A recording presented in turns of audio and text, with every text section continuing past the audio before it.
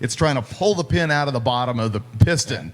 And so it cracked, deformed, and that's no big deal. I mean, changing a piston at the side of the road on drag week is pretty normal, but unfortunately it gacked the top of the cylinder liner, and at that point you're just never going to get ring seal no matter what you do, so they pulled the plug. And of course, we're talking about the car of Tom Bailey, which is that crazy pro mod looking 69 Camaro, last year's winner. We were holding the piston and rod assembly looking at it, and the titanium connecting rod was pretty awesome. Yeah, clearly the piston and pin weighs way more than the rod. That is not a budget program down there. So we know that he is done. We also know, unfortunately, David Schroeder is done. If you watched the show yesterday, you know that David Schroeder had a crash at the top end of the racetrack. He is okay, and the car is not completely annihilated, like decimated, but it's in pretty bad shape. That, of course, is the 66 Corvette, another Pro Mod looking car, even though it does have a factory body. It's the one that's blue that is painted up. It looks kind of like a road race car. It's been with us a long time. I think he ran his first 6 with us last year. Something like that. And they came back with cubic inches having multiplied under that liftoff hood, and unfortunately his parachute didn't open, is the word that we're hearing. Often if you've got the tail on the cable that's coming out of the Morse cable that pulls the parachute, if it's too long and has more travel in it than the handle in the car, it just barely doesn't drop. And unfortunately he got on the brakes, started doing that hop, and we're not sure precisely what happened, but he ended up taking a hard left into the wall. He's okay, get out of the car, and he's fine. If we go on to some of the wild cards, we had Ed Bernardo went down the racetrack and slapped the wall, got into apparently some water. We need to get some details on that situation. He was able to drive the car off the racetrack, and in a cursory look at least on our feed, didn't appear that the car was total. So there have been more than a couple guys over the years who have got themselves in a little situation where they've scuffed or bent up a body, but if the thing's mechanically okay, it finished the week. We don't know if we're going to see Ev today. And you know, there's a lot of these things that you'll be able to see on the live feed from yesterday. I will mention that unfortunately yesterday's live feed that is on the Motor Trend channel of YouTube right now is wildly out of sync. The audio does not match the picture. We are working on getting that taken down and get a brand new high-res file posted there, but that's going to take a few hours because it is an 8-hour-long file. We were live 8 hours yesterday. It's going to take us a long time to fix that. I'm hoping that happens midday or early this afternoon. So if you're watching at home and you want to check out what happened on Monday, or if you're a racer who wants to relive that hitting the wall, you can do that later on in the week on the Motor Trend channel of YouTube. You can also go to hotrod.com where there's tons of drag week coverage,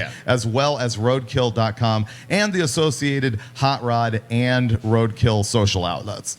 So we know a couple of mentioned names that are out, but let's talk about some of the performances that were noteworthy from yesterday. And let's talk about Brian Goldstone. I think we should probably start from the top. Brian Goldstone, he's in his Javelin again. This is the car that won Ultimate Iron last year, averaged 6 seconds over the course of the week. We figured he wanted to do that again, but in dramatic fashion, he laid down a 6-second pass yesterday afternoon. Well, and you actually skipped over the punchline, which is yesterday's leader leaving the track is Jeff Lutz. He had his Mad Max 69 Camaro Pro Mod car. I think he laid a 619 yesterday.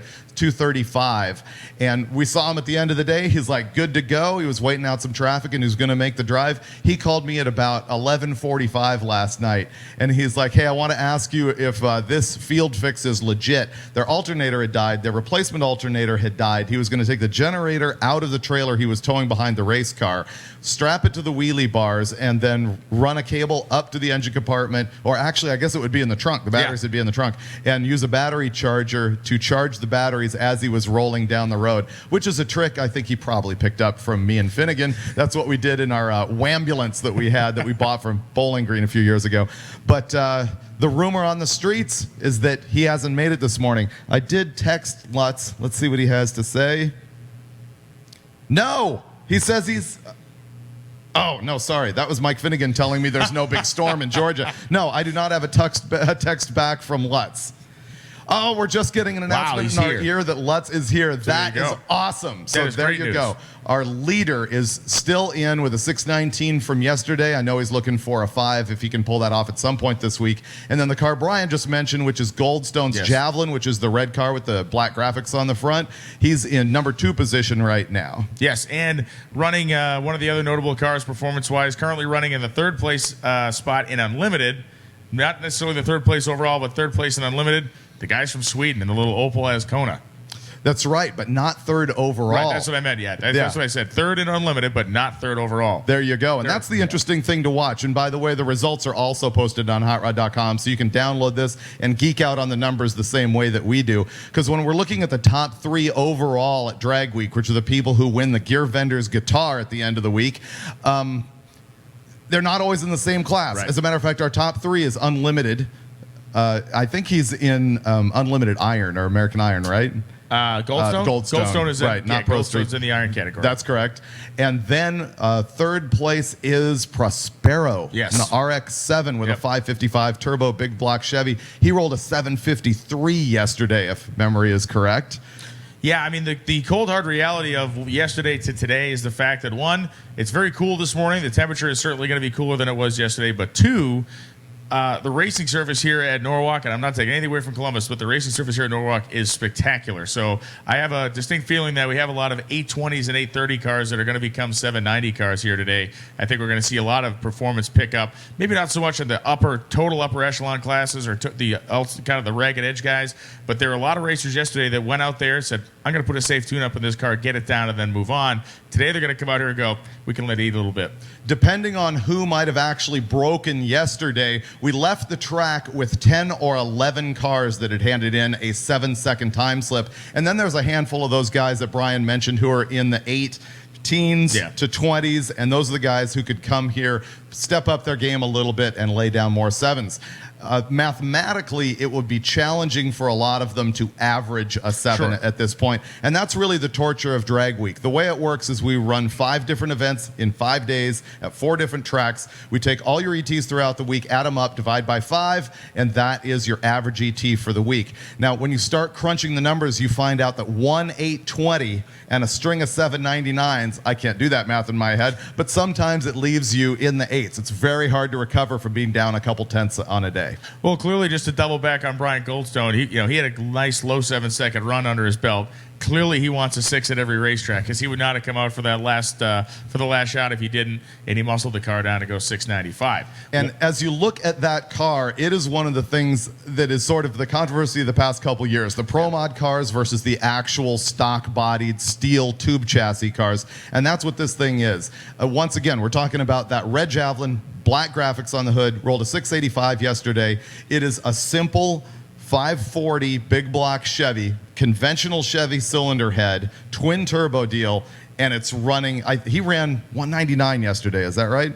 Yeah, the car has definitely been over 200 in this past, but I believe it was hovering in the high 190s yesterday. My point being, there's a lot more left in it, and it is a simple, basic combination. By today's standards, that thing would have been rocket science incredible 20 years ago. But today, he just fires the thing up and drives it. I'm pretty confident he's going to make the whole week. The challenge will be if he can get that 6 every day. Of course, Rick Prospero, you mentioned, he is currently in 3rd place in the green RX-7, which is also a big block Chevy turbo combination, which came out of his wagon. For those of you that have followed Drag Week for several years, you know Rick Prospero ran a Nova or a Chevy 2-style station wagon for several years out here at Drag Week. That engine combination went into a car that is much lighter and much more aerodynamic, and it paid off big time. Little tiny RX-7. Take some stones to actually get that thing down the track in a little tiny car. And he was here last year with that car, didn't do very well, comes back first day, 753. That's a bam. Other stories that are cool: Frank Zampanaro is here with his station wagon. Frank has thrashed like none other to get that car ready. A series of setbacks. He had a crash last year. He had some engine issues, but kept his head down and worked. Just worked his fingers to the bone to get that car to Drag Week. Comes out, makes one run yesterday, runs down in the 7s. Did everything he needed to do. He averaged 790 last year. He was the quickest car without a trailer, and he's if he keeps up what he's doing now, he'll be quicker than he was last year. That's going to be a real one to watch. In fact, there's a lot of small tire cars here that we are just like geeking out over. I think. Go ahead. I'm sorry to interrupt you, but the year of the Monte Carlo. This is the year of the first-gen Chevrolet Monte Carlo out here. There's like 8 of them of varying levels of ferocity, but the 2 that we're keeping an eye on, like we were last year, George Gallimore and Mike Roy. Mike Roy's car is the big tire car. It's red, runs 7s, pulls the big wheel stands. George Gallimore's car is black, and he runs a 315 drag radial on it. How close are they matched up right now? Well, what's interesting, these 2 cars in 2 wildly different classes as far as chassis setup goes. I think Roy has got a 769 with a 6, and Gallimore is a 769 with a 4. Yeah. They are that tight. They're not competing against each other, except in our hearts. We really cannot wait Yes. to watch that unfold here as the week goes on. Yeah, again, big block Chevys, both of them turbocharged, two way different approaches to do the same thing, and they're super awesome in their own respective ways. Other carnage we saw yesterday, we had a competitor that was running nitromethane through a 354 Hemi in a coupe. Unfortunately, that car did not survive the day, which is, nitromethane. I don't think he left the track. I think they were running into some teething problems. That car was all fresh. He has run it for years. It used to be orange. It's a 31 Chrysler Coupe. They just got the thing painted, stretched the wheelbase, much more hardcore engine. And yes, they were trying to tip the can in this thing, run a little bit of pop in it. And I think we saw that one sort of aborted run and unfortunately out. That was another car that I really wanted to see. Yeah, that was, I believe, some sort of a transmission issue there. They could not get the car in reverse after the run. Then it just kind of loped it down the racetrack. So, the best laid plans. We have guys that'll come here that have worked on the car for 5 minutes before the event, and the thing, they can't get it sorted out. Then you have other guys who get their stuff sorted out weeks in advance and come up here, and all of a sudden the voodoo magic has somehow escaped the program, and they're chasing their tail the whole week.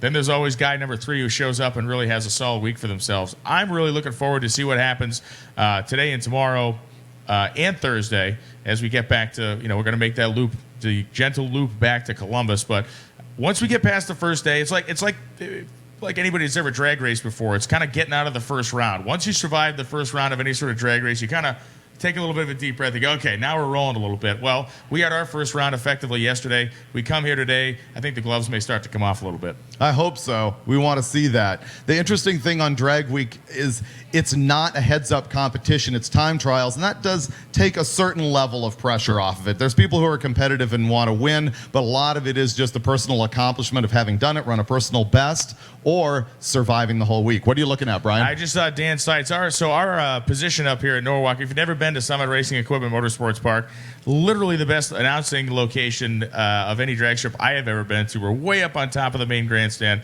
Perfect kind of panoramic view of the whole facility, including the entry road. And I just saw Dan Seitz making his way into the racetrack, coming down the road in his orange Mustang.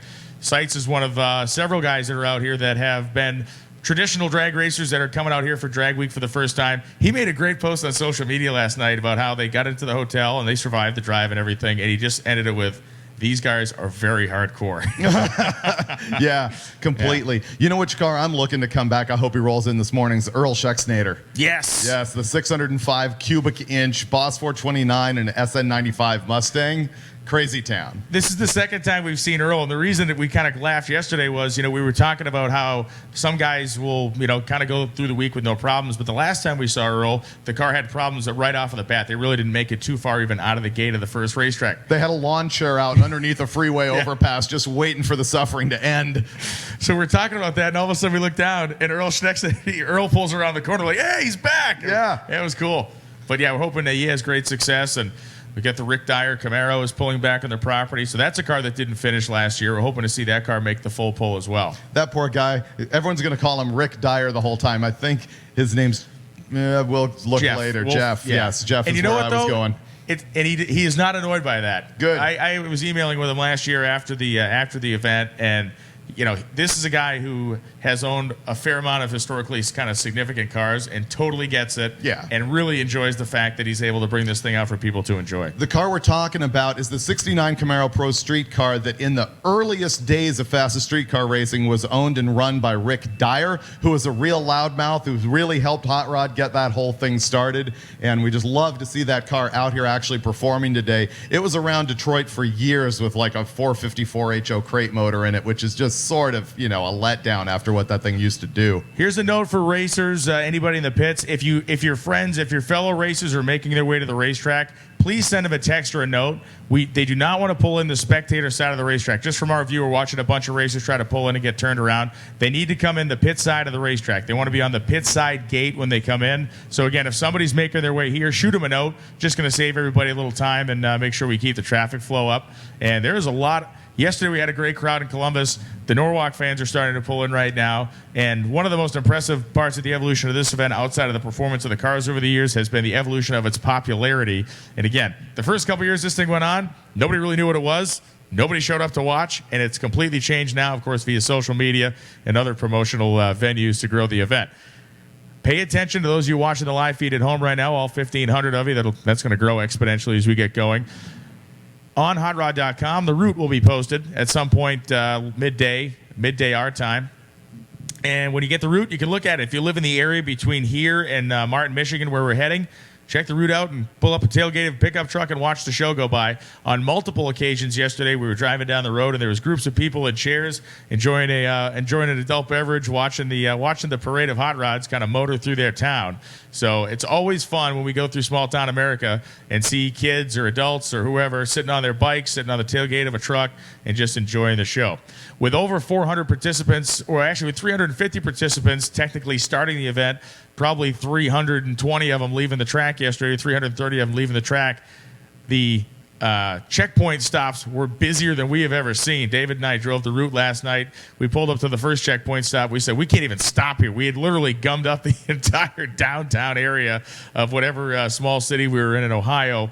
The second stop was a little bit less congested, but it's just a function of the volume of the event, and everybody seemed to enjoy the drive. And by enjoyed, I mean those that survived it enjoyed it. It was a pretty scenic deal.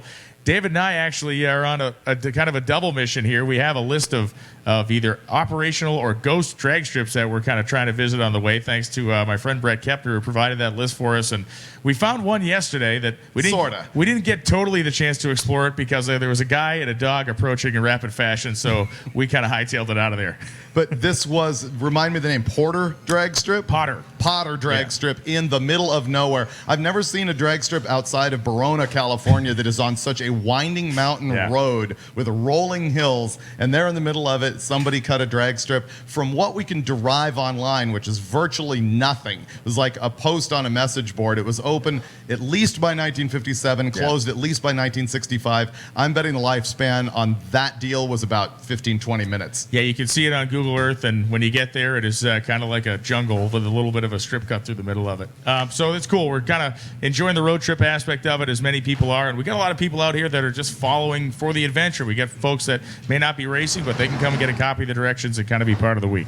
People from all over the world doing that, which is really a product of this Gear Vendors live feed, is because people can see exactly what happens here on the track at Drag Week. They miss what goes on the highway, which everybody says is really the best part of the show. And so people came from, let's run through the list. Of course, we always have Canada. Yep. This week we've also got Australia, Norway, Holland, Sweden. Norway, Sweden, Finland, Estonia, Germany. Those are the people that I've spoken with who are here physically at the event, and many of them have brought their cars. I mean, it's almost at the point where Australia is like America South. There's so many cars here. Yeah, absolutely. We got Monaros, we got Opals, we got stuff that was never sold here. And as we're making the drive last night, a couple times we were going through towns, and there would be officers of the local constabulary there. We didn't see anybody getting pulled over. We just, and the one thing that's always been a point of pride, I think, and likely for you, but also for me out in these events, is the people participating in the event have always been very respectful. When you're driving, no one's really horsing around. And the reality is no one's horsing around because the worst way to go out of this event would be doing something idiotic on the drive and wrecking your stuff before you got to the next track. Unless you're Shane McClelland out there doing epic burnouts with a trailer attached to the back of your crusty Nova. But, we encourage that behavior to a certain extent. But, yeah, we have the officers of the law that we were driving in packs of the cars last night, and the cops were more than happy to just, it's just got bullhorn exhaust on it, and that's it. There's not a muffler on. Feed or seeing the coverage on our sites often go, how can these things be street? And so all the rest of the stuff, controls and everything, I get a car that's been in any as part of the challenge here on Drag. And to watch the event tricky, and because of some delays we had operationally, whether we're talking crashes or oil downs, we ran way later than we normally do, and we had fast stuff running way later than we normally do. Brian Goldstone's 695 was one of the very last runs made at Columbus yesterday, a very rare occasion. The only times I can remember somebody in that like level or caliber of a car, especially an unlimited or ultimate iron car, staying that late. You may remember a couple of years ago down in Shreveport, Louisiana, Larry was having trouble with the Nova. Oh, Remember, yeah. it wouldn't, and that was that kind of cool moment where we had the impound area set, where the impound area is kind of looking out over the racetrack, and Lutz had gone down and made a really solid pass, and he kind of sat there on the hood of his car waiting for Larry to do something, and then he packed up and left, and Larry was struggling, and he ended up getting through it, but those types of dramatic situations don't always pop up, and to see Goldstone there at almost 4 o'clock in the afternoon making rips was pretty cool. And that's a long drive late at night. So 4 o'clock, then you got to pack everything up in your trailer. Then you got to get on the road in a full tube chassis car and drive 280 miles. Be here the next day. Do it again. Yeah, I mean, to give you an idea, there was 247-mile drive yesterday, likely somewhere around the same distance today. We're doing it in a soulless, horrible pile of crap rental car. But it took us still 7.5 hours, give or take, right? We left there. Did it really? Well, yeah, I guess we got in around 11:30 or midnight, something like that. And that's with stayed stops up. and yeah. How late did you stay up, like catching up on social and blogging and stuff? It was 1:30 or 2 for me. Me and the Crickets. So, it was same time. So we just get obliterated, and we feel sorry for ourselves. Right. And we're standing in the air conditioning all day. Can you imagine the suffering of the 347 cars that started drag week yesterday, and let's say the 300, and I'm going to guess 20 that are probably here this morning? Will be interesting to catch up and see who's left and what is still in competition, as we have been given results this morning, which is kind of cool. There are 2 of them, so I'm going to get crib notes here. So one of the things that we were deficient on yesterday that we'll be better at today is giving you the official classes that these cars are in. The folks at Columbus were awesome in the fact that they got most of the tech cars loaded in the computer, which was great, but we did not really have a class guide with us. So now we got the class guide, the info, so we'll make sure that we clarify what everybody's running. And see what I'm talking about here, Brian, on our list, which if you're on the live feed you're looking at, if you're in the pits you're probably thinking I'm talking gibberish. See how there are some line items that are blank? Yes. And there's others where there's an ET there, but it's out of order with the rest of the class. It's hard to tell at a glance how many cars are in fact out right now. I will add that up later.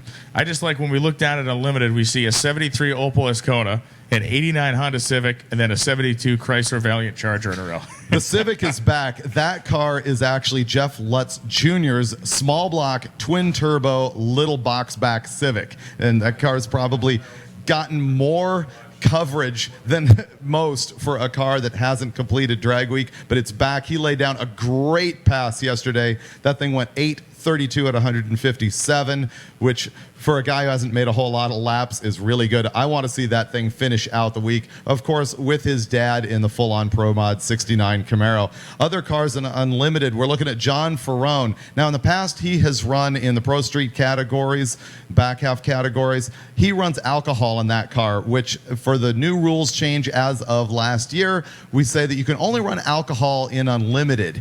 The rules say that you can only run gasoline, diesel, or E85 in every class except Unlimited. So unfortunately, that pushed him up a few classes. And for a guy who ships his car back and forth from Australia every year, that's a lot of dedication to enter a class where he's really outgunned by a Pro Mod car in his actual back half car.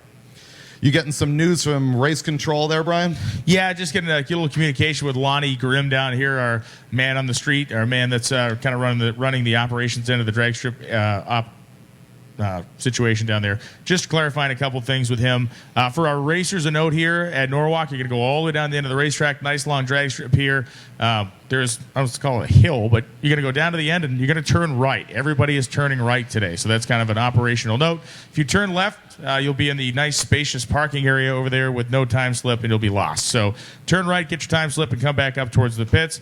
The staging lanes are wide open for everybody, and we should be running here in just a couple of minutes as just getting a couple of things squared away, and then we'll be at it. It says sun is in the 8th mile sensor this morning for just a bit. So are they going to run in that situation and not hand out eighth mile times, or does that mean that as they the have to sun's. hold it I think off? at this point too, we're pretty much good with the sun coming up. Okay, that was an old text early, information. Yeah, kind of an early note there. The way this is going to work is you're going to see 3 sessions at Drag Week, and sometimes this gets adjusted depending on conditions. But what we're going to run first is what we call the class cars. These are the faster classes. These are the cars categorized by what fuel they're running, whether they're power adder or not, and their level of chassis modifications.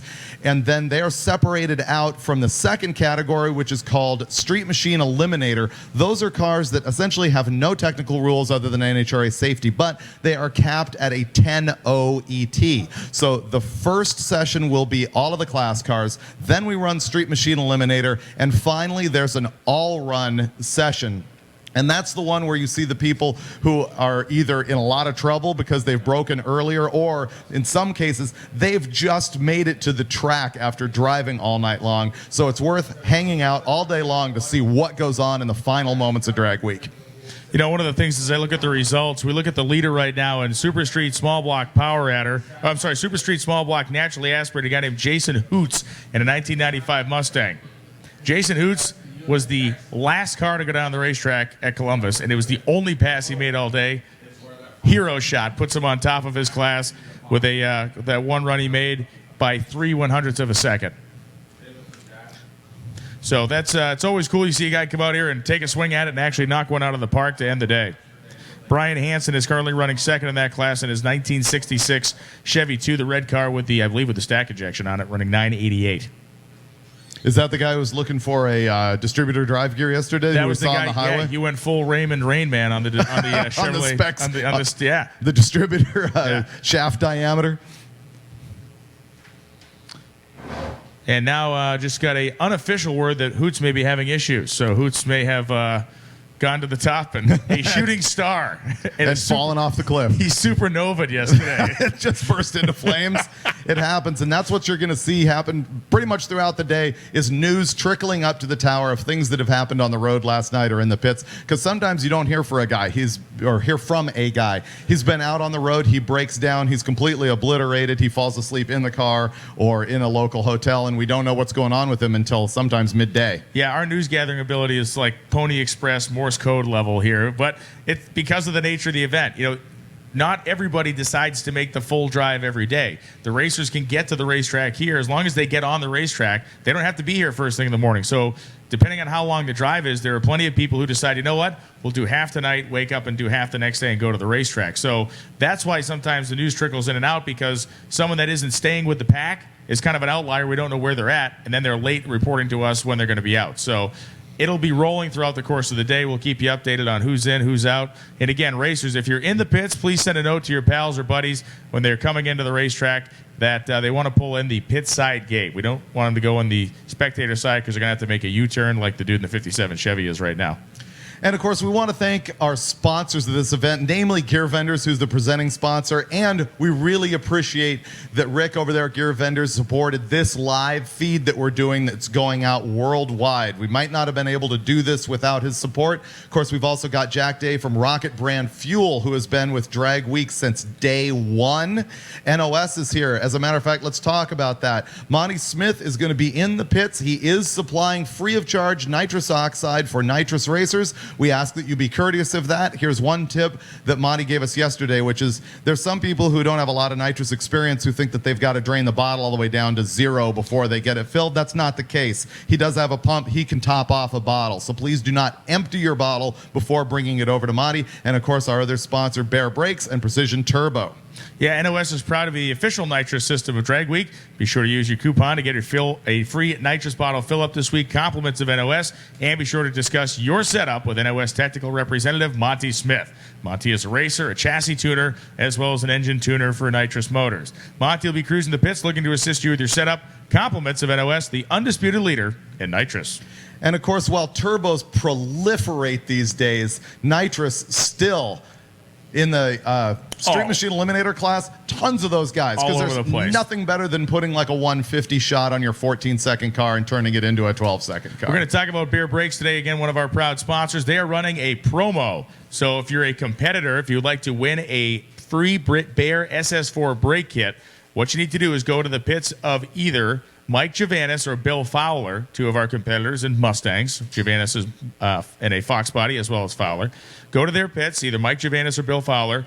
Sign up and get a Bear Brakes decal. If you sign up for the contest and you run the decal this week on Drag Week, there's going to be a drawing at the end of the week, and the winner will be given a free Bear SS4 kit. That is a big-time deal, big value, could be a big brake upgrade. Be part of the fun and get yourself a brake kit. Precision Turbo, or every Precision product from super turbochargers, wastegates, and intercoolers to HPL synthetic lubricants has been proven in nearly every form of racing. This is achieved by using only the highest quality materials coupled with the best engineering team in the industry. Precision Turbo and Engine offers a wide range of HPL full synthetic motor oils, transmission fluids, gear oil, brake and oil, assembly lube, specialty oil, and more. Stop by the Precision Turbo booth and see for yourself why top engine builders, race teams, and hot rodders trust Precision Turbo and HPL. HPL, proudly made in the USA. This is the 12th time that we have run Hot Rod Drag Week, and it is amazing what it has become. Brian, do you remember the car count the first year? You know, even though I founded this event, Brian is the brain that I go to for the actual stats, because we've done which are not usually accurate, but it doesn't matter because it's entertaining. We've done a really poor job of keeping track of that type of thing over the years. Essentially, all of the data for Drag Week is supplied to me by Tanya, who collects all the time slips for us. And in the early years, all we had was that paper result. Yeah. We did all the calculations of average ETs by hand. And now, of course, we've got this rocket science Excel file that I would never even know how to operate that they deal with, and post the results every night on hotrod.com. But car count that first year? Car count with the beginning car count was 41, and the ending car count was 36. So we lost 5. If you look at the percentage of dropout, that was actually really good. But of course, the cars weren't as hardcore. Right. The cars, yeah. I mean, the winning ET, Carl Scott, averaged, I believe his average was in the 8. I can look right here. High 8s. The high 8s, and the quickest run of the weekend was in the 830s. So yeah, definitely not the level of performance we have today. But that again that is how things evolve. So we had more cars probably drop out yesterday than we had compete at the entire first event. Think of it that way. Actually, I don't think we're down 40 cars right now, but you never know. I think we're down at least 20. Takes a little while for these accurate numbers to trickle in, because once again, we're not sure what's happening out there on the road. There's people probably still struggling to get here. He's looking at his complete Cribs notes on the history of Drag Week. What do you got? Yeah, so Carl Scott averaged 858 at 157 to win the first year. And, of course, we talked about it, rebuilt the motor in the pits at Bowling Green after melting some pistons out of it and made it up there. Jim Neuenfeld is a guy in a 2003 Chevy truck, won the Power Adder small block class. And, again, even the class structure has changed a bunch. And Jay Brown, who's running very well this week, won the naturally aspirated big block class in his 1969 Mustang at a 1063 average. Now, see, that car, that 69 Mach 1 that he had at that event, was my favorite car just personally at the first event. And he's back again this year with another of what I believe is one of the most impressive cars at Drag Week. It is a big inch FE in a Shelby Mustang. I believe it's a 69. It's a teal colored car, got a hood scoop on it. Yesterday he went in the top 8s naturally aspirated with that car. I believe he ran an 898. A couple of times. Yeah, he ran 2 runs in the 890s. He made one run. The first run was quicker. I think it was like a 94. Then the second run he came up with a 98 and then packed it in to come to the next track. But yeah, when you see I believe it's a clone, a Shelby clone Mustang with a flipping camera motor in it. Like, just drop Mike, walk off stage. Like, that is just so awesome. He is the FE guy, and he is championing those guys this week because I find that really impressive with that car. Now, we've also got Kurt Johnson is back. Yeah. 5-time winner in his class. He's another really impressive naturally aspirated racer. You see just so many power adders going on here at Drag Week. And in a sense, for a car that's running in, say, the 8s, power adder is an easier way to go than naturally aspirated. You don't have to build the engine as rigorously. You can have a smaller camshaft in a power adder car than you would in an NA car for the same level of performance. And with that smaller camshaft comes more valve train reliability, and reliability is what you're looking for here. I often give my top 3 list of the stuff that breaks at Drag Week, and I do this because everybody who's considering coming needs to keep this in mind. Number 1 death, electric fuel pumps. The big deal there is people either try and deadhead them, or they run them outside on the frame rail.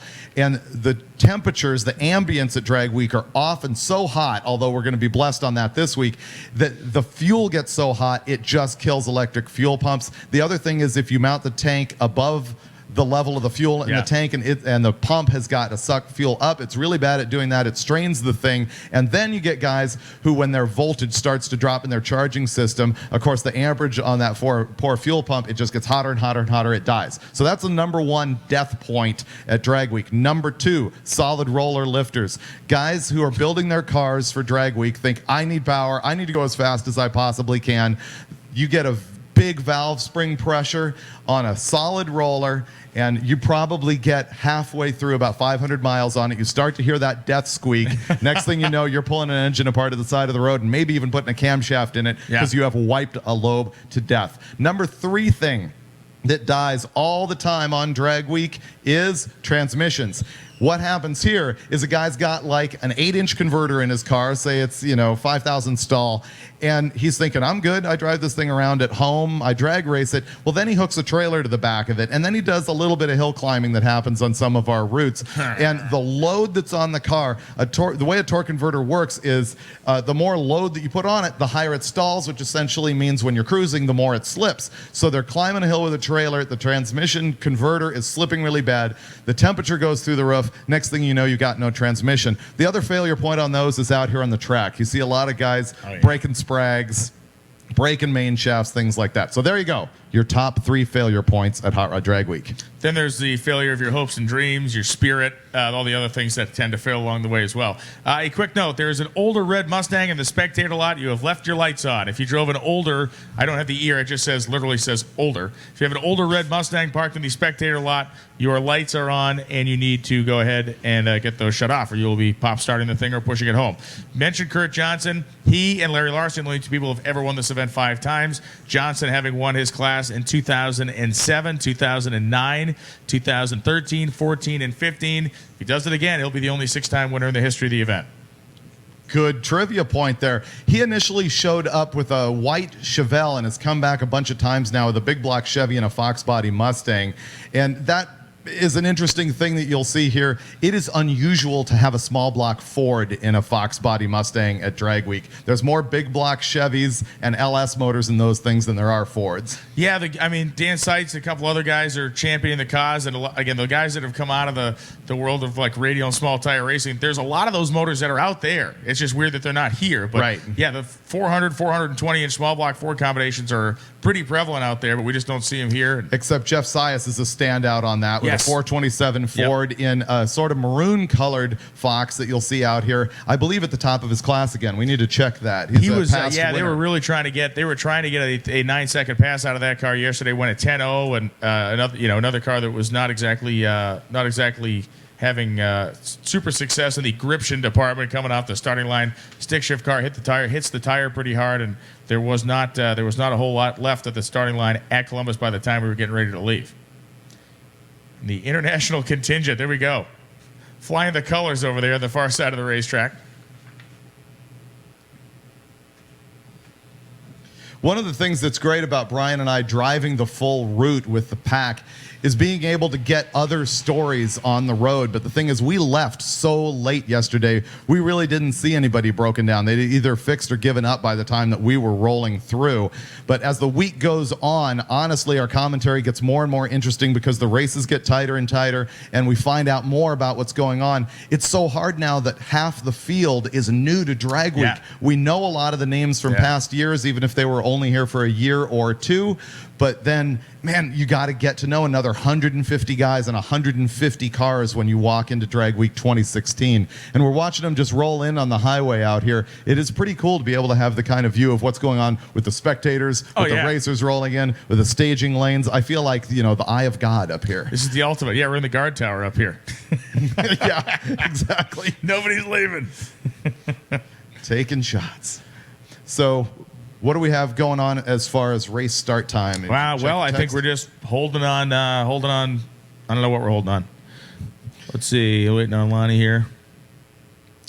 While he's doing that, I'm going to mention to everybody what is a Gear Vendors Under Overdrive, because especially the folks at home often don't realize what the product is that comes from our title sponsor, Gear Vendors. It is an auxiliary transmission. It's an extra planetary gear set that you can install on the back of your existing transmission. It almost doesn't matter what you have for a transmission. You can have a G-Force, you can have a Torque Flight, you can have a modern AOD, you can stack a Gear Vendors on the back of it, and it lets you split gears. What that means is, because it's an overdrive that's secondary to the transmission, you can activate it in any transmission gear. So you can run first gear, first overdrive, second gear, second overdrive, and so on. And of course, what a lot of people get the thing for is cruising on the highway. There's a lot of cars out here that have a short tire and a 410 gear. They're 3,500 RPM at 65 miles an hour. You can stab that Gear Vendors in there, drop the RPM down, and actually have a nice day.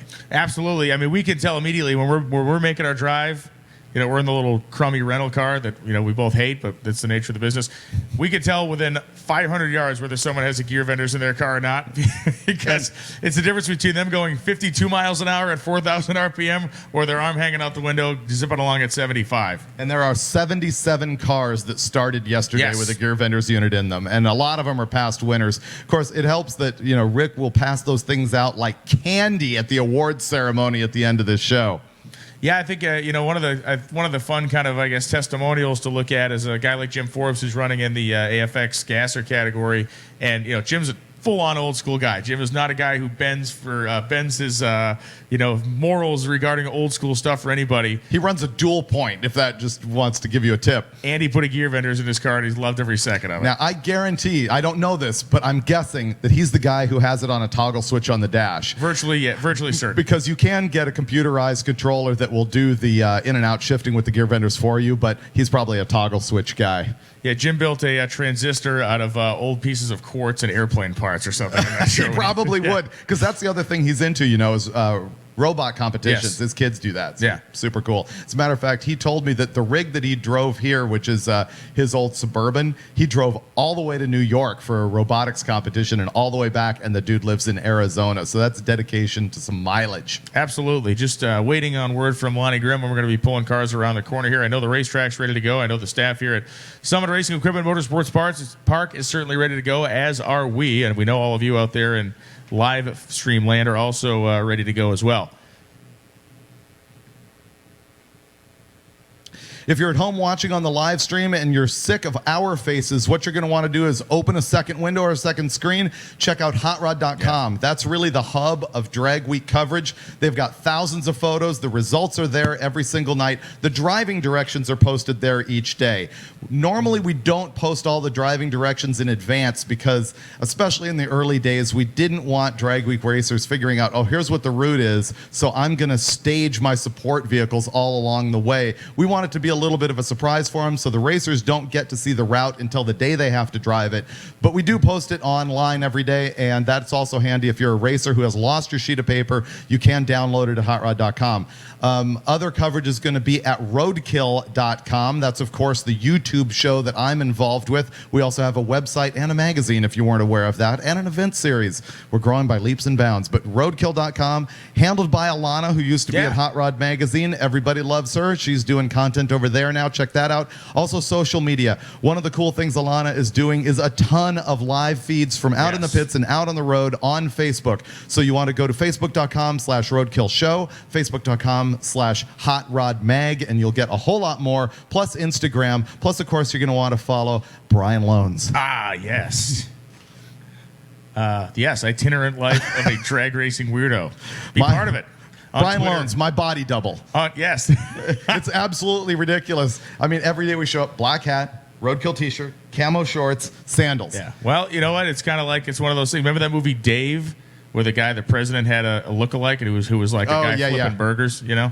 But no, yeah, follow me on social media if you want. You can follow me around as my run around my adventures. David, of course, has better adventures than me, but my adventures are okay. My adventures are better than average. You can also follow along. The guys at Street Machine Magazine in Australia are here, and they're doing a whole bunch of stuff. I understand the Swedes have some stuff going on as well. Magnus has got two video guys with him, or at least one video guy doing one thing in English, one thing in Swedish. So Cool. that's pretty cool. And of course, 1320 Video, as they have been for many, many years, is also here at Drag Week, just cranking out the coverage. I'll tell you what, it is a full-service enterprise out there. There is no excuse for not knowing what's going on, except if you're us. Because if you're in the event, you don't know anything that's going on. You guys are way more informed than we are. We can talk about the racetrack for a minute. Yesterday we gave a little history on the drag strip we were at National Trail in Columbus. Today we have, of course, Summit Racing Equipment Motorsports Park. And look, an actual ambulance. A wambulance. A wambulance, which we didn't have for the first 2 hours of the program yesterday, but they're on it here this morning. So this place was built in the early 1960s, looking nothing like you see here. This was a very small racetrack. It was basically underutilized for about 10 years. It was built and it was kind of open and then closed and then open and then closed. Goodyear actually used it for a short time as a tire testing facility, and then the Bader family purchased the track with a partner in 1974. They reopened it in the spring of 74, and they have built a family legacy at this place ever since. They call it America's Racetrack. It has been the family's kind of single pride and joy. They have worked multiple generations here, and they continue to do that as well. So we got a racer in need here. We need a coolant temp sensor for a 2002 LS motor. They're parked along the back fence. It is a Fox-bodied Mustang. That is a coolant temperature sensor for a 2002 vintage LS motor. They are parked along the back fence. Find the Fox Mustang with no coolant temp sensor. They need your help. And with the LS motor in it. And with the LS motor, yes. You're talking about the history of this drag strip. We're going to a lot of really good and historic tracks throughout this week. We started yesterday at National Trail. We're here at Norwalk now. Tomorrow, US 131, Martin, Michigan. And then, of course, Indy, the track that a lot of people come to Drag Week so they can run it. That historic place, I believe. They've run the Nationals there since 61. Since 61. Yeah, 1960, they ran it in Detroit while they were racing in Detroit. The track in Indy was being built. And it was being built, it actually got built primarily as a road course, but they were losing their shirts on it. And so the drag strip was put in as a weekly kind of money-making thing. Now the road course is dormant, and the drag strip is what everybody knows the place for. I hate to actually be this guy, but I'm going to question you just a little bit on that. Are you sure they didn't plan to have a drag strip from the start? They planned to have a drag strip, but it was not going to be the focus of the place. The place was going to be a world-class kind of road racing. Roger Ward was one of the guys that helped build that place, so it was much more of a group of turn right and left guys than it was the straight line deal. Interesting fun fact for you. You may know that after the initial NHRA drag safari ran in 54 and 55 and 56, after Wally Parks put those guys on the road to spread the word of drag racing throughout the country and to show local clubs in the 50s how to run a drag race. After that, did you know that Tex Smith actually was the one-man drag safari who hit the road? Wow, that's cool. And I have photos of him in, I believe it's a two-door wagon. I think it's a Ford two-door wagon at the site of where they were breaking ground for that drag strip. Man. And he's on the corner of what is now Wally Parks and what's the road that runs by the campground? Collinsville Road? I think so. Yeah. If you're standing in the tower, it's over on this side. He's got a sign that says the future site of Indy Raceway Park. Do you have some news from Race Control? Drivers in lanes 1 and 2, helmets on, load them up. Let's get ready to go. And it looks like our first cars are actually in the water box right now. Ray Meyer is going to be coming up in his Barracuda as we are going drag racing here. Day 2, Hot Rod Magazine Drag Week, presented by Gear Vendors Overdrive, live from Summit Racing Equipment Motorsports Park. Darren Pape and Ray Meyer is going to lead us off. Pape in that really gorgeous 1967 Nova with the larger diameter rally-style wheels on it, and Ray Myers, the hoodless Barracuda in flat black. Remember, a couple years ago it was raining out, and this thing has leaky windows, so Myers had tape over every possible inch that it could have been sealed on. Myers running in the Super Street small block naturally aspirated category, goes 986 with a 5 at 135 miles an hour. Darren Pape runs down in his Nova, 1188.6 at 126 miles an hour. 980 in the Super Street small block naturally aspirated category. We talked about it yesterday. He picked up 0.2 of a second over the best run he made at Columbus. So right off the bat, we're seeing what we potentially surmised would happen, where racers making this pickup, and that's an NA car with a small block in it. He picked up 0.2 because. So that is your omen for what's going to go down today, as we're going to see some deadly numbers out of some of these cars. I see right now Tom Jingle is up coming with his 40 Ford. This thing is cool because he drives it all the time, and I saw him at the CarCraft Summer Nationals just a month ago. It was in July. He was autocrossing this thing. Really? I love it when people just take their cars and use them like they're meant to be used and don't worry about the spit polish. It's really cool. And again, we've seen the car out here getting hammered on for years, so it's awesome. Racers, today you're going to be handing in your time slips at the customer service building between the Summit Racing Truck and the Dog Track Concession Stand. That is the hot dog stand over here underneath the grandstands. I think it's at the top end of the grandstands, correct? No?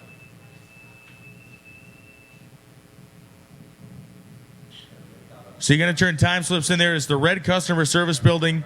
It is on the Don Garlett's grandstand side of the racetrack. So that you're going to be kind of the big giant grandstand side of the racetrack. It's underneath the stands.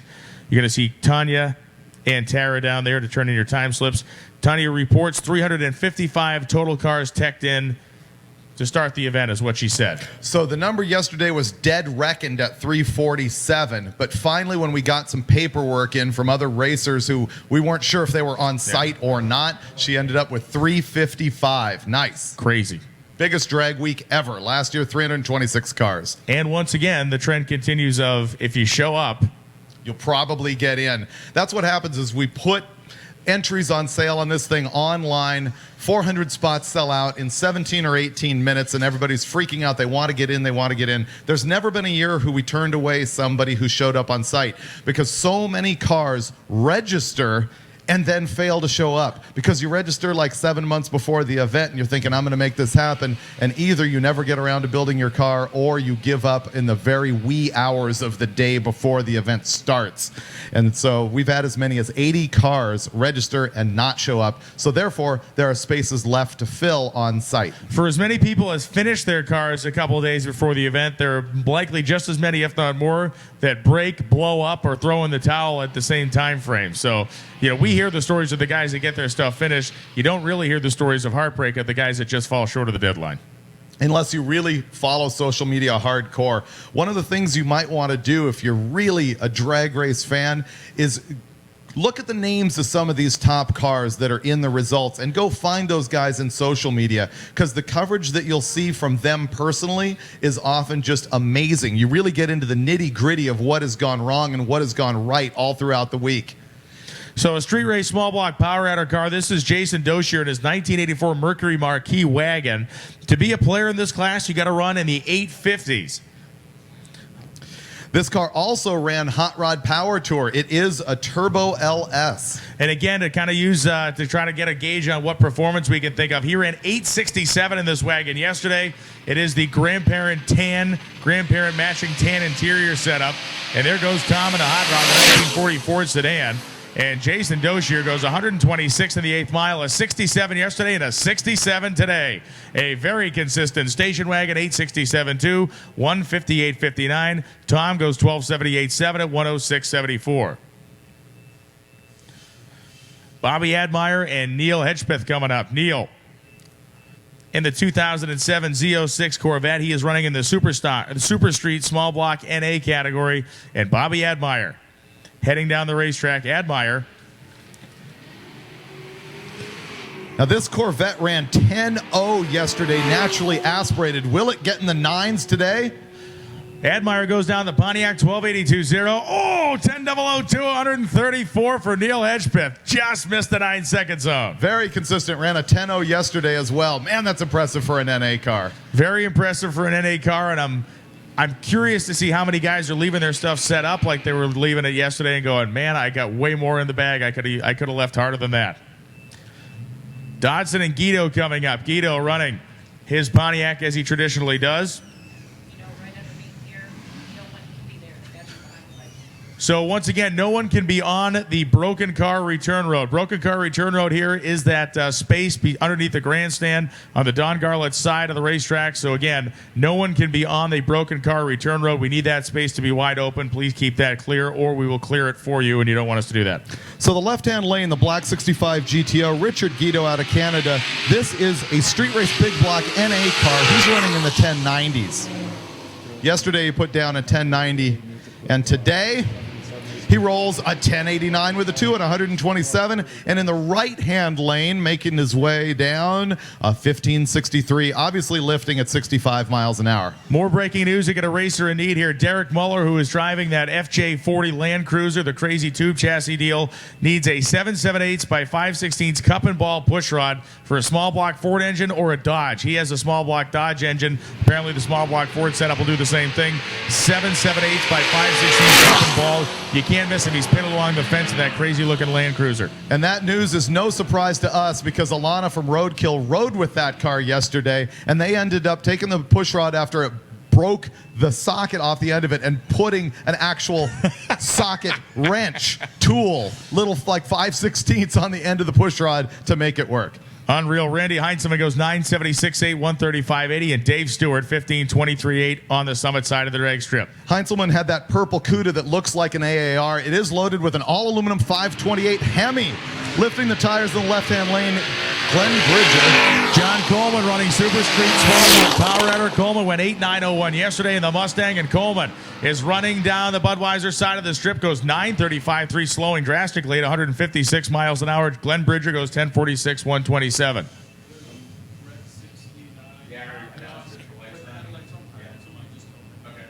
Once again, if you drove a red 1969 Mustang Mach 1 to the racetrack and it's on the spectator side, your headlights are on, that car is going to be way cooler if it starts and you can drive it home.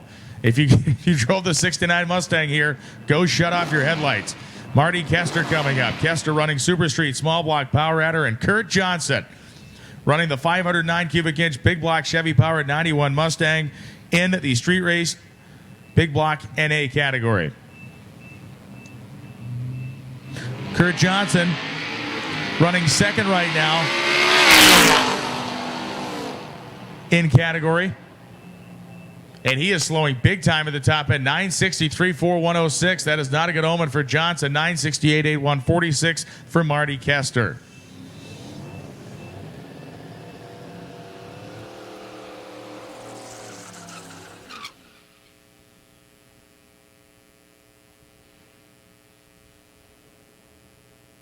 So Kester goes 968.8 in his machine.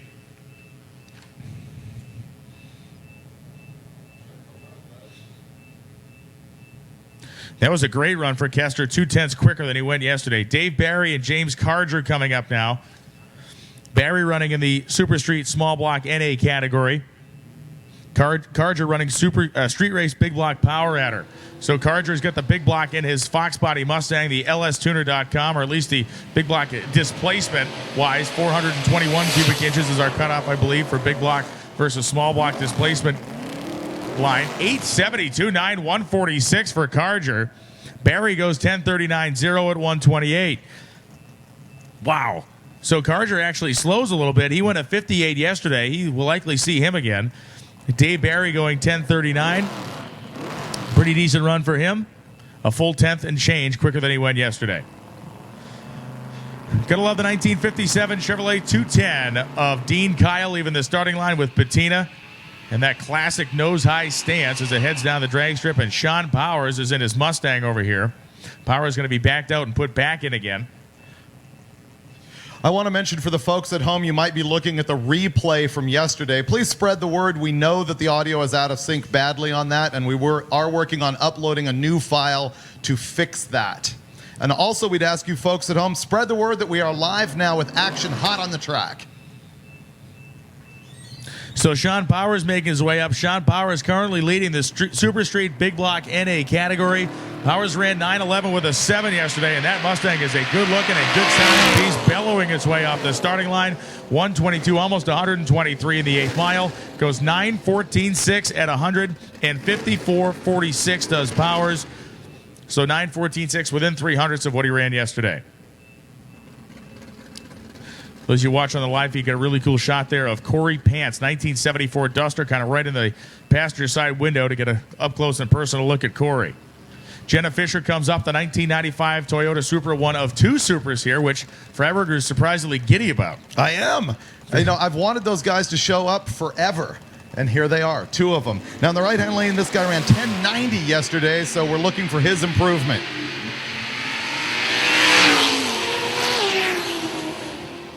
And Jenna Fisher heading down the racetrack in the Supra. Fisher lifts and coasts 978.4 at 109 for Fisher. And Corey does improve from a 1090 to a 1082.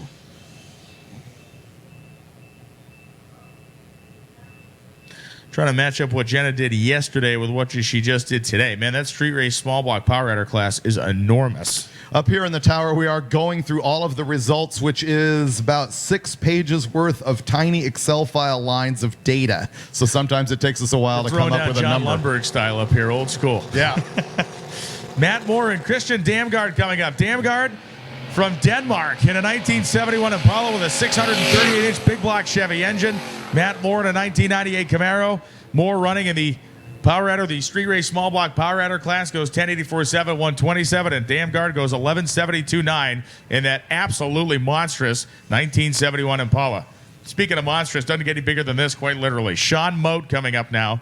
Moat coming to us from the great state of Ohio. He's a local boy here. It's a 1970 Cadillac Coupe de Ville. It has a 500 cubic inch Cadillac engine lined up next to Paul Nichols. Despite the visual heft, this thing actually weighs 4,300 pounds. He took more than 1,200 pounds out of it from stock. And yesterday we went 1030 at 132.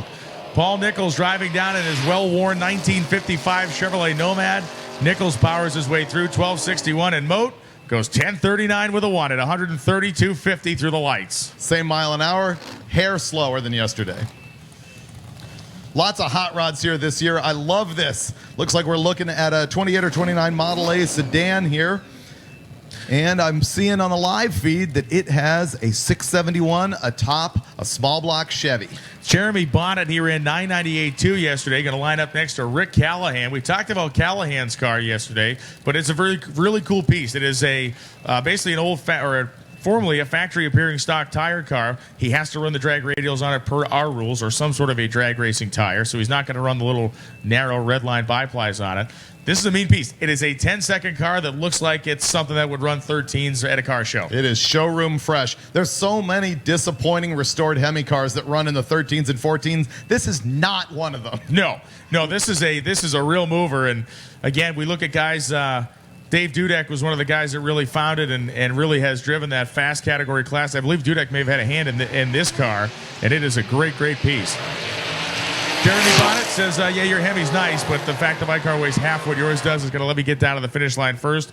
Goes 200s quicker than yesterday, 996, 134. And look at Callahan, 1069. Most impressive to me, the nearly 130 mile an hour trap speed down there. It's a lot of weight. That is a lot of weight to be dragging down the racetrack. And I believe it's got stock exhaust manifolds on it. Unbelievable. That have been extrude honed so they are 1 millimeter thick. Yes, they're aluminum foil at this point.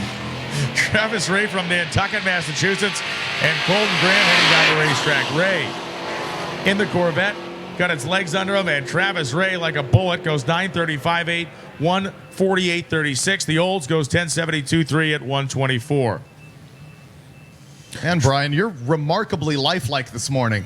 What do you mean? Oh, man, it was a long night. We're tired. We're beat. And you've been announcing already for like 2 weeks straight. It was. I mainlined 14 energy drinks. I was on a drip. Here comes a couple of our gasser category cars. These things, it's interesting. You actually have to pass the race director's subjective test as if your car looks retro enough to be in this class. Both of these guys are longtime drag weekers. Left-hand lane, Mike Cox. Right-hand lane, Jim Forbes. Cox, you might know from the Henry J that he used to run.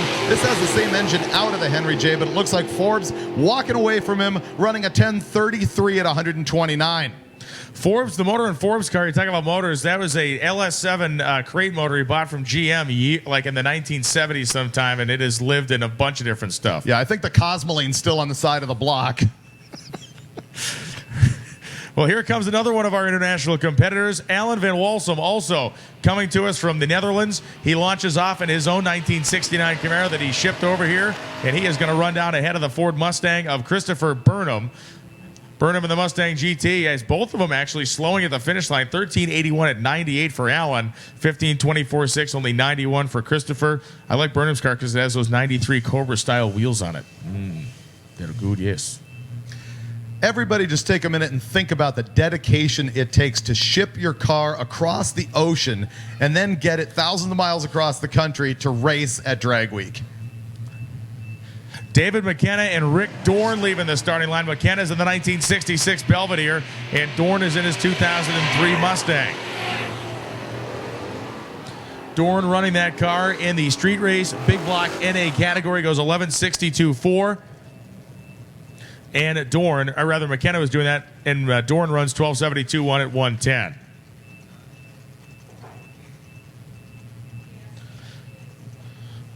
Some of the big hitters taking their time coming up, letting the groove get worked in a little bit. I really, really like this pickup truck of Mark Fisher coming up, a 1933 model.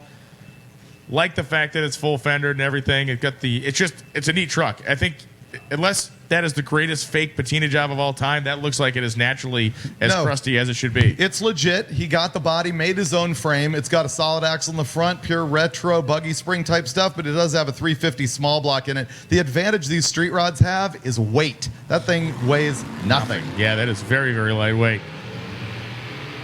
Meanwhile, the 1959 El Camino weighs everything. All of it. The 33 Ford weighs nothing.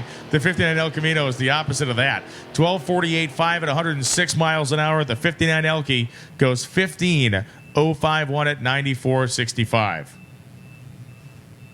The hot rod class has been one to watch. For the first couple of years, I was trying to make it a really legit nostalgia thing. We loosened up the rules a lot in 2015, and all of a sudden we are seeing the fruits of that. There are many hot rod class entries here compared to what we used to have. Jan Kisling is actually running in Unlimited this year, and he's running well. He went 9.085 in that car yesterday. He's running down next to John Baker, not the John Baker that was with Frank Poncherello on Chips, of course, a totally different guy.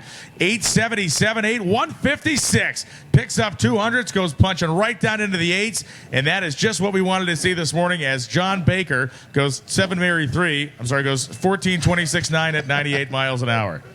That was a pull right there. Pretty good. That?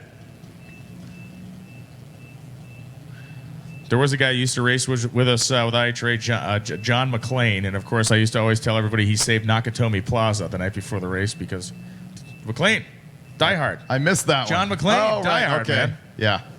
Terry Kiefer and Mike Javanis coming up. So Javanis on the starting line in his Mustang. He was a one-and-done hitter yesterday, and he's looking pretty good again this morning. Mike Javanis running strong, and he is powering through the 8th mile, 137. 8.19 with a 4 at 171 for Javanis. Terry Kiefer goes 11.22, 2 at 121 miles an hour.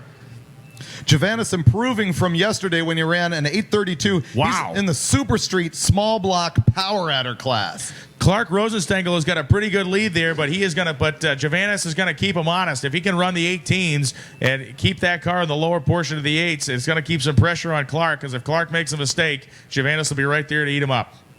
Imagine a world where you're going 8.32 and it's not good enough because the guy leading you is running a 7.82. Why imagine it? You're living in it right now. Yeah, it's a nightmare every night. Matt Bunel, the 1986 Camaro, saw Matt cruising down the road last night. Just pleased as punch as he's here this morning. 12.30 with a 2 at 112 miles an hour, and the big Pontiac goes 12.26.1, 114. Here comes downtown Scott Brown in the 1953 Chevrolet he calls Capone. Got kind of the mafia thing going on. The fact that he's got the fender skirts and everything on this car, I think, makes it a very sleepery. It is a 10-second car with a turbocharged LS. Scott, my favorite Scott Brown Drag Week story was at Great Bend, Kansas. Nicked a piston. There was a guy in a tow truck there that said, "You're going to need me to tow you out of here." And he said, "No, I'm not." And the guy in the tow truck sat there. Brown got a piston, swapped the piston out of the motor, basically flipped the guy the bird, and drove off onto the next track that afternoon. So the tow truck, circling like a vulture, didn't get his prey that day.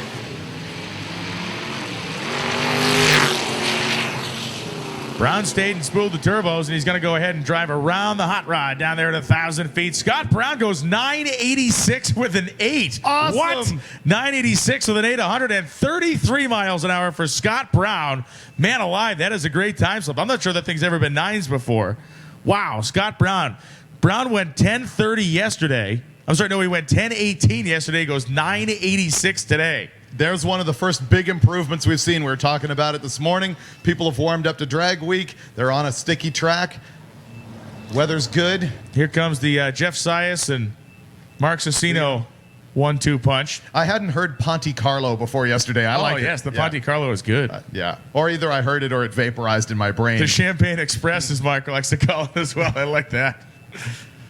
So Alex Carella and Dustin Berg coming up. Berg, the 1986 Regal with the Buick T-Type model, I should say. And Alex Carella, the 1993 Mustang. Sitting, waiting, spooling, and waiting for the V6 Buick to get out. Carella finished the first couple chapters of War and Peace, leaves the starting line. He is running the Street Race Small Block Power category. Let's see, Withering Heights maybe, the best of times and worst of times. 864.5, 160 for Alex Carella, which is just about exactly what he ran yesterday. Dustin Berg goes 1295.3, 104.39. That was some new material, or is that an oldie? They call me Ishmael. A literary tour through the world of drag racing.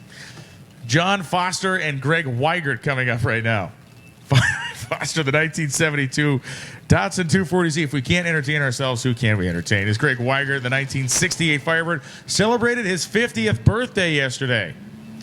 Brian, it'll surprise you to know that little 240Z actually has a turbo LS motor in it. Are you pooing me right now? Has anybody done that before?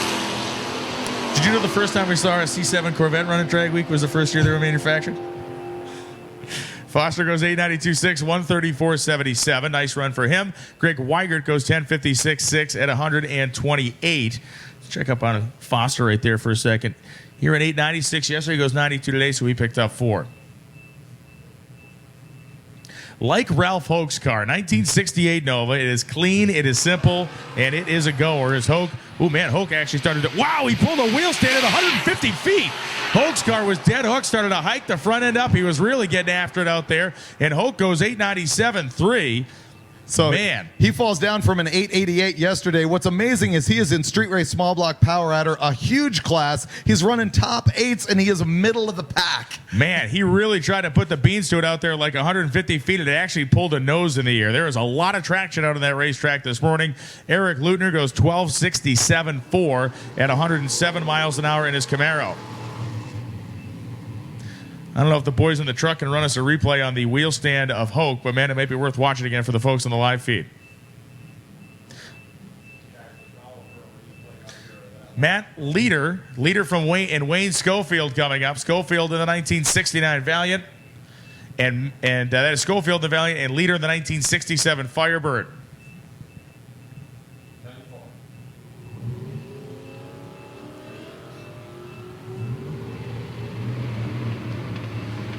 Big trouble for Leader. As soon as he laid on the gas pedal, that thing is just garbling its way down the racetrack. Wayne Schofield heads down the Budweiser side of the strip here, goes 12:23.0, 113. Leader goes 11:53.0 at 126.85. Coming up, the little Nova wagon we've been telling you about, Frank Sampanaro. Now, this thing humped the guardrail sometime last year. It is amazing he got it back together. I guess he needed a lot of encouragement from friends and a lot of luck and a lot of money to put this car back together, and he is back at Drag Week just killing it yesterday. So Sampanaro, the 770s run yesterday, looking to run at least that hard today. Wiped out a transmission. He's blown up motors. And again, as David said, he had an unfortunate mating session with the concrete. Giant wheel stand out there. Sampanaro pedals it, settles it down gently. way out past the 60-foot clock. That thing was not going to come down. Saponaro, a great job of driving to catch that and landed gently before it turned into a nightmare. 1083.7, 127 for Hines. You'll be seeing that car back again later in the day. He is second right behind Gallimore, and on the live feed, we're going to go to an instant replay. So the replay here on the right side of your screen, that is going to be Frank Saponaro right off the hit.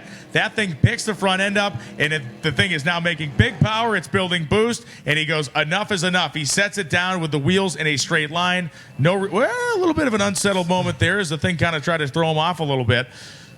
That right there is the difference between a guy who has really had an experience that he did not want to repeat and someone that didn't know what the hell they're doing, because he was able to pedal it and set it down gently. Beautiful job with the replay down there, guys. Thank you.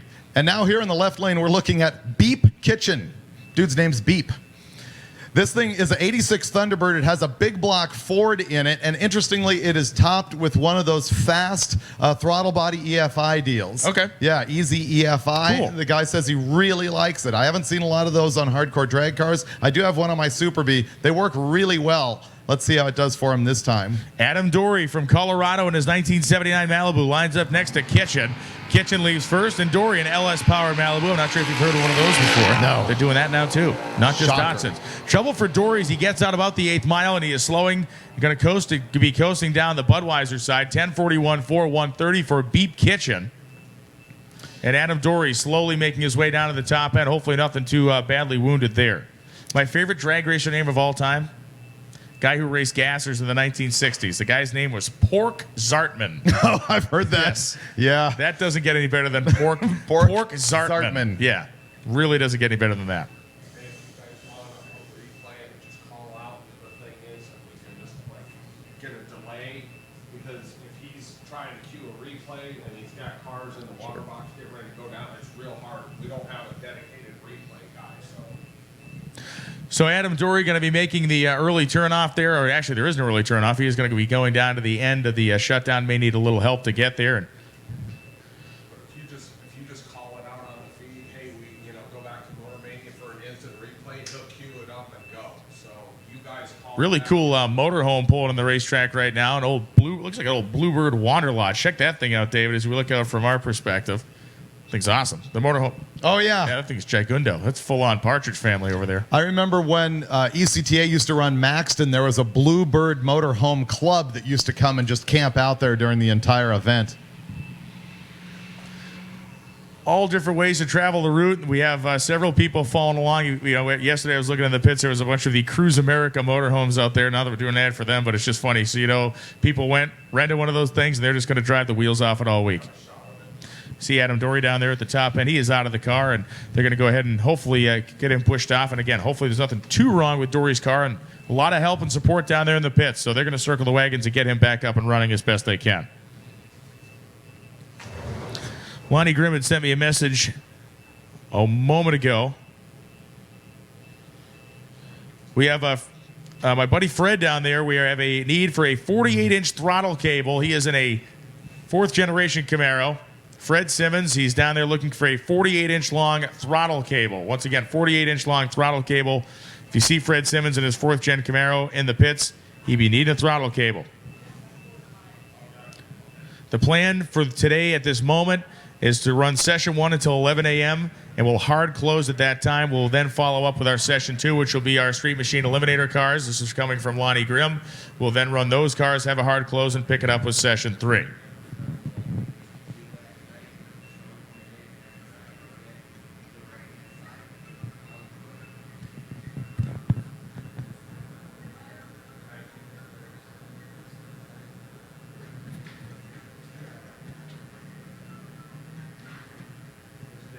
So a great crowd gathered here today at Summit Racing Equipment Motorsports Park, taking in Drag Week. The cool thing to me about being a Drag Week fan and coming out here to watch the race, you got to be an early riser, because you got to get here early to see the big guns, because you may only get one shot to see them make a hit. And you may need to quit your job Right. just to be here. Yeah. Calling sick. Suicide by boss. Yeah, I see a lot of guys out here with Kleenex, that yeah. feeling under the weather to be able to get out here The on a sniffles. Tuesday morning. Some, got the sniffles, got some disruption with the old digestive tract. You never know what could creep up on you at any point during the day or night, especially if you're out on the road, eating crazy food. Yeah, it can get ugly. Because, this is basically a health food week. It really is. Yeah, it's a weight loss program. It is a weight loss program. Sleep deprivation tour. It is a botched government experiment. I was given beer yesterday. I did have one beer last night. A warm one? I did drink one warm beer, and it was actually pretty good. That's some dedication to your craft. Yeah. Well, we get the next pair coming up as we will forego the warm beer story. Dan Ashlock coming up. The 1969 Rambler American coming up with the 232-inch straight six. And Nick Taylor driving this great-looking 1980 Malibu. Okay. Let me take a look at it. Lonnie Grimm is telling me lane 7 is available for impound during session 2. Yep, I will.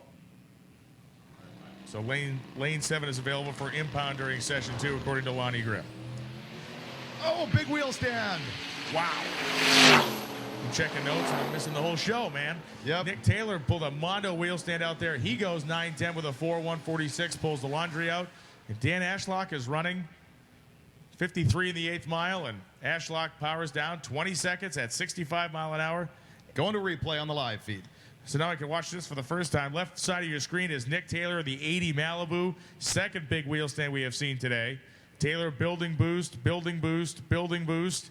Dan Ashlock accelerating. This is real time for Ashlock because that is about how fast that accelerates. Now the car comes up, and man, again, just dead hook this thing. Gorgeous way out past 60 feet. And again, the nice job to settle it down and leave. Not too bad as Kevin Fangman and Mike Conforti get on the racetrack.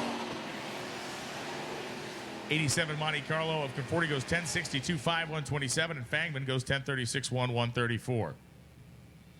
Both those cars in Street Race Small Block Power Adder. It's rare that you see two cars in the same class lineup unless they've done so intentionally. You'll often see the gassers get together like that just because it's fun to watch. Mike Burrows and Mark Manor are coming up now.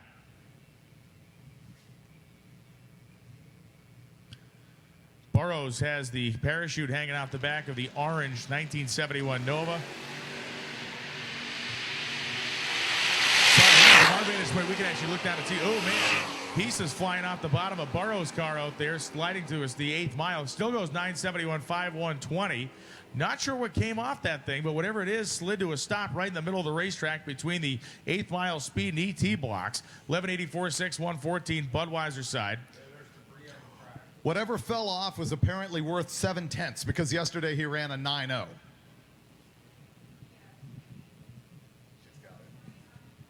Oh, there we go. It's the blower belt. We have our live stream feed screen up here. It actually kicked the blower belt and the fan belt off it. So that Gilmer style belt is chewed to pieces and the fan belt looks to be intact. I wonder if it kicked the pulley off. You didn't see the pulley fly off, did you? I didn't see the pulley fly off. I just saw the belt stuff slide to the center of the racetrack. Yeah, and it's interesting because it is a Gilmer, a cog belt. It's not like an 8-rib. So something must have gone wrong for that to frag.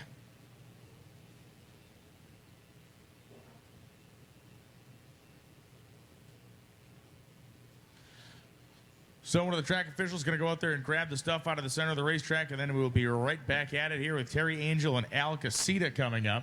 Casita driving his 1966 Galaxy 500 and Angel in the 2010 fifth generation Camaro.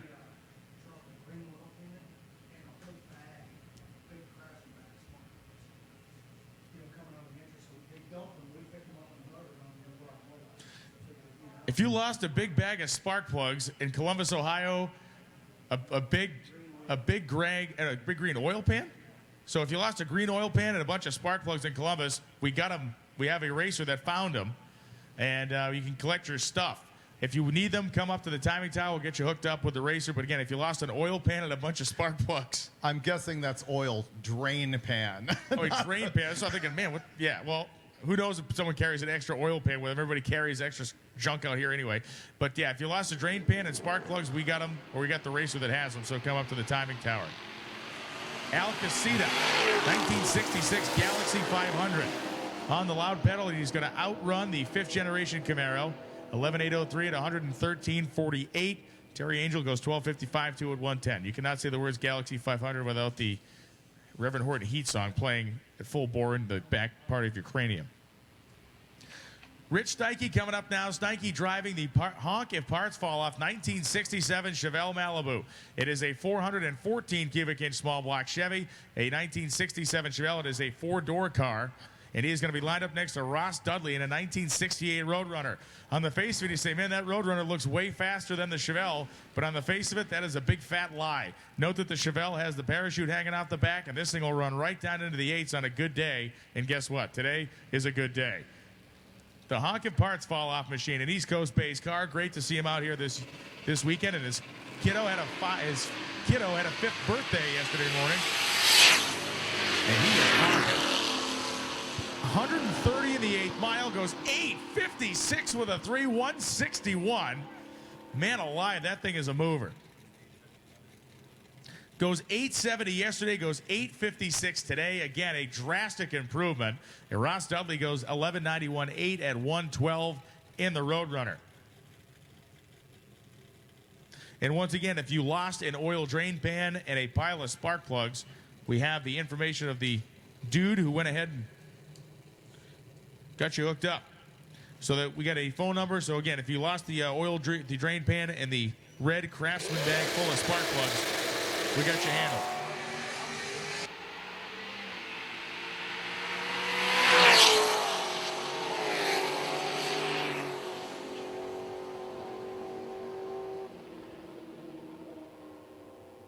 So we need time slips today. Again, are being returned to the customer service building, which is on the ground floor. You're not going to need to come up to race control. It is on the ground floor underneath the Don Garlits grandstand.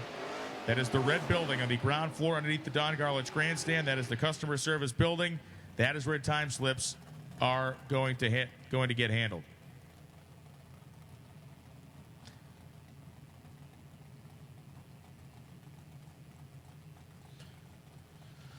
So Fred Simmons in need of the throttle cable. We have multiple races from Denmark here. We got all kinds of stuff going on. It is a great, great drag week, and it is off to a flying start today.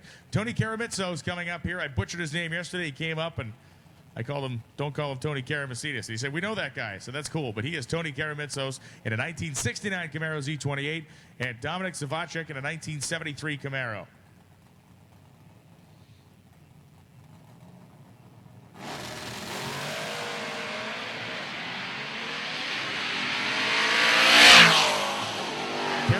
Took his time leaving, but boy, he's going to get there in a hurry as Zavacek runs down 995.7, 136, and Karamitsos goes 865.6 at 168 miles an hour.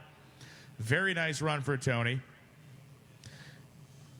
Within, actually slowed a little bit. He was quicker by a tenth yesterday, so maybe work on the tune-up there. As Dan Seitz comes up next, Zavacek 995.7 at 136 on the Bud side.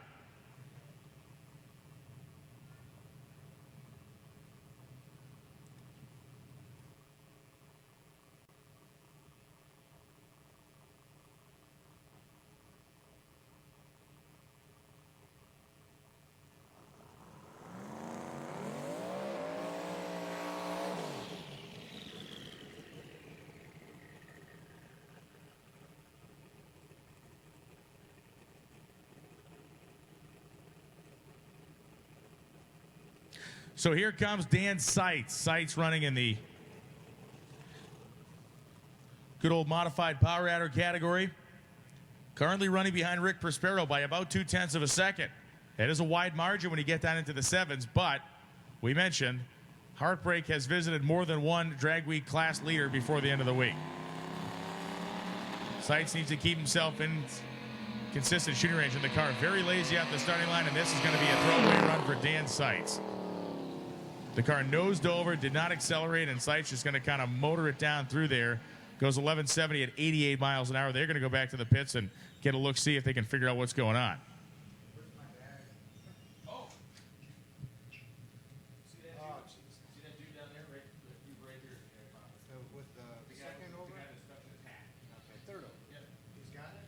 He's got the stuff, yes. Trailer door flipped open on the way out.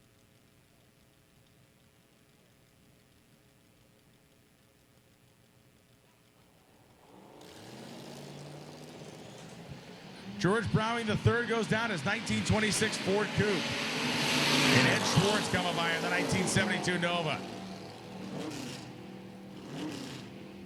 Schwartz goes 10.07.1 at 133. George Browning III goes 15.028 at 87 miles an hour.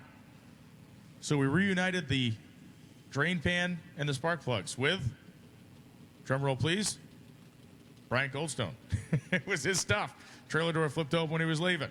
Robert Williams coming up now. Williams, the 1976 Camaro on the Budweiser side of the drag strip. And Dan Murphy. Cool thing about Dan Murphy, he's the lead fabricator for Don Schumacher Racing. He got the week off. He's not building chassis at DSR. He's racing his turbocharged Sierra pickup truck. Williams goes 10.11.9, 134. And Murphy goes 11.95.5 at 123.22. You should see the headers Murphy built himself for that the turbo pickup truck. It is gorgeous stuff. You were saying when we hit Indy, a lot of your bros from the fuel teams that are right up the road are going to come check us out. The shop guys will. A lot of the crew guys will be gone already going to Charlotte. But yeah, we'll see a lot of the guys that are actually the ones building the cars and machining the parts that are they're making at the various teams, whether we're talking Schumachers or Vance and Hines or all the other teams that are located right there. I have heard that NASCAR crews sit and watch the live feed, NHRA crews sit and watch the It's live awesome. feed. Yeah. This thing is seen literally worldwide by a lot of people. Right now, 4,500 watching. We'd like you to spread the word so we can kick that up. Yesterday, we had a peak of 6,500 people watching the live feed at the same time. So we know Jeff Lutz is here. We have not seen him run yet. We've not seen the Swedes run yet. We've not seen Goldstone run yet.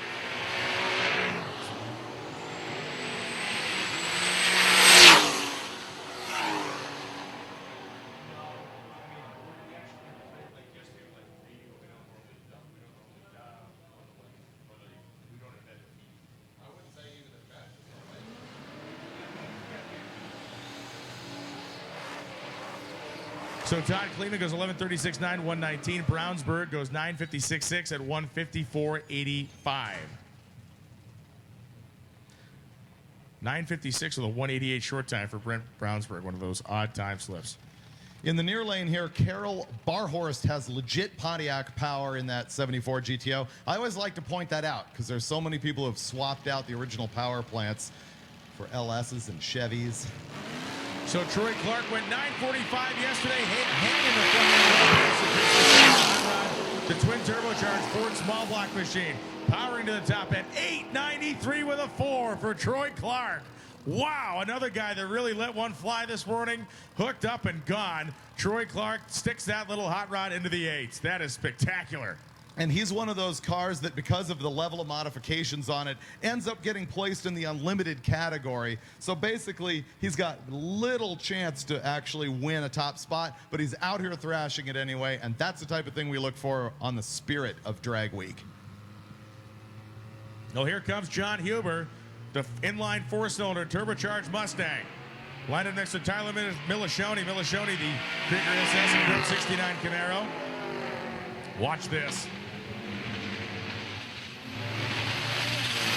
So happy to see that car back, but obviously not running at its peak. Still rolls 966, 141. Not the run they were looking for. It almost sounded like the thing was driving through the clutch or something out the starting line. Very strange.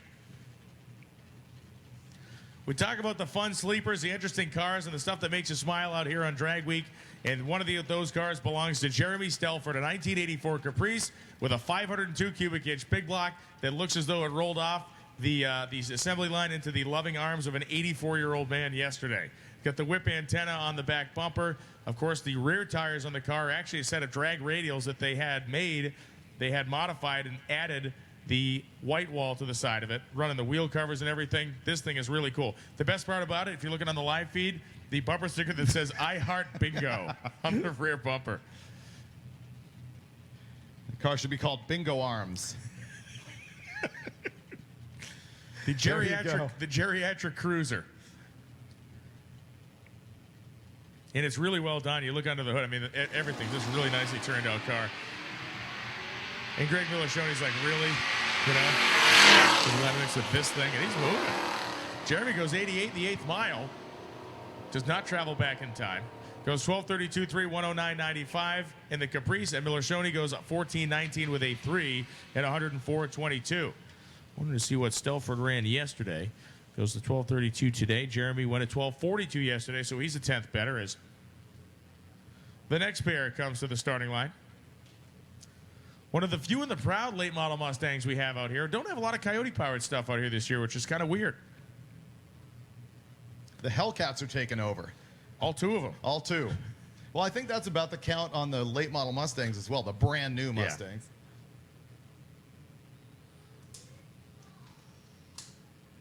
So again, the plan is to run this first session for about another hour and a half before we go ahead and transition into session 2. Session 2 will be our cars in the Street Machine Eliminator category.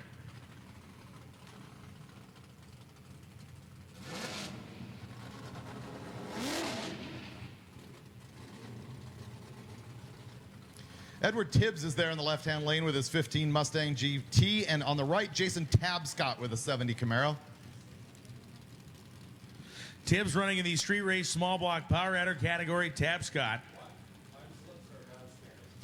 is running in the Street Race Small Block NA category. Once again, folks, time slip return. The red building underneath the grandstands. The red building underneath the grandstands. You do not need to make the colossal climb to race control because you're going to come up here. We're going to tell you to leave. Kindly, but we're going to tell you to leave. Race time slips to be returned in the building underneath the grandstands, customer service building. Big wheel stand out of Tabscott yesterday running a 945 naturally aspirated. Wow. And he picked up 948 today. He's going to be happy about that. 11.72.0 at 123 for Ed Tibbs in the Mustang. That takes Tabscott and potentially moves him up. He is in third right now in Street Race Small Block, naturally aspirated. The numbers on the top three for that class: a 943 in the lead, 947 in second, 965 is what Tabscott ran yesterday. He just put himself right up there with the two leaders. Remember, folks, those of you in the stands hanging out, if you got friends that are suckers that couldn't get out of work today because they couldn't go drag racing on a Tuesday, or you got family that want to take a live look in at Drag Week, you can go ahead and tell them to go to the Motor Trend channel of YouTube, and they can watch the live feed of Drag Week right there on their computer screens, whether they're at work or at home or wherever they may be on their smart device as well. Have them tune in, check it out. It is awesome, it is fun, and it is fast this morning here at Norwalk. Davis and Ketting get to the top end. Ketting, 10.44.0, 1:30.22 in the Camaro. Davis goes 11.81.3 in the pickup truck. Another thing I'd like to point out, you can break out your handy phone and watch the live feed from right here at the track. That way you'll get access to some of these instant replays that we've been showing you. So check out the live feed right here at the track. You'll also get some views that you won't see from sitting in the grandstands. So now the next pair coming up, this is Scott Kleppinger. Kleppinger, the 1986 Camaro. The 8-second turbocharged machine, and Mark Vincent, the 1970 Monte Carlo. Vincent's car, an 8.5-second hitter in the Monte Carlo. Good drag race. Vincent left way ahead of Kleppinger. Kleppinger goes 8.56 with an 8.157. Vincent goes 8.54 with a 2 at 1:49. If they had left side by side, that would have been a sprint right down to the finish line. Now, Vincent is another one who's at the top of his class, which is Street Race Big Block Power Adder. He was number 2 yesterday with an 8.60. The number he ran just now, that 8.54, is actually better than yesterday's leader, who was James Carger. So those two guys are going to be tight. And these are the races that we're going to watch more and more closely as the week goes on. You're trying to run 5 tracks and average your ET. Some of these things end up as tight as hundredths of a second. Have we ever seen thousands? I know we've seen hundreds. I don't know if we've seen thousands. Kleppinger went 0.3 quicker than he did yesterday, 86 to a 56. Now Kleppinger has an advantage in the fact that he was just here 2 weeks ago running at the NMCA World Finals, so he has a good handle on the track. And the boys from Australia are going to be pulling in the racetrack. If you look onto the main road, the turbocharged Chevelle with tires strapped to the roof, and the turbochargers literally stuck a foot up over the hood. They are going to be making it in this morning. This car went in the 9s yesterday. David refused to believe that fact, but it actually happened. So the 9-second Chevelle will be on the grounds today.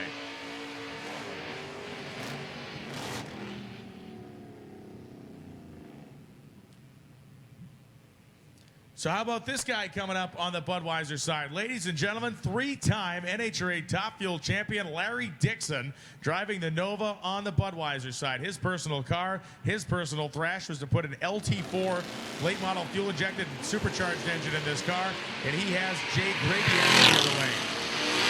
Dixon looking much better than he did yesterday through the 8th mile at 100. And Larry Dixon goes 11:02.6 at 123. Nice pass. Very nice.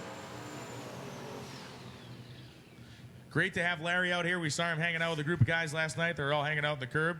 And, of course, 2.2 second reaction time advantage, but Larry's going to run a black marker through his light there. 10:87 to 124. He's like, listen, pal, I'm not driving the fuel car. I'm relaxed up there. Not 2.2.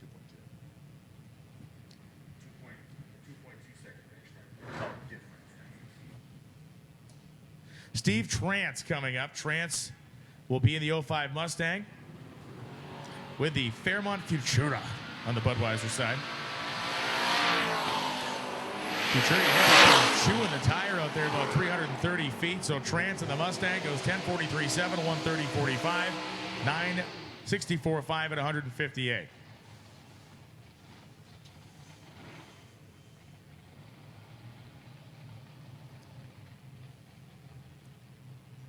I really like this new player in our gasser category, which is, again, the nostalgia-looking race car category. We got to look at the car and go, do you qualify or do you don't? If it's lowered, if it's got billet wheels, if it's got 80s graphics, you don't get in. This guy clearly did. Mark, whose name I can't pronounce, Jissendane, is here with his 40 Chevy Coupe. Love the paint job on that thing. In the 13 Audi S4, which I believe has some sort of a turbocharged V8 engine in it.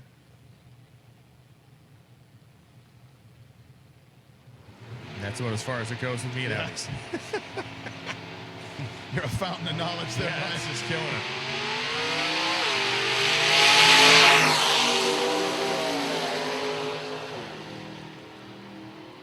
Mark Jissendane takes the coupe through 10:11.6, 130, and just a old sledgehammer car outruns Pete Jankowiak, or Kowiak rather. Kowiak goes 12:52.8 at 111 in the Audi.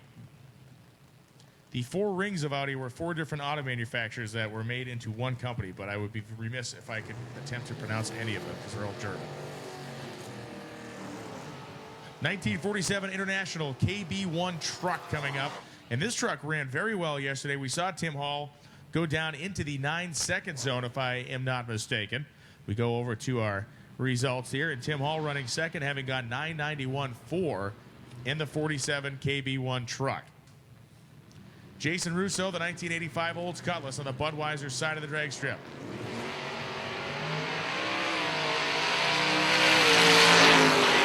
Russo in the better reaction time was out ahead of the pickup, but here comes that KB1.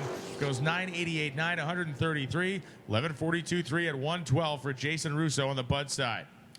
On the point of reaction time, keep in mind it doesn't really matter here at Drag Week. None of these are heads-up races. Usually the cars are not even in the same class side by side. This is time trials. They're simply looking for their best ET. That's why you'll see a lot of guys go ahead and light both bulbs while they're working up their turbo boost.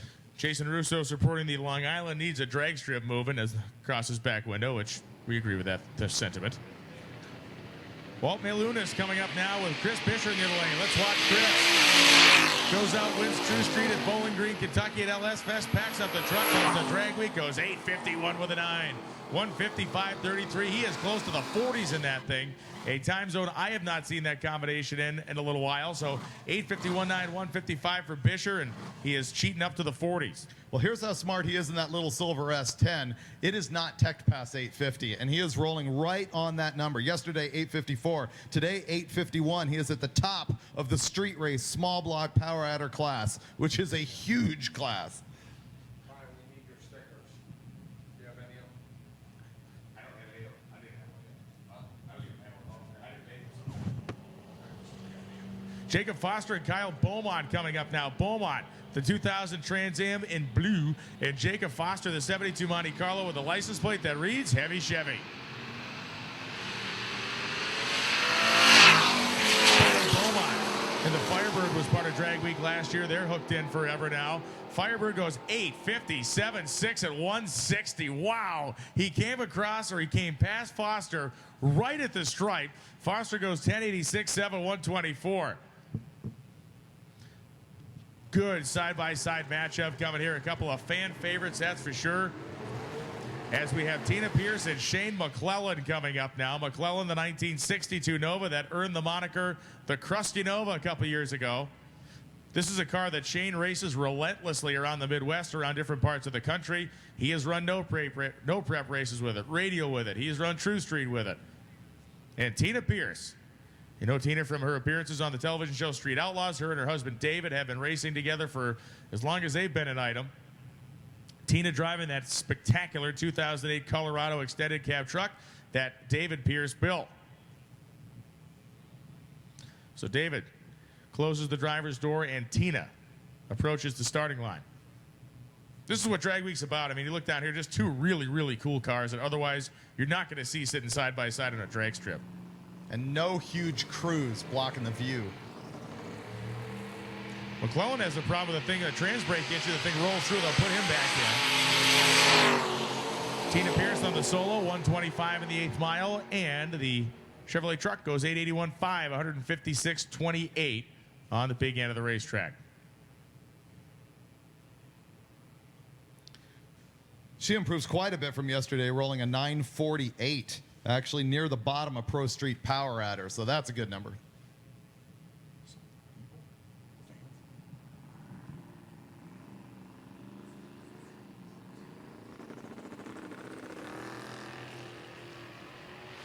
Shane McClellan again comes off the starting line, but trouble for him by 330 feet as he is off the throttle. 85 in the 8th mile, and he is just going to work the car down the racetrack and get back to the pits. Those guys are hard workers and very smart racers. They're going to figure out what the issue is with the Krusty Nova, and it will be back.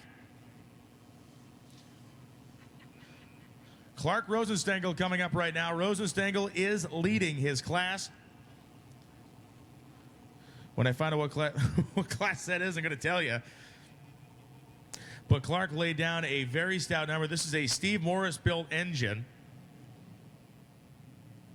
It is a twin turbocharged car. Clark is in the body business. He is leading the Super Street Small Block Power Adder division, and he is doing so handily with an average of 783. His second place competitor, Mike Javanis. Again, Javanis ran in the teens, but Clark has really been on it.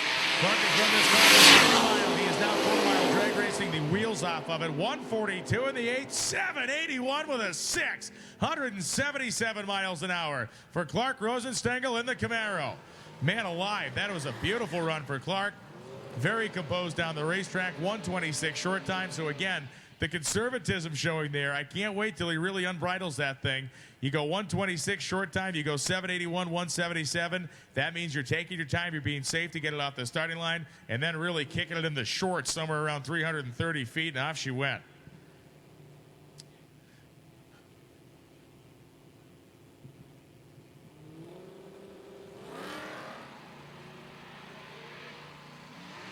Jan Sorensen in 1969 Camaro headed down George Gallimore. The thing smoking out the exhaust, the bullhorn exhaust stacks.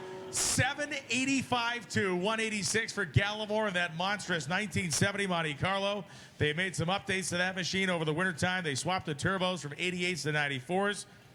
And that car is looking good out there. Currently leading Super Street Big Block Power Adder. Unfortunately, he did slow down from yesterday. He just rolled a 785. Yesterday, 694. I'm thinking they're taking it easy throughout the week, and they're going to uncork the thing on the last day. Would not surprise you to see them come back, get a little more aggressive with the car. Again, the short time there, the short time there was 141. We saw Clark run a 26 out the gate and then go in the 7s. They were in even more conservative there. Glenn Hunter Jr. coming up from New York, the 1956 Chevrolet twin turbocharged Big Block. This is a car he has cruised it through Times Square with his buddy Frank Romano for a cover shot for Hot Rod. 755.8, 185 for the 56 Chevrolet of Glenn Hunter Jr. Backing up a moment, Brian, a race to watch is going to be Gallimore versus Saponaro. Those guys are going to be tight. What did Saponaro run earlier today? Yesterday, he put down a 774. With the pedal job, he was not as quick as yesterday. Remember the wheel stand, so he pedaled the car. So that's going to be a tight one in that class. Jeff Oppenheim coming up now is 1986 El Camino in dark red.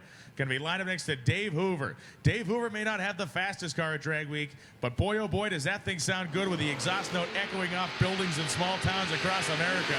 We drove behind this thing for about 100 miles last night, and it is as good and mean sound a street machine as you'll ever hear. It's slowing at the top end, unfortunately. 11:08.3, 121 as Jeff Oppenheim goes 9:92.3, 138 miles an hour in the El Camino. Oppenheim, part of that massive street race small block power adder class. 998 yesterday, 992 today. That is, as Jason Line would say, directionally correct.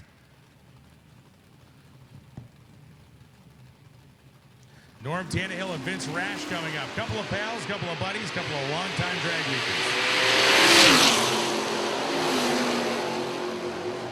It is going to be the Pontiac outgunning the Chevrolet here as Rash goes 9:43.5, 1:43.23. Tannehill 10:59.2, 1:27. How long does Ken Stasiak leave with the front end in the air? How long does he stay airborne out here? Well, he's actually got that car calmed down a little bit. He's trying to be more competitive than he has in the past, but I think it's another program where last day he is going to make it happen. People like to put on a show the last day after they've secured all of their numbers for Drag Week.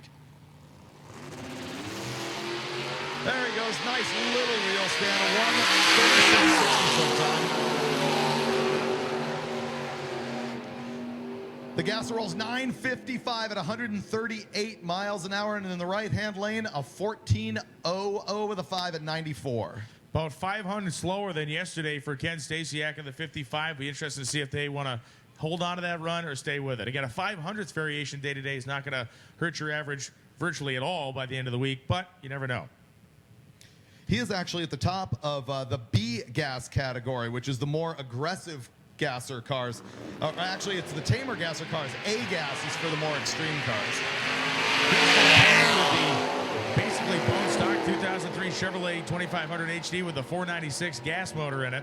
And Mike Hamilton goes 11:20.0, 1:23.10 on the Summit side of the drag strip. 16:28.7 at 83 for the pickup truck. Bobby Ritchie and Adam Hodson coming up now. Hodson, the 1973 Camaro.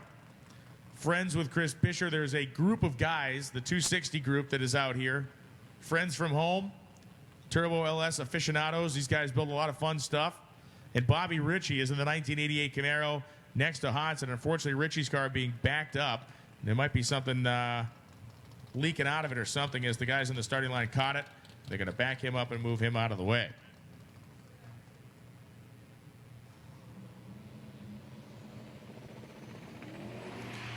So, big wheel stand for Hodson. He had a pedal at the center. And again, the traction out here at Summit Racing Equipment Motorsports Park. The best the racers I've seen all week, 965.5, 143. It is a very tight racetrack out there right now, so when the big slick tire cars show up, they better show up with a tune-up that's not going to cause them to go into shake. Which means put on the daddy pants. Don't be afraid to turn the knobs to 11.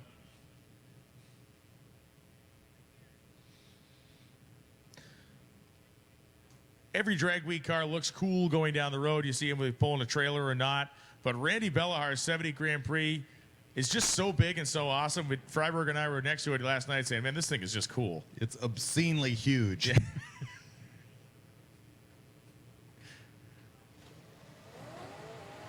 He's going to hate to hear this, but that is essentially a Chevy Monte Carlo the same year. Pretty much. Vinny Barbone, the 1995 Geo Tracker. I did just say that. And that is what you're looking at. A nitrous-fed small block in this thing, I believe. Running it unlimited because, frankly, there's nowhere else to put it. We have not developed the miniature SUV category quite yet. The good news for Vinny Barbone, if you put something at the back of the bed, you can simply reach back. It's only about an arm length. It's only about an arm length. Randy Bellahar running away from the Geo Tracker. The Tracker hanging on Bellahar's bumper. And Randy goes 984.7, 133 with Vinny Barbone going 10.28.7, 132 miles an hour. So Bellahar improves. Yesterday he went 991, just there at 984. Unfortunately, the guys at the top of his class, Street Race Big Block Power Adder, are in the 850s and 60s. You have hundreds more people.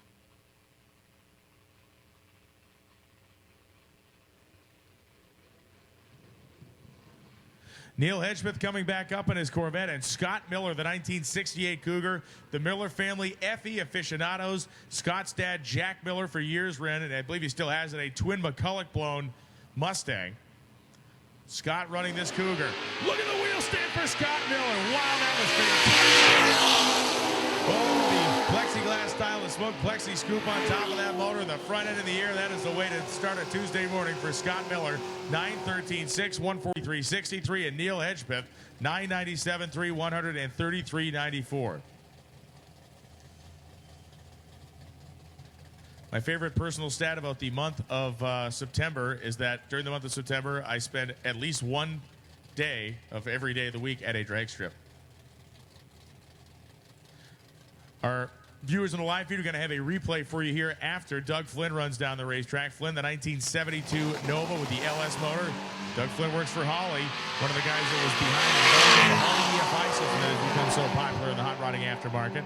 129.34 in the 8th, and Flynn gets the shootout early, goes 861.5 at 143.60. Live feed viewers, to watch your screens, replay on the right side. Here's Scott Miller, watch this thing, the Mercury. Oh, that is just so great. The thing comes right up and sets down. Kind of more violent than a super stock wheel stand. That's what I like about it. Just looked very cool. And how often do you see a Mercury Cougar throwing the nose up in the air like that? John Dodson coming up right now. Again, a huge thanks to our team on the live stream this week, doing a great job. And certainly the replay action is fantastic. We'll drop back in on some of that cool stuff as John Dodson takes his turbocharged Malibu down the summit side, 859.6, 158.33 for John Dodson. That's Jay Angel Productions. And here comes Jeff Lutz.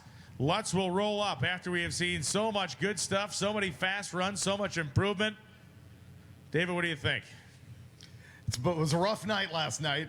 I know that he killed an alternator. Lutz called me at like 11:45 at night and asked if he could strap the generator to his car and use it to charge the battery with a battery charger as he rolled down the road. If his problems are as simple as that, I know that he's shooting for a 5 here. There is definitely the potential to see the first 5-second run ever made on Hot Rod Magazine Drag Week. We have seen cars picking up left, right, and center. We have not seen, knock on wood, we have not seen anybody have any sort of immediate launch traction issues.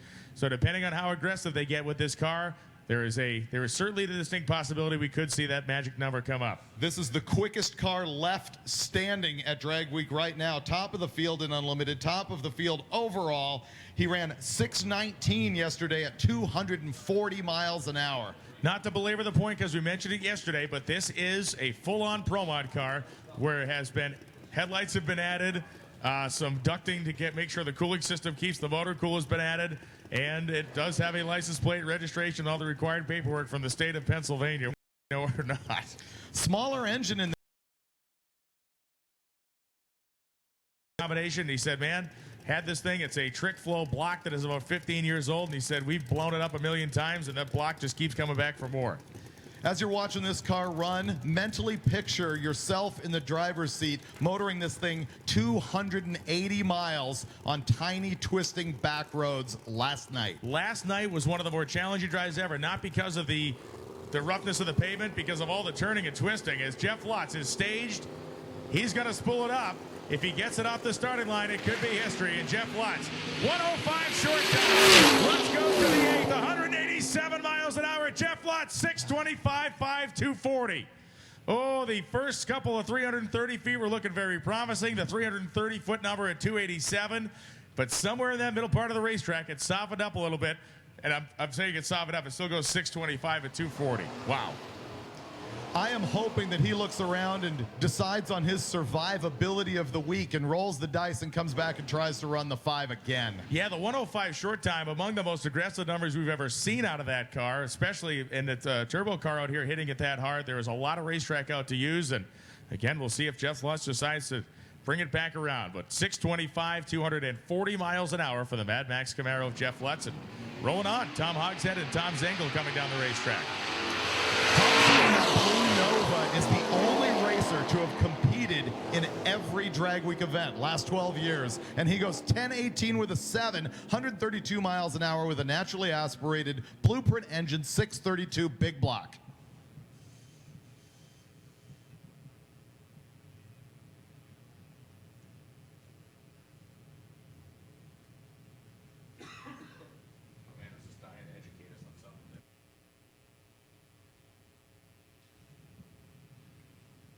Bill Alexander and Dave Stewart coming up. Stewart in the classic 1949 Chevrolet 3100 5-window truck. Got that cool 5-window cab with the corner windows in it. And Bill Alexander, the supercharged Williams Gasser on the Summit side, looking like the car that was in that movie Hot Rod back in the day. 1069.4, 126 as Dave Stewart goes 15.27.0 at 87. You ever see that movie? Kind of a cheesy B movie. The movie Hot Rod. Oh, yeah. Yeah. Actually, the movie Hot Rod with the 41 Willys that was in Yes. that belonged to Steve Castelli for a long time, Really? which for decades was considered the world's fastest street rod. Wow. Yep. My favorite part of that movie is when they quote unquote pull the Hemi out of the AMC police Car, yes. It's genius. Jeff Atkinson headed down the racetrack in that iconic as Danny Allen in a 65 Nova wagon runs into the rev limiter at the top of first gear as Jeff goes 9:31.9 at 146 with Danny Allen going 11:07.2 at 127. I have fantastic news, Brian. Yes.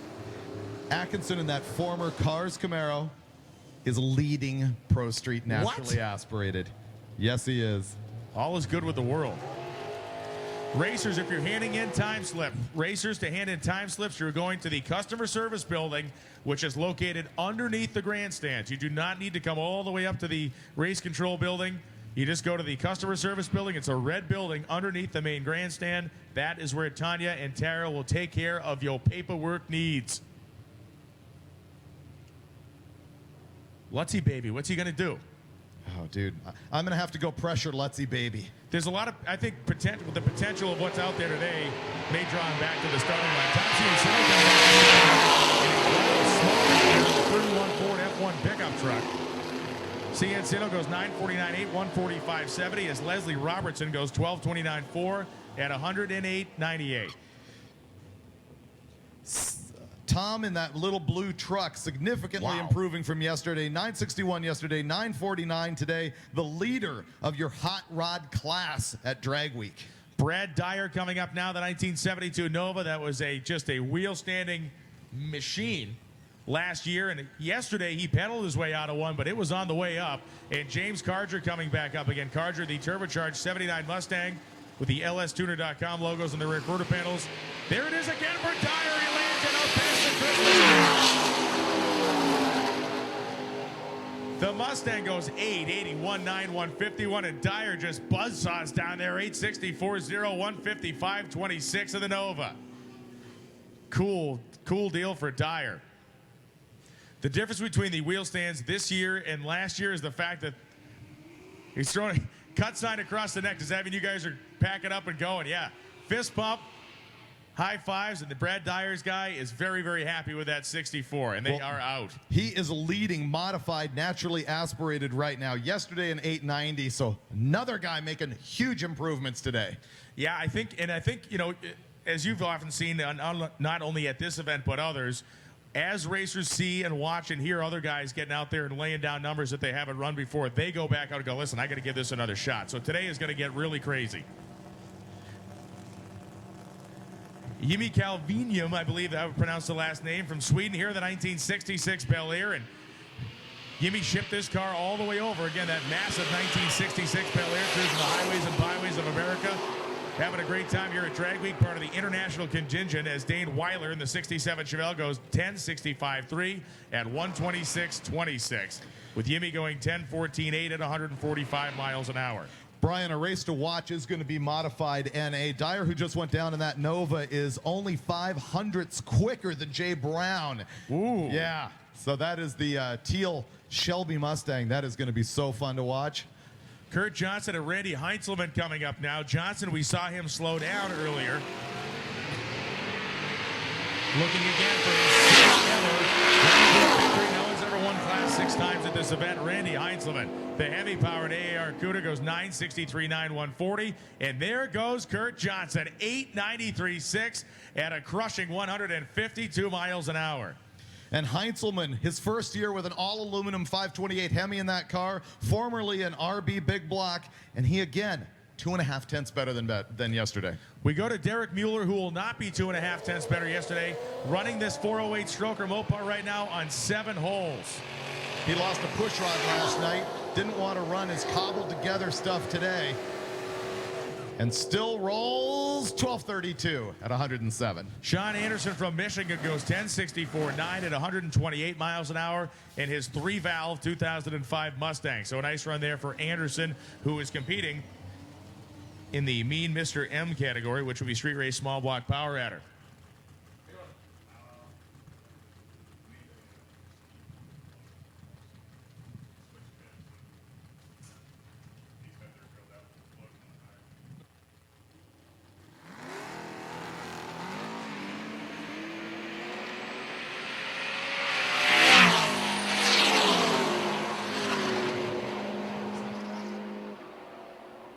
Walt Herr goes 883.9, 157. Matt Grant goes 853.9, 159.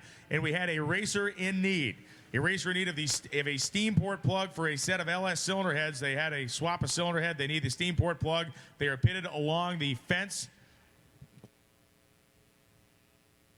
Pitted along the back fence. These guys looking for a steam port plug for an LS cylinder head. Somebody's going to have one of those out there, or one in a spare set of heads that you're not using right now. The guys are pitted along the back side of the fence. Go find them.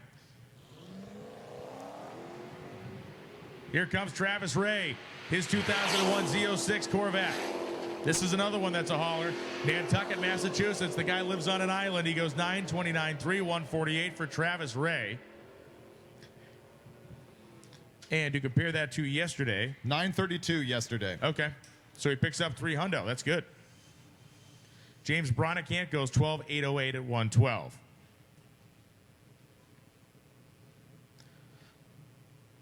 Greg Pecoraro and Bob Admire come up, a battle of late model iron here. The 2013 CTSV Cadillac wagon for Greg Pecoraro of New York, and Bobby Admire running in unlimited as Admire's 2008 Pontiac G8, or 2009 Pontiac G8. These cars hold the distinction of being the 2 slowest in unlimited. You know they're playing games there. They probably entered Unlimited because Unlimited has no rules. You can enter anything you want. And I'm thinking they just wanted to run earlier in the day and hit the road or be able to watch from the stands rather than being in Street Machine Eliminator and having to hang out a little bit later. We're probably going to have to cut off that game here in the next round of rules. Pecoraro 12.09.2, 126. Admire 12.81.7, 112. Interestingly enough, they would not be the slowest guys to ever win Unlimited if they did. That's true. A 13-second car won Unlimited one year with a massive amount of carnage, annihilated everybody, basically but him. And Callahan is back with that 69 Roadrunner, bone stock looking car outside of the roll cage in the slicks. And he rolls down the track at 10:28, 133 miles an hour for a naturally aspirated Hemi that looks like it came out of Mopar Nationals, like Survivor category or something. 1 hour left in session 1, ladies and gentlemen. 1 hour left in session 1. We'll have a hard close of the lanes at 11 a.m. Then we'll bring in our Street Machine Eliminator category. Once again, a 1 hour warning here. 1 hour left here in session 1 before we go to a hard close and bring in the Street Machine Eliminator competitors. And I'll tell you what, if you want to get a good side-by-side matchup, they don't always work out this way, but when they do, it is Drag Week Magic. Frank Sapernaro and Mike Roy coming up side-by-side. Now, Sapinaro is going to have to do something here because he is second in Super Street Big Block Power Adder. He is right behind George Gallimore in the Monte Carlo. Gallimore slowed down today. We'll see if Sapinaro can speed up from yesterday's 774. If he does, he might swap positions and be in lead in his class. So Mike Roy inching his way up to the staging beams. And again, no one ever imagined that the most common car at Drag Week could ever be a 1970 or 71 Monte Carlo, but here we are. Roy in his big tire version and Frank Sapernaro sitting, waiting patiently on the summit side of the drag strip to uncork the 67 Chevy 2-station wagon. Sapernaro tied the front end. Pulling the wagon. Mike Roy is going to be out there in front. Roy goes 765 and 186. And look at Frank, 762 with a 9 at 188 miles an hour. That will average him up to the top of that class, I'm fairly certain. We're going to do the math later, but I love watching it when guys are actually swapping positions all week. It's not as fun as when one guy just carries the lead the whole week long. Now I want to see if Gallimore is going to bring his thing back and see if he can lay down a better number. Frankie Two Fingers jumps his way right up in there. The 62.9, 188. I'm going to fall out the window when he goes 190 in that thing. It's a stock-bodied car, man. That's insane. Stock-bodied wagon. Yes. Arguably the worst aerodynamic package. Worst aerodynamics ever. Jeff Schulze and Scott Brown coming up. We saw Scott Brown punch out a single-digit elapsed time earlier. Brown's going to sit there and wind up the turbos in his LS-powered 1953 Chevy Bel Air. Jeff Schulze has all kinds of trouble. Scott Brown isn't exactly setting the world on fire either down there. As Brown gets to the top end, 10.078, 132. The car softened up in the middle of the racetrack. Jeff Schulze goes 17.049 at 77. Well, we have a moment. Let's give a very sincere thank you to Rick Johnson and his company, Gear Vendors Overdrive, as they are the sponsors of the presenting sponsor of not only Drag Week, they are the sponsors of the live feed that more than 5,000 people are watching right now from around the world. Rick Johnson, without your undying support of this event and the live feed, neither would exist. So thank you very much. And those of you that are here on the grounds, what a great fan turnout. Make sure you stop by, see Rick, learn more about the Gear Vendors unit. There are over 70 cars competing this weekend at Drag Week with Gear Vendors units, and they likely wouldn't be out here without them. Find out more about Gear Vendors to either visit their website at gearvendors.com or go to the pits and talk to the man himself, Rick Johnson, the guy who steers the ship, the guy who manages the company and runs the company at Gear Vendors. Oh, that purple Charger improving quite a bit from yesterday. It rolled a 14.0, this time 13.64 at 104. And in the right-hand lane, something's going wrong with Guido, who coasts to a 13.43.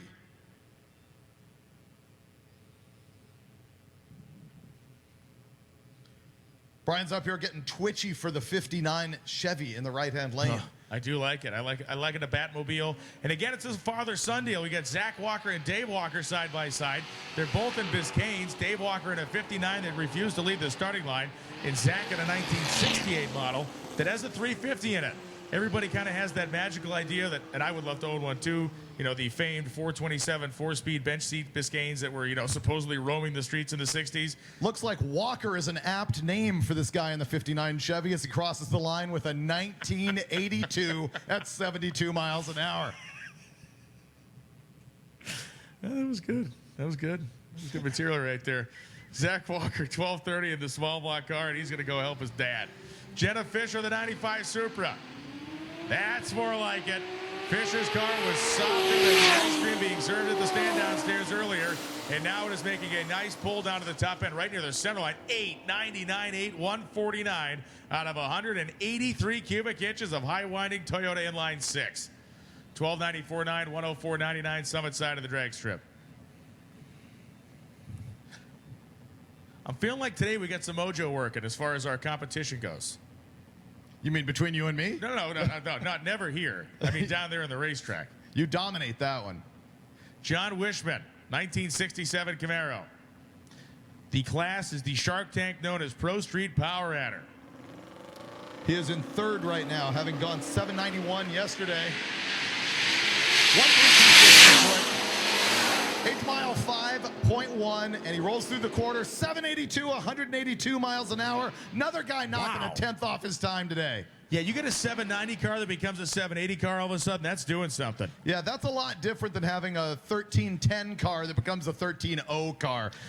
Tanya Church just sent me a note. We have a racer in need of a GM HEI ignition coil, she says. I'm not sure, maybe a coil or maybe a module. Either way, they're looking for GM HEI ignition parts, a blue GTO alongside the staging lanes. If you have GM HEI parts, meaning either a coil or a module, please go find the owner of the GTO sitting next to the staging lanes. He ain't got no sparks.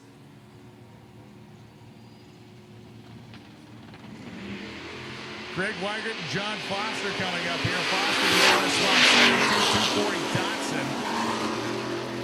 And it's a gone, baby, gone. 870 with a 9, 155. Greg Weigert goes 10.58.5 at 128 miles an hour. Man, Foster is just making laps with that junk. I like that car. He says he drives it around all the time at home. He's trying to be the quick S30 chassis in the world. Really? Yeah, it's one of those distinctions where, let's see, where can I find the absolute niche of, you know, purple cars built in January? The most esoteric thing possible. Exactly. Danny Roberts, who came in last year and won in his rookie effort, the small block, naturally aspirated street race category, and he is back with the same car again, the 1980 Malibu. Roberts got the job done in this car, and The NA categories, we'll talk about that in a second. No small feat there. 975 on 139. Outruns Matt Letier's 993.7 at 138.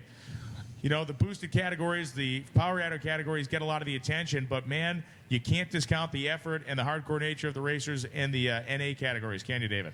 Well, I'm looking right now, just shaking my head, going, he just rolled a 993. Lederer did there in the left or in the right-hand lane. Yes.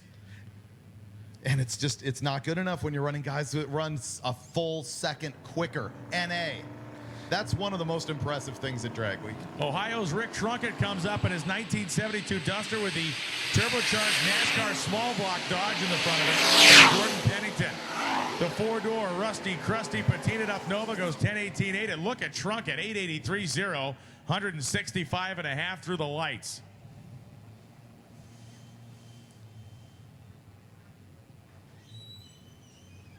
So Rick Trunkett, 883, 165, 54.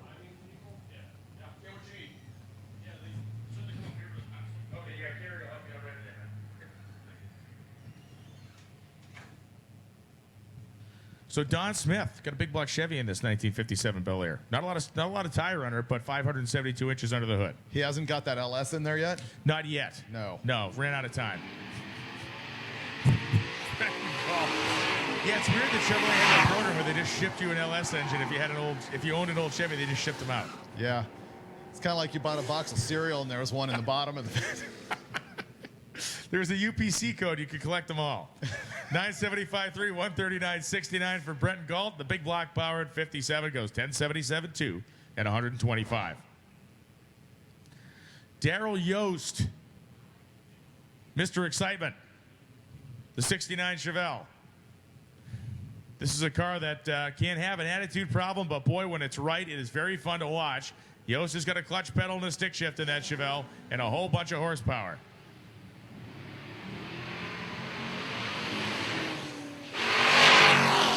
And you see just past the 330-foot block, the car noses over. Yost up by the center line, still goes 956 at 150. Buell goes 1231.4 at 112. Now, the left-hand lane here, you've got Jay Brown, modified naturally aspirated class. He's got a big inch sock motor in this thing. Yesterday, he went 894, and he's going head-to-head with that sort of dark turquoise-colored Nova with a white top that you saw earlier, Brad Dyer. This is going to be really tight to see what he does right here.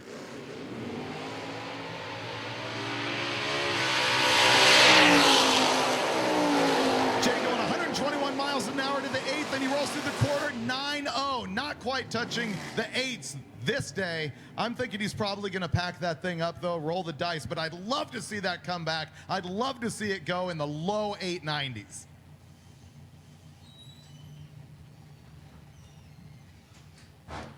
Oh, he'll be back.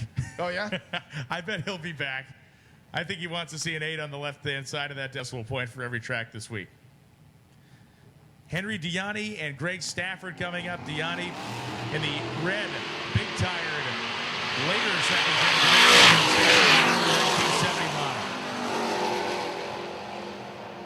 1970 model. 939.2, 146.42 for Gary Stafford, and Diani goes 1072.1 at 128. Brian, is there any other unblown Ford FE that runs in the top eights 5 days in a row anywhere on Earth? There can't be. There literally can't be. I mean, you're getting into that quickest S30 chassis thing, but you got to be right. Well, if it was happening, it'd happen at Drag Week, and it's not. Jeff Sias here in the left-hand lane. He's got a 427 conventional small block Ford in that Fox body.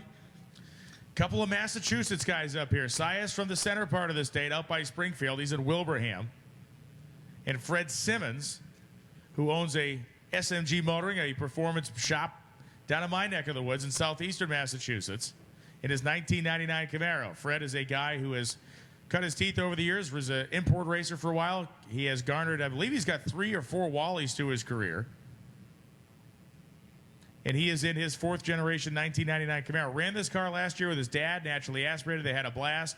Went home, built himself a pretty worked up LS motor with a turbocharger on it, and now he is ready to make some horsepower, make some boost, and it looks like we're going to have a little bit of a cleanup to do on the right side of the racetrack here. They're going to run Jeff Sias down. Let's see if Jeff can go. Remember, 10-0 was as quick as Jeff went. Yeah, he has won this class in the past, but currently he's pretty far down the list. He's looking at guys who are running in the 980s at the top of this Super Street small block, naturally aspirated class. He went 10-0 yesterday, so of course we're hunting for the 9. The frustration on the face of his friends out there when it went 10-0 yesterday showed very openly, and you're going to see why in a second. Jeff Sias goes down through there, 989.2 at 140 miles an hour. That was the run they wanted yesterday afternoon. And as we talked about, it's going to be a long climb for them to get that car back into contention to get that average down. They need their competitors to fall off. Unfortunately, nobody's fallen off today. Yeah, every day matters at Drag Week. One bad number can just sting you for the whole rest of the time.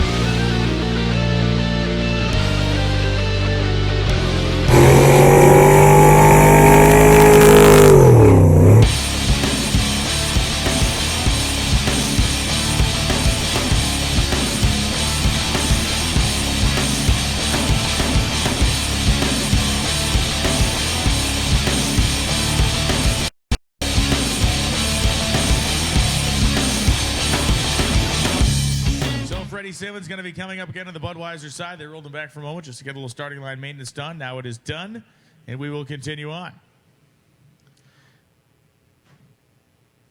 As always, the staff here and the facility is spectacular at Summit Racing Equipment Motorsports Park. It is why this place is widely considered one of the finest drag strips in the country, from the grounds to the way it's maintained to the way that the race is actually operated. It is a fantastic place to come and run.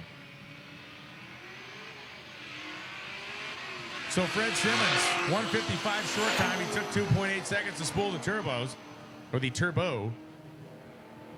11:58.7, 111 on the Summit side. 10:61.2, 128 for Simmons on the Bud side. A largely untested combination for Simmons. He's one of those guys that jammed the motor in and came out here, so he's going to be wicking it up over the course of the week. Here's the Ponte Carlo. Yes. I just wanted to say that. Well, Mark Cicino's wife and his daughter Avery watching this weekend, enjoying the live feed. It's a great service that we can provide them thanks to gear vendors that families can look in. When dad's out of the house or mom and dad are running around, the kids can check in and see how things are going. Todd Erickson, the 1968 Camaro, runs down the Bud side, and Mark Cicino punched it down the nines yesterday. Yeah, baby, 960 with a 4, 139.50 for Cicino, and clean as a whistle. Todd Erickson goes 10:52.5 at 128.91. The Champagne Express goes down, no problem. 9604, 139.50.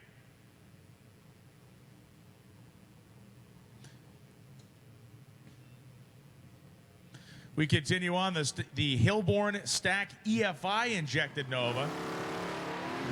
We were following at times yesterday Jason Rada in the Monte Carlo. But Josh Norris in that 67 Nova, what a cool car. And 10:02.1, 132 miles an hour for Norris. Norris running in the modified naturally aspirated category. 10:09 was his best yesterday. He runs an 02 today, so he is breathing on the neck of the 9-second zone. Which would be creepy, but it's drag racing, so it's not. It's not creepy to be breathing on the neck.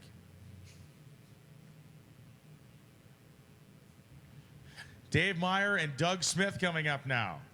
Meyer, the 66 Belvedere, and Doug Smith, the 1969 Mustang Mach 1. Meyer is that Rad Rides by Troy built 66 Belvedere with a turbocharged Hemi. How fast does that run in the standing line? He has gone nearly 200 with it. Hasn't gotten there yet, but it's running the very high 180s or low 190s. And Doug Smith, 13, 27, 9, 111. And Meyer goes 10, 10, 1 at 145, 47. Knocking 4/10 off what he did yesterday. So here comes our one and only Lenco-equipped racer of the weekend. This is Andrew Starr, the 1956 Bel Air, and Tyler Northrup, the 1989 Mustang.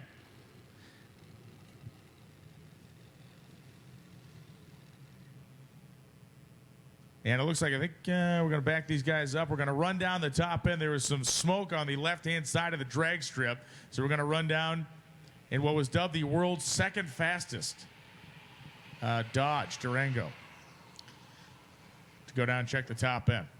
The 56 Bel Air there in the left-hand lane is currently number 2 in our Pro Street naturally aspirated category. The leader is that yellow 69 Camaro that ran with the Cars team in the early 90s. Unfortunately, that Camaro is one solid second ahead of what Andrew Starr is rolling right here in this 56 Bel Air. He was going 1040s yesterday. Let's see if he can pick that up today as soon as you get the Durango off the track. In the realm of the hairy-chested, most manly parts you can put in a street car, where does the Lenco fall? Does anything outrank the Lenco on the scale of sheer testosterone-dripping awesomeness you can put in a street car?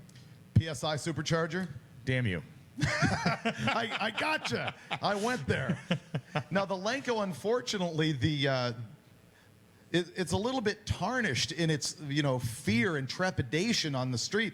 There was a time when there was no way you would think of taking a Lenco on like a 1,000-mile trip. These days, guys are figuring it out. Still a stout unit. For those of you unaware, that is a transmission with multiple planetary gear sets that you activate manually with the shifter. You can pull the levers in any order you want in order to make a different gear split with whatever pass that you're doing. Kind of uncommon practice, but you can put that together. Lenco first generated for Pro Stock, correct, Brian? Yeah, and a lot of people, especially the old school guys. You talk to Herb McCandless, which we did the Hemi shootout with Herb at the U.S. Nationals. Oh, I bet he hated those. Let me guess. Absolutely, man. Because he said, hey, listen, I made a driver out of everybody. Like he said, guys. And he said it's selfish. He said I was the guy that had an advantage because I was really good with the 4-speed. He goes, guys like Ronnie Sox, he goes, we did have an actual advantage of our ability to shift those things. There's already a lot of racers hitting the highway watching them drive down. But when the Lenco debuted, you didn't need to have any real hand-eye coordination. You just had to be able to pull the handle. It had a clutch, but it was clutchless shifting. You just pulled the handle, didn't have to stab the clutch at all. And these days, there's even ones that have a torque converter in front of them. Yes, the Lenco drive as Andrew Starr goes to the top end, 10:24.4, 135.91. Tyler Northrup, 12:39.0, 105, and total name drop move here. But one of the guys that was instrumental in developing those Lenco drive units was Bruno Massel's dad. Oh, really? Yeah, Bruno Massel and I. Bruno was on the Fox NH Race stuff. He and I do the Pro Mod show together on Fox Sports 1. But Bruno's dad is like legend transmission guy, and he developed the first converter drive Lencos. Didn't Garlitz have his own version of that in the car that took his foot off? Yeah, his version of the transmission was called a Garlitz drive. But what was different about the Garlitz drive, it was an underdrive transmission. So what he was trying to do, and there were parts inside that transmission that he told me they were spinning at over 30,000 RPM. How'd that end, Don? It ended with he could do some cool party tricks with his end of his foot. Nice wheel stand here in the right lane out of Nick Taylor, sorry. And Jared Kime goes 10:27.8. Taylor goes 9:09 with a 1 at 146.7 miles an hour. And yes, Don Garlitz, of course, the Garlitz drive transmission failed, taking off a large portion of his right foot. And here comes our number 3 car overall in Drag Week. Rick Prospero has that little RX-7 twin turbo big block Chevy 753 yesterday. That might be the limit of his tech. I'm not exactly sure. We'll find out right now if he can go quicker than that. We absolutely will find out now because as we have seen, knock on wood, everybody has been faster today. Testament to not only the atmosphere, but also the very well-kept racing surface here at Summit Racing Equipment Motorsports Park.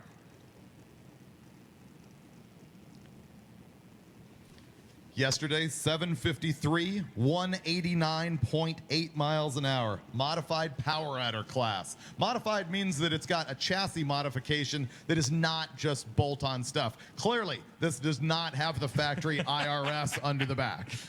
It'd be awesome if you tried, though. Rick Prospero bumps the car in again. Oh, he's the first guy. He's the first guy we saw rip the radial off right at the head. That's got to be going around going, man, this is a good track. Let me lay some steam at it. And oops, he'll be back, no doubt.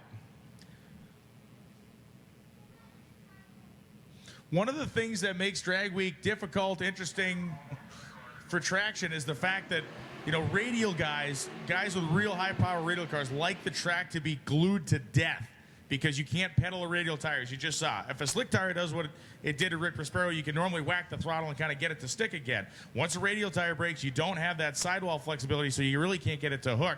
That's why you saw him just kind of give up on the run and idle down. There is no class at Drag Week where you are required to run a drag radial. Right. These guys get to take their pick. Many of them choose them because they're more reliable out on the highway than something like an ET Street. They've got more sidewall, more tread thickness.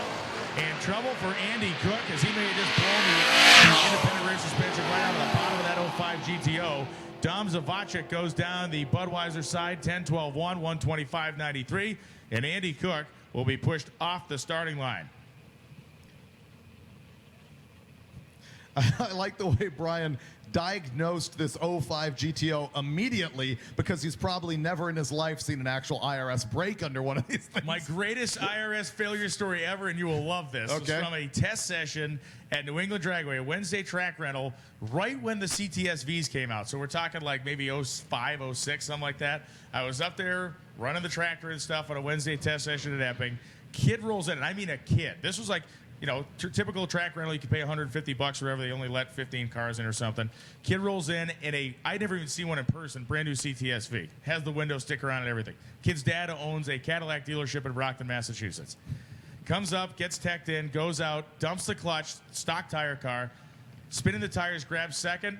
The tire goes into this crazy wheel hop type deal, and it breaks the center section of the IRS blew up. It's cast aluminum, chunks, pieces, ring gear, destruction. The kid gets out of the car, looks behind it, and immediately openly weeping. Like, oh my God. Starts crying. We pushed it out on the road. I pulled it out with a tractor, left it on the road. He called the tow service, and I don't know what he did from there, but it was clearly an inventory car that he just took out of the lot to screw around with, and he blew it up. Warranty. Yeah. Daddy, no. So racers leaving here, exit right where you came in on 601. At the first intersection, you got to turn right onto 18 West. Racers, this is a clarification directionally for you, and it is an important one. You're going to leave the gate you came in, make a right when you make a right when you're leaving, and then make a right onto 18 West when you leave. That is an important note for your directions. Make sure you're heading 18 West, which is when you get to the intersection, make a right. You want to leave with the racetrack on your right-hand side. If you leave on the left-hand side, you'll end up in, I don't know, Missouri somewhere. Les Smith in the left-hand lane in that orange Nova is currently number 2 in Pro Street Power Adder. He's right behind Mike Roy. He's rolled 789.2. We've been seeing guys improve a lot. Bob Williams went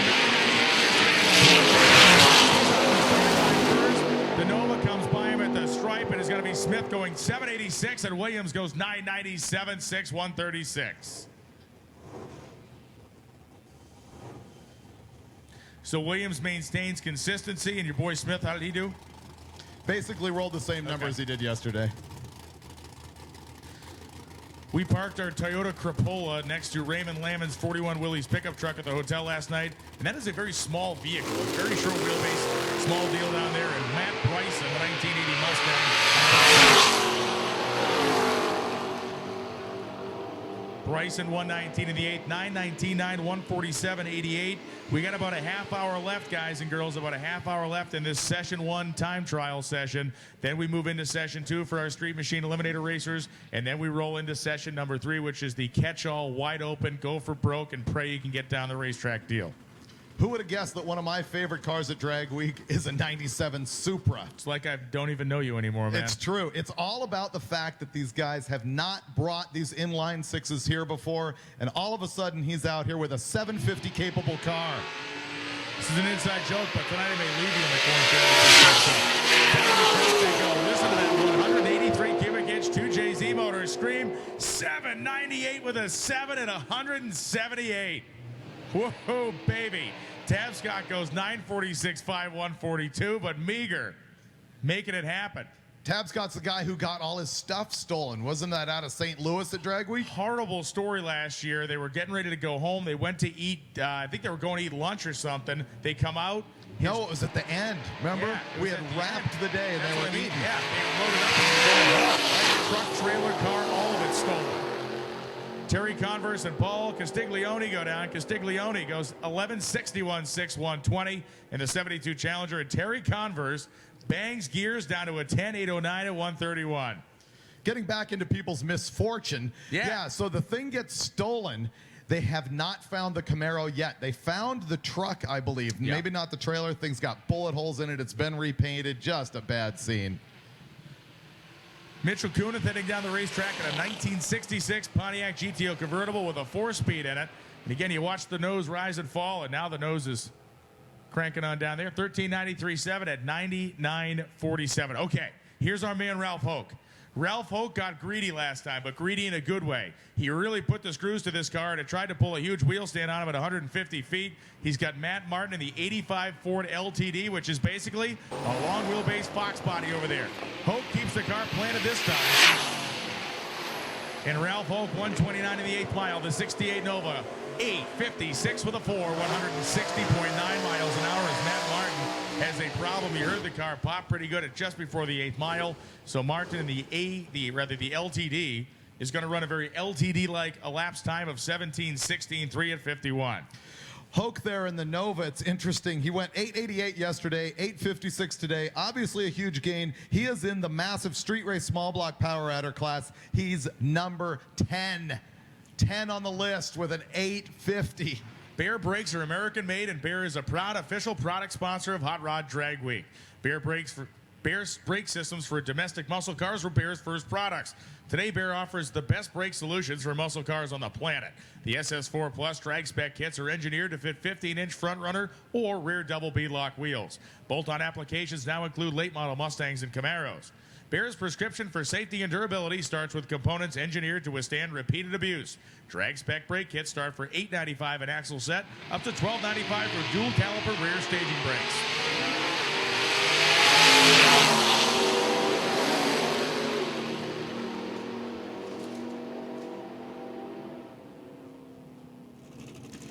What we saw there, left-hand lane, a 1010 at 131. Right-hand lane, 1061 at 125.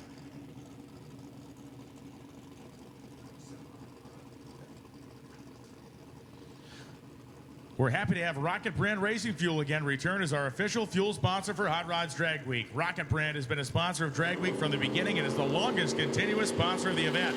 Help support our official fuel supplier by displaying Rocket Brand Racing Fuel on your car. Rocket Brand Racing Fuel is the official fuel for motorsports. On the left-hand lane, the Nova rolls 841 at 162. On the right-hand lane, the LS-powered 10 Challenger, 896 at 162.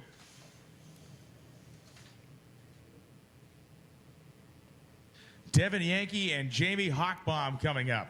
Oh, that was Jamie Hochbaum. That was the last This is class. Jeremy Heiser. Heiser, the stick shifted 91 Trans Am GTA.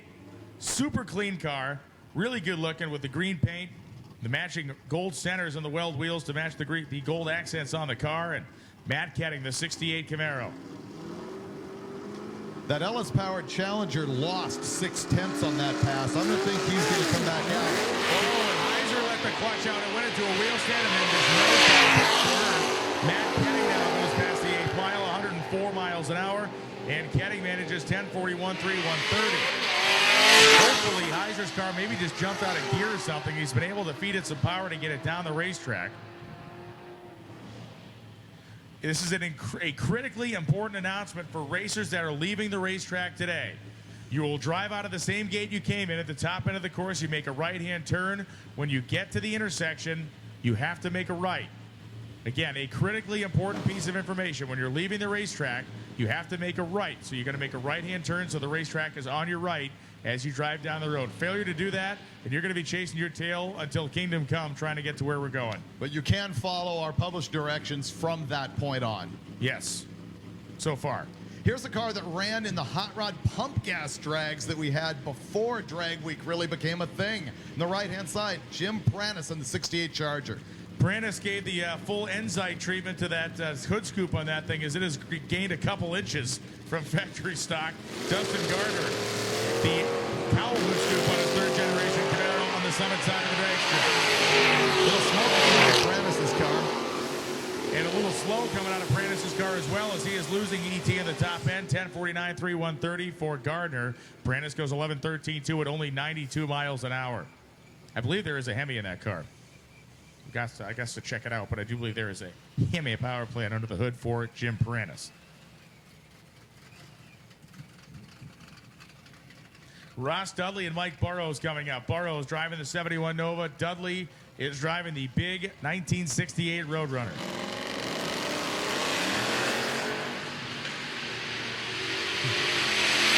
Dudley was out with a huge reaction time advantage, but all the power sits under the hood of Mike Burrows. Burrows goes 9:02.11, 156.08, and Ross Dudley goes 12:02.6 and 103.29.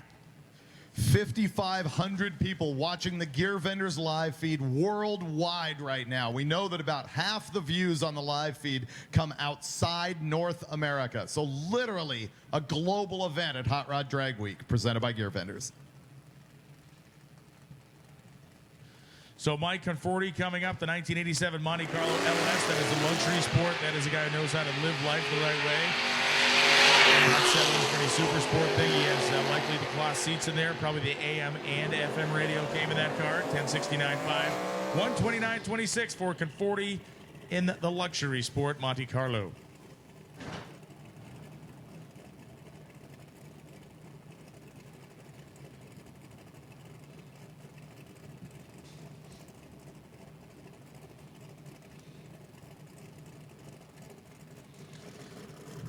And here we go with Dan Seitz and Shane McClellan lined up side by side. This is good. This has the potential to be a really good side-by-side matchup here. McClellan, the 62 Nova, and Dan Seitz, the 88 Mustang.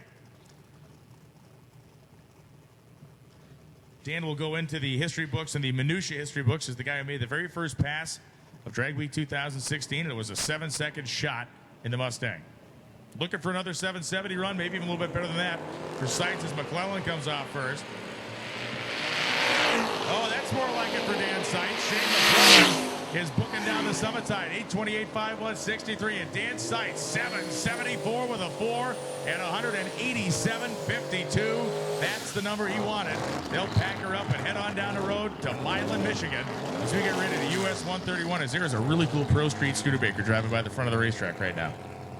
1990s time warp action right there.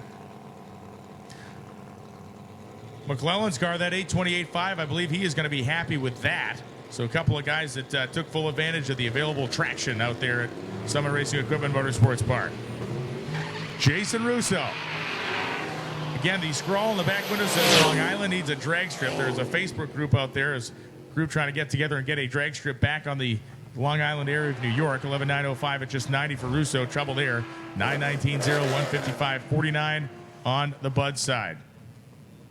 Frank Romano, the stick-shifted 55 Chevy 210. Who ran a personal best yesterday. Of what? 995, 138. Nice. This is a just over 500-inch big block Chevy. Naturally aspirated with a stick. And it is wound tight. The thing was kind of weird coming off the starting line. I don't know if it drove through the clutch or what. Romano goes to the top end, 11.56.7, 98 miles an hour. Yeah, not really the run he wanted there. I think he was just kind of motoring it out the back half of the racetrack, but the front half did not go as scheduled. Yeah, 157, 60 foot.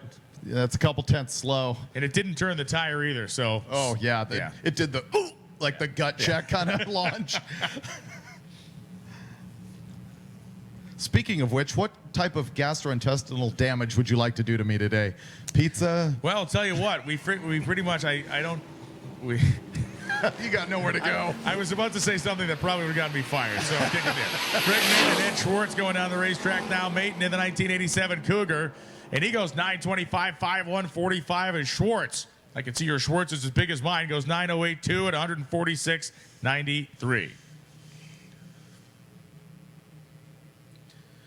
There's pretty much a scorched earth situation as far as the destruction wrought amongst your gastrointestinal deal yesterday. So I'm not sure.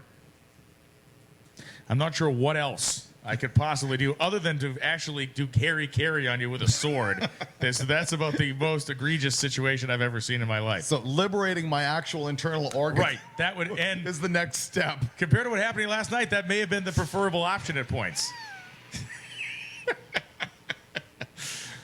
Holy smoke. So the Durango going to run down the summit side just to make sure we are clean over there.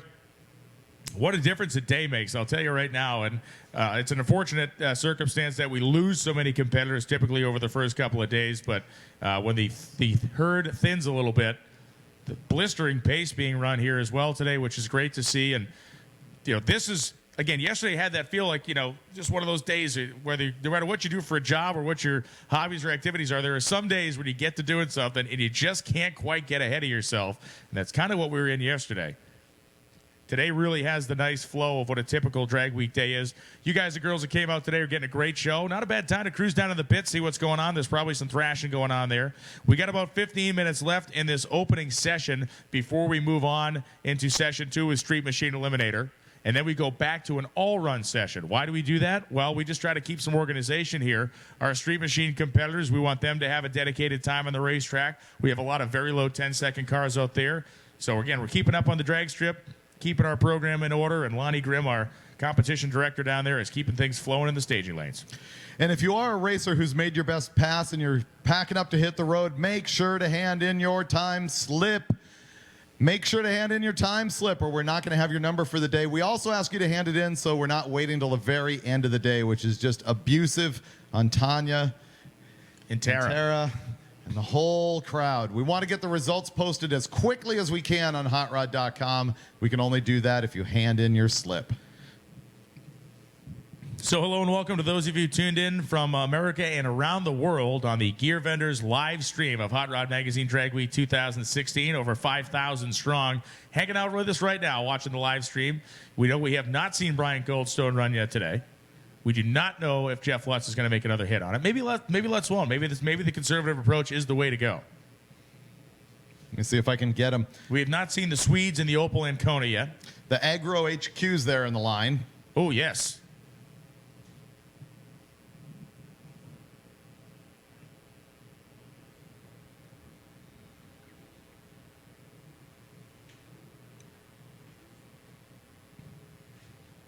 So if those of you out there in the live feed, if you have any questions for us, you want to throw them at us, we'll throw them in the comments section. We'll do our best to keep up with them. We'd prefer the comments to involve drag week and drag racing. as opposed to whatever mental topics are flowing through there right now. Brian, have you ever seen YouTube before? You know what, I have, but to see it live is even more magical than it is to see it in the stasis of the timed out comments. Thinking about the Jeff Lutz situation, I just asked him if he was going to make another hit. I'm thinking no, because he's so far ahead of the pack right now, and he knows that his shelf life at Drag Week can be fairly limited. I think he's going to take the long day and try and make it to the next track without killing himself. I may name my next band that. The Jeff Lutz situation. Jeff Lutz situation? Yeah, that may be the name of the next band. Like Jack Lord's Hair? That was a band. Yeah, I asked him on text, are you going again? He just sent back, no. Nope. There you go. That's a smart move. People are asking why we're only saying Denmark. We have not only said Denmark. We have recognized Sweden, Denmark. We've recognized our racers from all over Europe and Australia that are here this weekend, as well as the boys from Sweden on the starting line right now. We mentioned the Opel, and it has appeared. Jeff Lutz backed out in front of Wade Mark.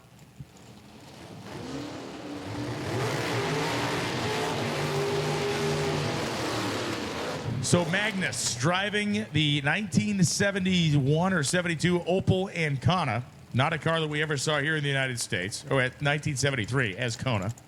And Bill Fowler, the 1987 Mustang, former California Highway Patrol car. Fowler running naturally aspirated Ford big block in there, makes a ton of horsepower, but Magnus Frost has multiple stages on top of a Chevy Rat motor. Fowler in the right-hand lane, our host from Bear Brakes. Yes. A sponsor of Hot Rod Drag Week. So you can see the nitrous being purged from the top of the motor as Magnus Frost inches this car ahead.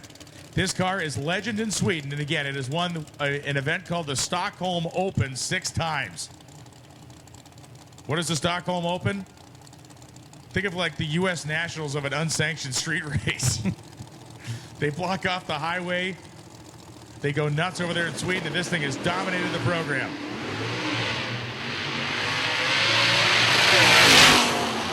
And Magnus has not left the starting line yet. Bill Fowler's going to get to the stripe, goes 10, 10, 8, 147. Sounds like there may be trouble with that thing in the drive line somewhere. Or not. He left it high gear, it sounds like. That thing is not shifted once.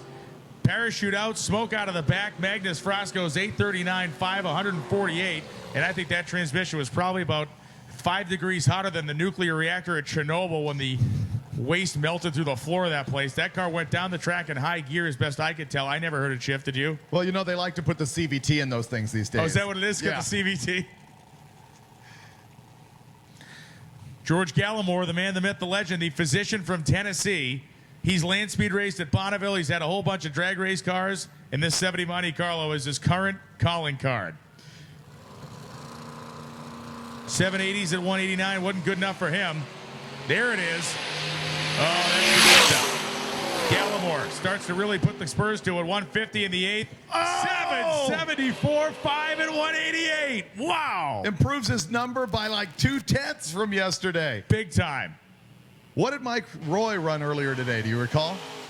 We'd have to go back and check. I'm not sure. Roy, I believe, ran in the 770s as well. Or he ran a 60 or something.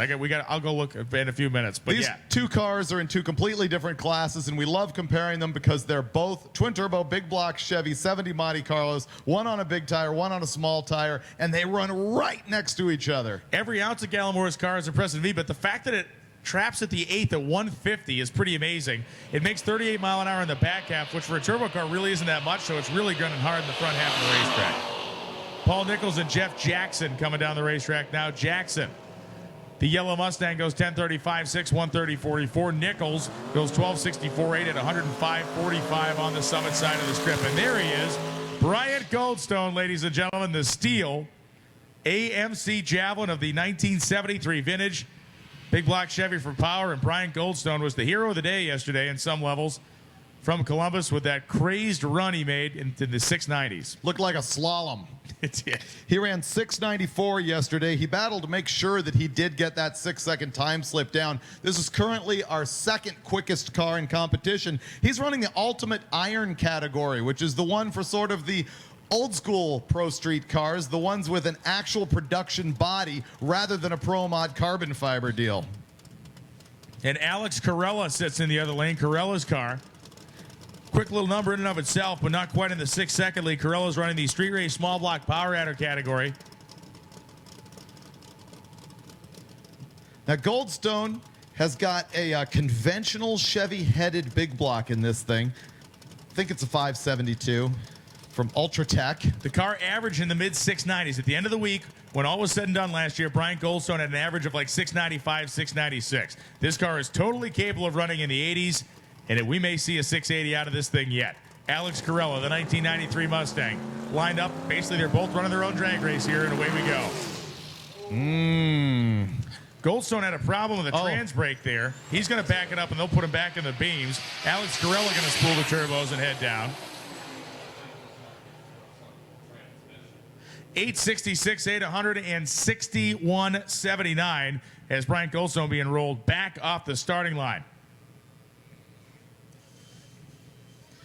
And the thrash begins. They have to go Yeah. figure out what went wrong, fix it, and make sure to get down the track today. Now, he stays in competition because he broke the beam, didn't he? So he gets a 20-second time slip for doing that, which effectively puts him out of competition. So they need to get in the pits, fix this thing, get back out here in the all-run session later on today, and hope that he can keep his number, because it'll get really interesting if he doesn't. All of a sudden, we've only got one big tire car left at the top of Hot Rod Drag Week, and that would be Jeff Lutz. So we're going to watch this one closely as the day goes on. One of the things we did not see in Columbus yesterday was anybody breaking driveline parts on the starting line, and we have seen it now multiple times here at Norwalk today.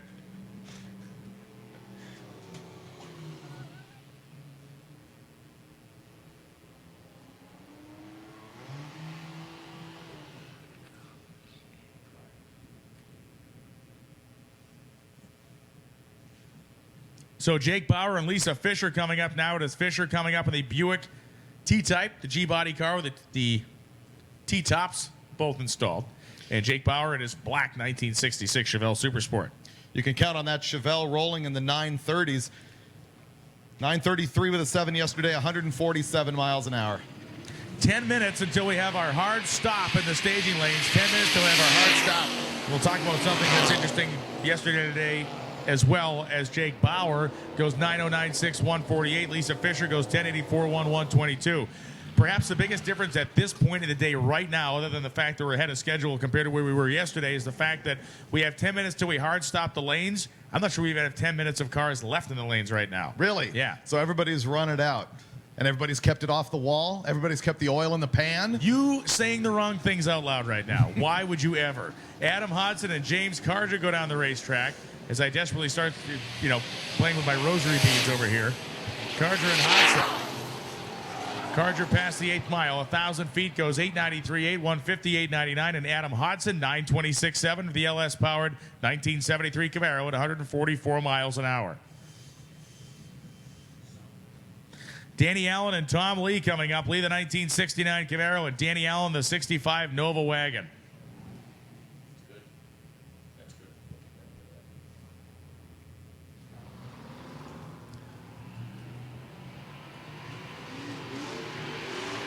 Lee's off the starting first, and once again, Allen has the problem at the top of first gear where the thing doesn't want to shift. Manages to only clip the rev limiter for a second. Goes 10.08.5, 146.96. Tom Lee goes 12.36.5 at 111 miles per hour. Rich Guido, 1965 Pontiac GTO, and John Dodson, the 1980 Malibu. 65, the lightest year GTO ever produced.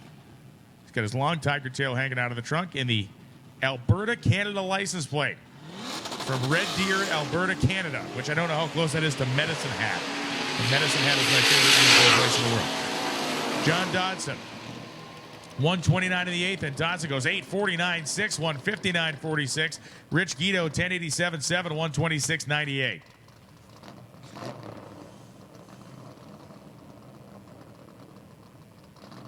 Dave Hoover is driving his 1964 Tempest. We saw him make a low 11-second run earlier. And Bobby Ritchie, the 1988 Camaro. Ritchie got backed off the starting line last time.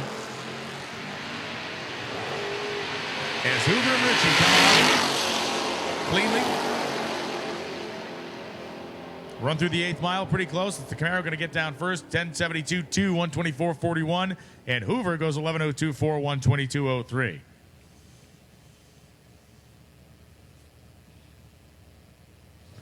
Again, the primered gasser rolls up on the Summit side. The 1941 Willys.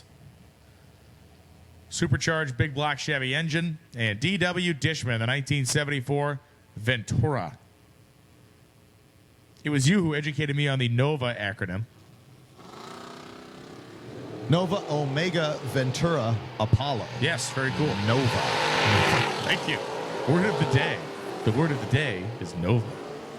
Alexander and Dishman. Alexander goes 10:37.8, 128. And there goes D.W. Dishman, 13-12.3 at 101.58. It was back in the 1990s that Dr. Dre sung so eloquently about the three-wheeled motion. Well, We got three-wheel motion coming up for you on the Summit side of the racetrack, but it is not because of hydraulics. It is because of the wild suspension setup of this Holden Monaro from Australia. You saw the nitrous being purged out of the stack-injected big block Chevy engine of Greg Trapnell's 1972 HQ. I guess it would be a Holden HQ coupe. And unfortunately, that HQ coupe is bleeding out on the starting line. They've had to shut it off. Jeff Lloyd, the 66 Chevelle, is going to have a solo shot down here. And you can see the puddle that is sitting under Trapnell's car.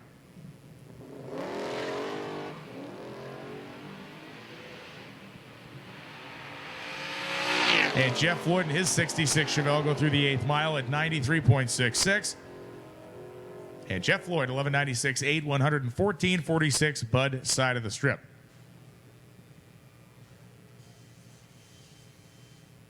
Starting line staff right on the program here with the mops. Little lacquer thinner. Bada bing, we'll be back in business. I love the white pants and stuff at Orange Sports Park.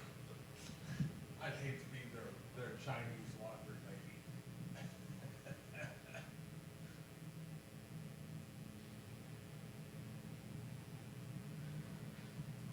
So of all the stuff that this event, David, you were like one of the guys, or the guy maybe, who was instrumental in getting this whole ship out of the dock as we're talking about Drag Week. The international flavor of this thing has got to impress you a little bit or blow you away. I mean, you got guys shipping cars from countries all over the world to compete. People credit me for having invented this, which I did, but for many years I've felt really far removed from that, because 100% of this has been made by the people who are doing it. Absolutely. And I can't even begin to pat myself on the back for the accomplishments of what must now be 1,000+ racers who have participated in this event over the past 12 years. Boy, yeah, I didn't think in those terms either. This is the sheer number of people who have come out here and thrown down. If it's once or every year they've been coming out, you're right. There goes Al. Speaking of that, Alan Van Walsum, one of our racers from the Netherlands, is leaving down the road in his 1969 Camaro, which he, of course, shipped across the Atlantic Ocean to compete in.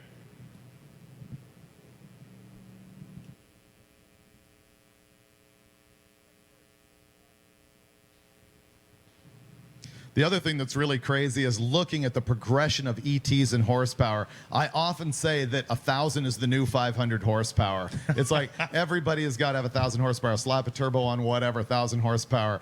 It's just, the technology is nuts compared to what it was when we were first looking at the origins of fastest streetcar racing. Chrysler Slant 6,000 horsepower. Sure. 232 Enough and boost. 6,000 horsepower.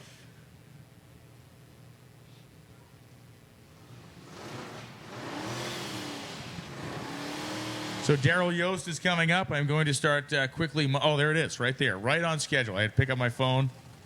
Lonnie Grimm says, who's going to make it? Who's going to not make the hard close at 11? Interesting, Lonnie says. Session 2, Street Machine Eliminator to the lanes. You get 2 minutes. Do not come yet. Street Machine Eliminator, we're going to call you in 2 minutes, so be ready. We're going to make that call. We don't need you yet. You got 2 minutes. 2 minutes till we call you to the lanes, please. Of course, if you're here at Summit Racing Equipment Motorsports Park, you got to take advantage of all the trappings of the place. A pound of ice cream for $1. One of the signature pieces of coolness that this place offers, and it's great ice cream as well. Get down there and get some ice cream today as Daryl Yost and Kevin Fangman come off the starting line. There goes Daryl Yost. He's got 950s, having to pedal the thing and fight with it, and Yost is on a smooth as glass pass. 899 with a 2. 156.46 for Daryl Yost. You're going to have to need a sledgehammer and a chisel to chip the smile off that guy's face when he gets that time slip saying 899.2. Gorgeous run for Yost. 1039.5, 132 for Kevin Fangman.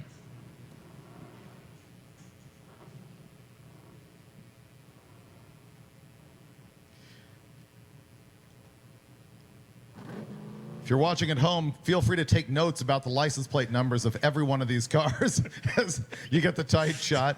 What's really cool is that Jay Angel's got their production team down there roving on the starting line so you can see right up close to a lot of these cars. Greg Trapnell's car doing almost what it did yesterday, an immediate kind of launch and then a lurch, if you will, as Josh Norris goes 10.05.6, 133, and the Aussie 1972 HQ Coupe goes 978.4, 148, but the first 60 feet kind of ugly at 1.84 seconds. That, ladies and gentlemen, is a burnout. Brian Jensen straight across the starting line is 1977 Tirana, frying the rear tires in fine fashion. Sean Brumley, the 1998 Camaro on the Bud side. That is not a Vega. That is not a Vega. Don't you dare call it that. I don't even think Vega parts would fit. I don't know what, if any, chassis similarities those cars share with any American cars. I think they were all on their own kind of platform back then.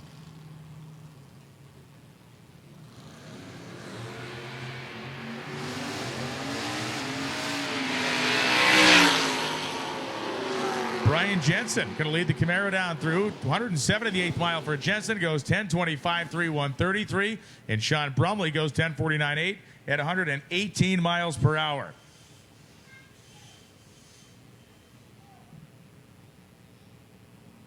Troy Clark is back up in his 1930 Ford. He is in the water box. He went in the 8s last time, and now it's Danny Roberts and Kelvin Poe coming up. Gotta love Poe's 1964 Pontiac Grand Prix. Fiberglass rear bumper on the car, but I don't know what else is glass on the thing.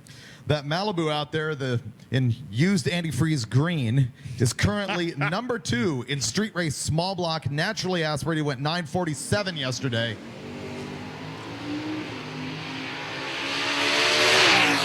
How far is he behind? 300ths. 9:55.7, 137.40 for Danny Roberts So he's not going to improve. in the Prestoline Malibu. 11:68.4 at 116 miles an hour for Kelvin Poe. I see that he lists his color as rescue green. That means that's actually a Jeep Wrangler color. Oh, see? There you go. He's a body guy, so he definitely put the right paint code down. So Troy Clark went in the 8s with his twin turbo, 380-inch powered Ford machine.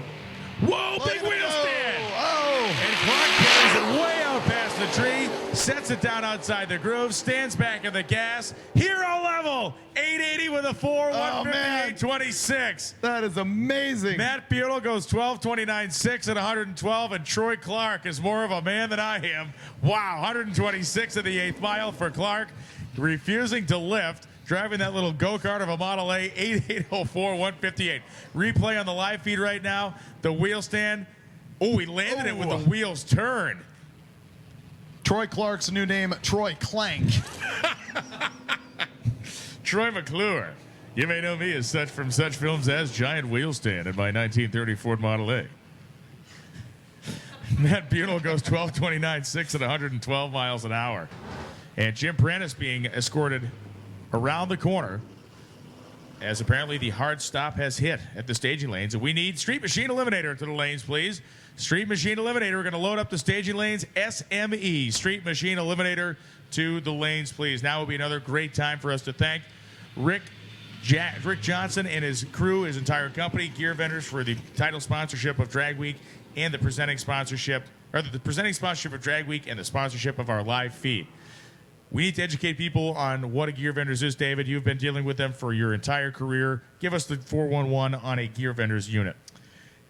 It's like a little 2-speed transmission, kind of. It has 1-to-1 and 0.78-to-1. It's a planetary gear set that adapts to the back of any existing transmission. And I say any, I mean any practical transmission that you would want to use. Yes. Front-wheel drive, not so much. But if you have an actual car, you can put it behind a Muncie, you can put it behind a Torque Flight, you can put it behind a 4L80E. I believe he is. You can put it behind a Lenco now, too. You can put it behind a Lenco, you can put it behind a G-Force, I mean, whatever. And you can remote mount them.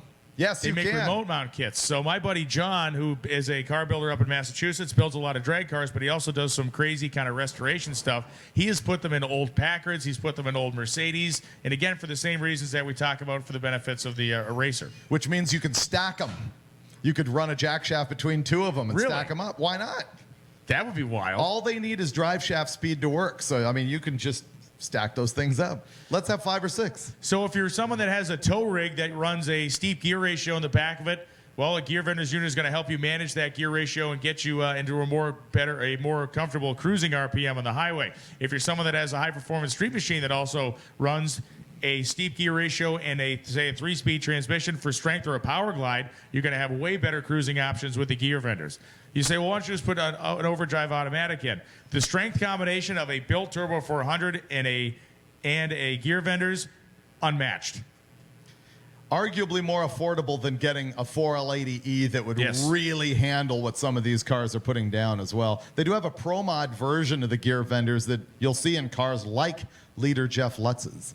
In fact, there's 77 cars here at Drag Week that have gear vendors units in them.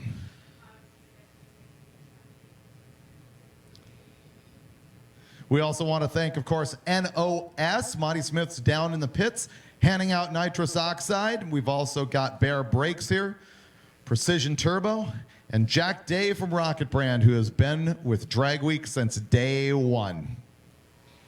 I've totally annoyed the international contingent by messing up the name of the Opel Ascona. Okay. I was calling it an Ancona. Apparently, I mentioned it as an Anaconda. one time. Yes. So the Ascona. It is the first and potentially only time I will ever see one of those in my life, but I will commit it to memory. You say Ascona, and I say Ascona. Let's call the whole thing off. So we're drag racing here on a Tuesday morning, and what's better than that? Nothing is better than that, as we are waiting for our Street Machine Eliminator competitors to stack up in the staging lanes, which they are doing handily. And if you think you've seen it all so far, you have certainly not. Everything from Jeep Cherokees that have been swapped onto half-ton Chevrolet truck frames with turbocharged Gen 3 Hemis, to classic muscle cars, to pickup trucks. You name it, we got it in Street Machine Eliminator, and lots of it runs low 10s. You talk about the international flavor of the people here on site. You watch the live feed, 5,500 people watching right now. Because people come in and out of the live feed all day long, by the end of the day, we generally see 50 to 65,000 people worldwide have watched what's going on here at Drag Week. About 50% of those being outside North America. It's not that I'm looking too far ahead in the future, but where are you heading next after we're done with Drag Week? Where is the next roadkill, adventure, and or misadventure or calamity happening? You look at me as if I know that answer. Oh, you know, okay. No, I have such trouble remembering. I know that I'm in the middle of a 5-week run out of town. We just shot a roadkill.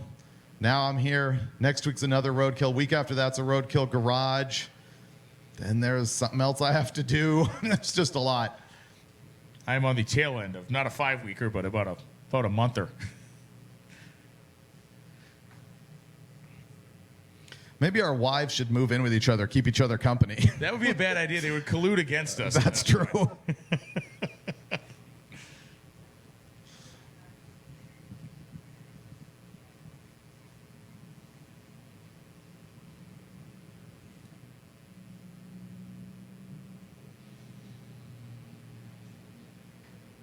So countries from South America tuning in on the live feed. We have Brazil, folks from Brazil watching.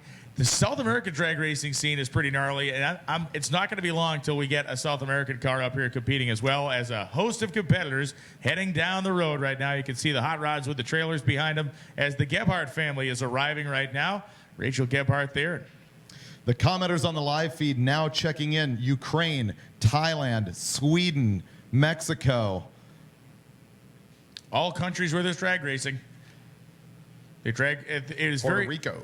It's virtually impossible to name a place in the world other than the North Pole and Antarctica that does not have a drag strip. Vermont.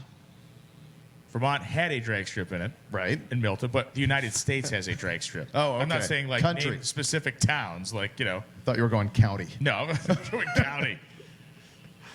No, there are active drag strips in virtually every country you can possibly dream up or mention. The countries like Aruba, an island that is basically 18 miles long and 8 miles wide, has a quarter-mile drag strip, which is a percentage of their actual land that's dedicated, Last night we put another notch in the belt of our obsessive-compulsive drag strip Yes. habit, Yes. which was seeking out old abandoned tracks. We found one in the middle of nowhere that looked like not much more than sort of a soft spot in the woods where there had once been a clearing. The old track that appears to have been closed in the late 50s. It was out here in Ohio. Potter Drag Strip.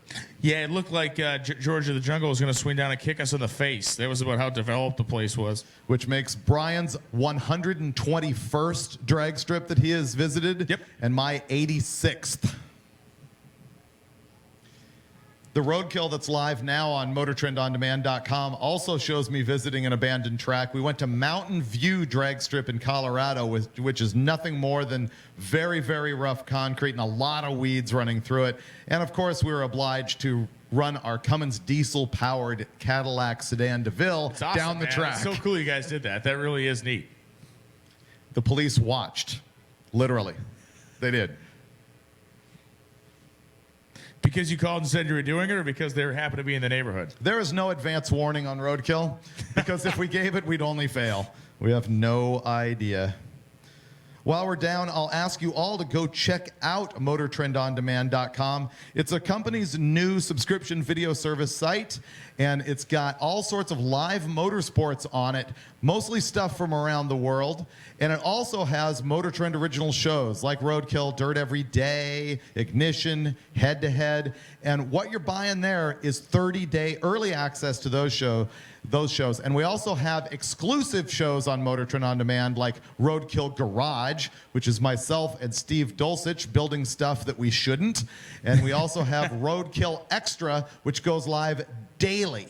It's a 5 or 10 minute video daily around roadkill-y kind of stuff. And if you're completely unfamiliar with Roadkill, go to YouTube, search Roadkill. You'll get about 56 or 7 episodes so far that will pop up. It's a video series that I do with myself and Mike Finnegan, and it is just two moron car guys having fun for no reason, and that's the extent of the plot. It is the Seinfeld of automotive shows. Seems to be working out okay, though. The genius of it, I think, is the fact that we don't know what we're doing, and so there's no planning and there's no script. It is not fake reality TV. What happens, happens. And that's apparently entertainment. People connect with it because it's like, I could do that. I mean, if this chump can go to a junkyard and drag a car out that hasn't run in 40 years and get it on the street, I can do it. So it's fun things like that. We took a 1950 Ford dump truck, shortened the wheelbase, put a blown big block Chevy in the back, and did massive wheel stands. Insanely massive wheel stands. And the slow motion video of that thing standing up on end is highly entertaining. So if you don't know Roadkill, then the rock you're living under obviously does not have internet access. Actually, I'm wearing my Stubby Bob wheel standing dump truck shirt today. Back in action. Back in action in a social media update here. Unfortunately for Adam Dory, the transmission has blown up in his Malibu, so Adam Dory is calling it quits. It's tough to see the runner from Colorado in the Malibu hanging it up, but he said, you know what, we're at a point right now where we're not too far away from our truck and trailer, and now's the time to call it. So tough break for Adam Dory. Transmission failure in the Malibu is going to end his drag week. Les Smith, the 1967 Nova, rolls up on the Summit side of the drag strip. And he is in Pro Street Power Adder chasing Mike Roy. He is in the number 2 position currently. If he wants to get to Roy's kind of numbers, what did he run earlier? He ran a 769 yesterday. He improved that today. Yeah, I believe it was a mid 760. So Smith's really going to stand on it. Breaks the tire loose early in the run. 144 in the 8th mile, and Smith with the tire spin goes 8:17.6, 183. That would have been a run likely down in the O's somewhere. Brian Peterson and Troy Lee coming up. Troy Lee, the 1966 Impy. Brian Peterson, another of the racers that shipped his car all the way across the ocean to compete here, the 1980 Corvette. I believe coming in from Denmark. And Troy Lee, the 66 Impala.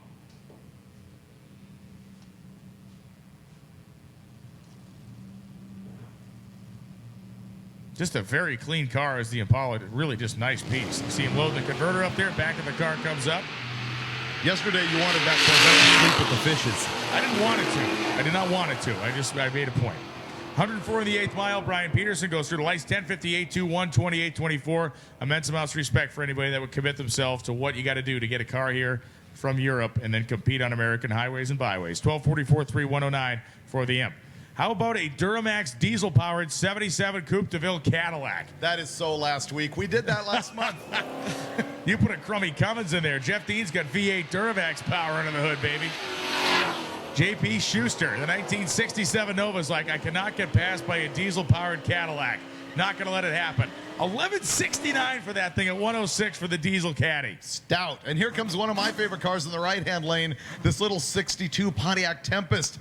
I like the 440-inch actual Pontiac motor with a tunnel ram, with patina, with a solid axle. No more transaxle, no more rubber drive shaft. JP Schuster in that last run went 1147.9 in his good-looking 67 Nova. You don't have to bring up old stuff. An odd car, and I've never seen a four-door 1970 Torino on a drag strip until this week. And Dustin Allard is driving his on the Summit side. With a small block Chevy in it. Oh, with a small block Chevy in it. Clearly two of the best-looking cars on Drag Week sitting right in front of us. Full-on beauty contest.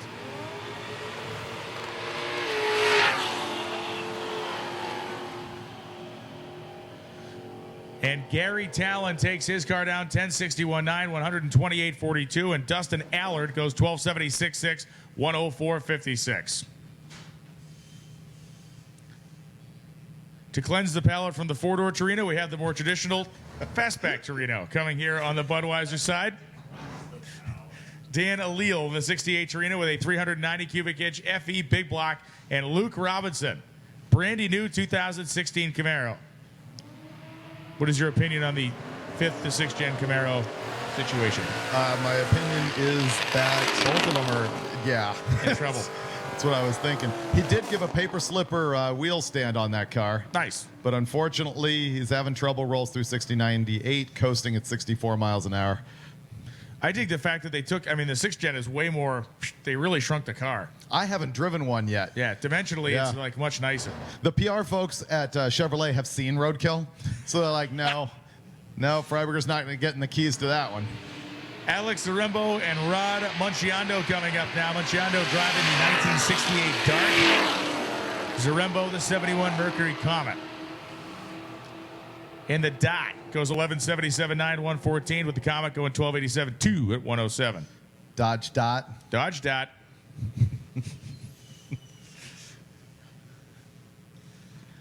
So Zarembo 1287.2, 107, and up comes the sleepy-looking Chevrolet S10 pickup of Jeremy Ferguson, the 1991 model, and Greg Bell, the 1994 Mustang. That's a pushrod engine car. Remember, 94 and 95 were the pushrod motors, or late 95, I think, is when they started sticking the overhead cam engine in. Brian, I'm probably going to head out for a little while. Are you going to be okay? You know what? I'll be okay. You can cover it? Yeah. Is there like an empty chair you can place in your spot so I can simulate you actually being here?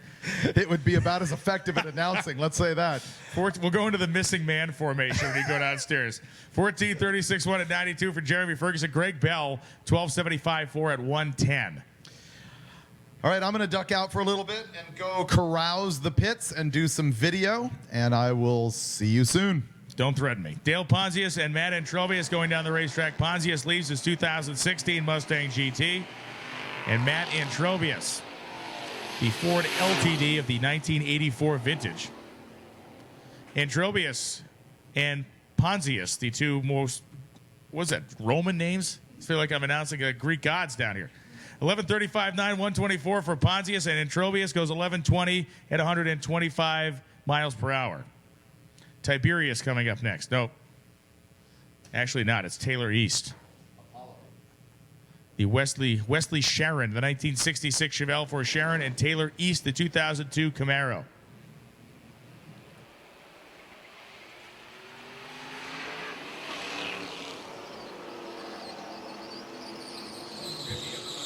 The 2002 Camaro goes 13:34.1 at 112 miles an hour, as Wesley Sharon goes 16:026 at 91.94. Here comes Ed Ursus. Ursus from the CP Pistons Company out there in Oxnard, California, and Alan Roberts coming up the 1970 Chevrolet C10 pickup truck. Ursus's car has run in the 10s. Remember, now we're in Street Machine Eliminator, so what's going on now is we're essentially, for lack of a better term, qualifying these cars. Street Machine Eliminator, we run them down during the week. When we get to Friday, the quick 32 go into a bracket race format. So the quickest 32 cars are, we're trying to figure out who the quickest 32 are over the course of the week. And Ed Ursus, if he keeps this up, will certainly be one of them.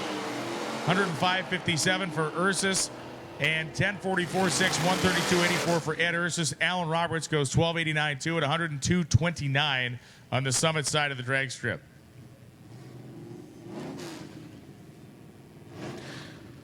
Last year, that bump spot for the quick 32 was somewhere in like the 1040. So you got to have something that's a pretty good sprinter to make the quick 32, but everybody's out here trying. Ernest Brown and Brandon Sherman coming up. Sherman, that forest green 1970 Chevelle, and Ernest Brown, the truck he calls Heavy Metal Thunder. Went in the 13s yesterday, the long bed 1986 C10 that has certainly led a working life by the looks of the bed. Hanging on the rear quarter panel of the Chevelle, and I'll tell you what, that truck's not going anywhere, and it may actually be trying to pull up next to the Chevelle. Really good little drag race out here. 13.77.7 at 97 for Brandon Sherman, and Ernest Brown goes 13.82.9 at 95.09 on the Bud side. Another of our Colorado racers, this is Jess Neal, the 1973 Challenger, and Warren Whitmer, the 1968 Camaro convertible. Whitmer unfortunately rolled through the beams, will get absolutely no data on this pass. So Warren Whitmer will have a blank side of his time slip, even though he's the quicker of the two cars. He rolled through the tree before it was activated. And Jess Neal goes 13.32.5 at 103.05 at the lights.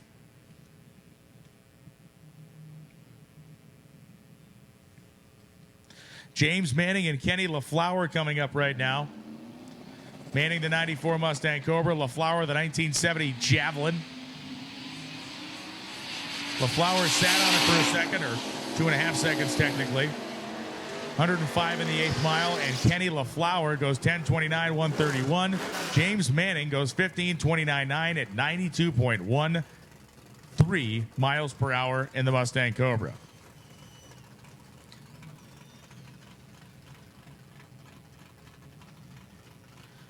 Next pair up, the Falcon of Paul Nadeau, a 1960 model with the custom-built aluminum luggage rack on the roof. Great way to store slicks, great way to store your stuff, and a great way to leave a little bit of interior room in the four-door Falcon. How about Joe Gribbon planting the tire and picking the front end up off the starting line? His 1969 Camaro, blue with the white rally stripes. Gribbon goes 10.65.8, 124.55, and some smoke rolling off the back end of Paul Nadeau's 1960 Falcon. 13.075 at 103.44 for the Falcon.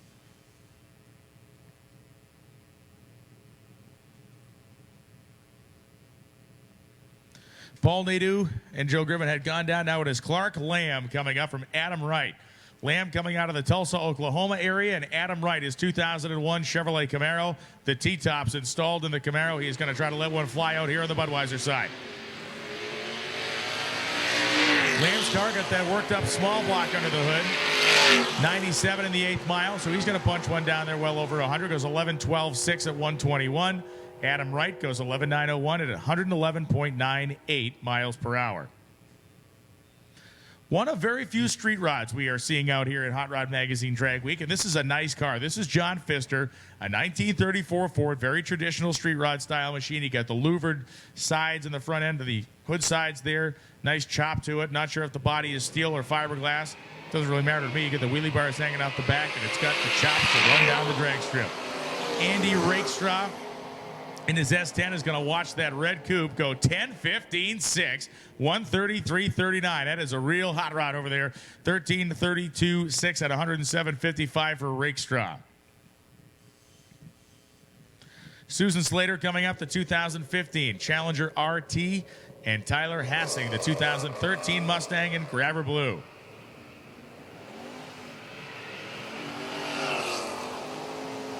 The Mustang going to get the better of the Challenger in this pair as they get down past 1,000 feet, 11.67.7, 119.91. Susan Slater goes 12.35.2 at 111.78, Summit side of the strip. If you like pickup trucks, you're absolutely going to be drooling over Rusty Rivas 1965 Chevy C10. Talk about a classy, great-looking truck. Stance is perfect. Got that hugger orange bottom half of the deal, the creamsicle kind of white, off-white eggshell roof paint. Absolutely spectacular truck. Going to get out right here by Mike Riken. 10.014, 135.61 for Riken as Reeves goes 12.19.1, 111.04 on the Bud side. Brock Sutliff coming up right now. The 1970 Chevelle going to be lined up next to Todd Green. Green driving the 2005 Pontiac GTO in red, and Brock Sutliff in the 70 Chevelle.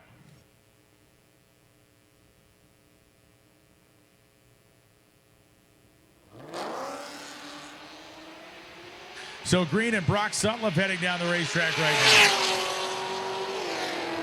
99 in the 8th mile at just 6.99 for Brock Sutliff, and the Chevelle goes 10.94 at 124. 11.93 to 125 on the Summit side.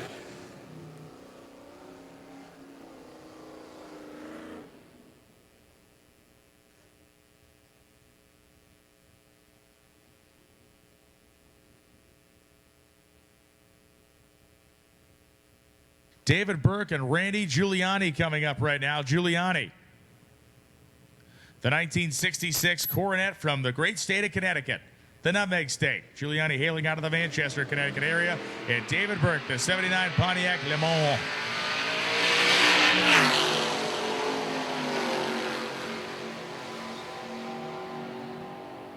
(11:18.1), 120 miles an hour Summit side for David Burke and Randy Giuliani. 11:79.9, 113.56 on the Bud side.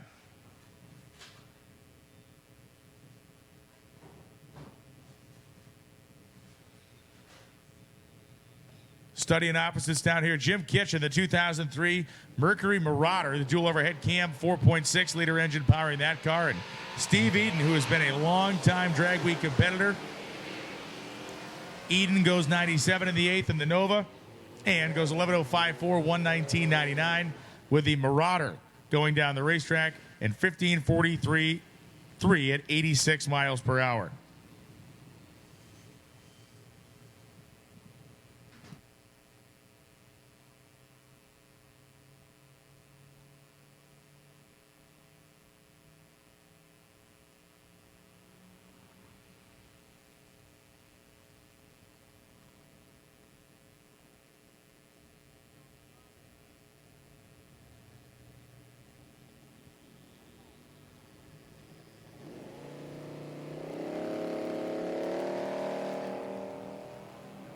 So Dave Pichelle and Charlie Ogle coming on the racetrack right now. And Ogle's car trailing smoke. And man, you can see a bunch of soot coming out of the tailpipes as well. Not that uncommon because the guys drove these cars a couple hundred miles last night, so you get some junk to blow out of the pipes, but still 1186.2, 121. Ogle's car, a 4-speed all the way up until this year where it's an automatic now. 1148.5, 123 for Dave Pichelle, the 87 Buick Regal. Matt Grant, the 2007 Mustang.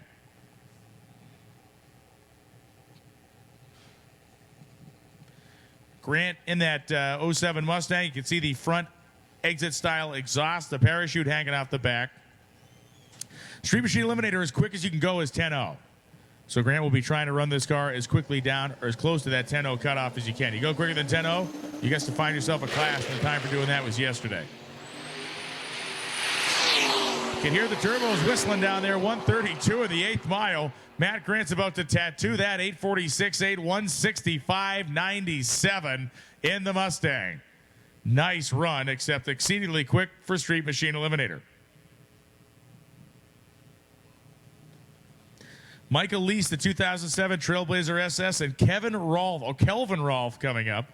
Rolfe is driving a 1978 Lincoln Mark V.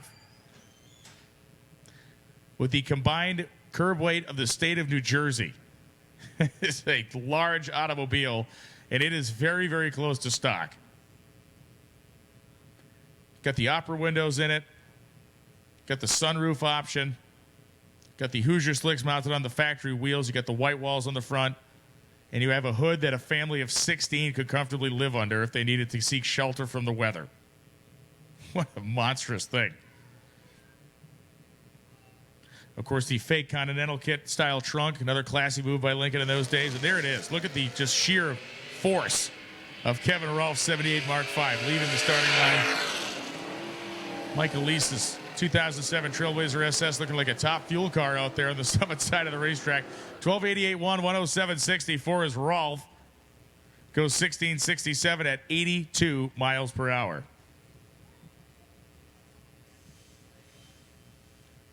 Guy Young and Jeremy Wilson coming up now.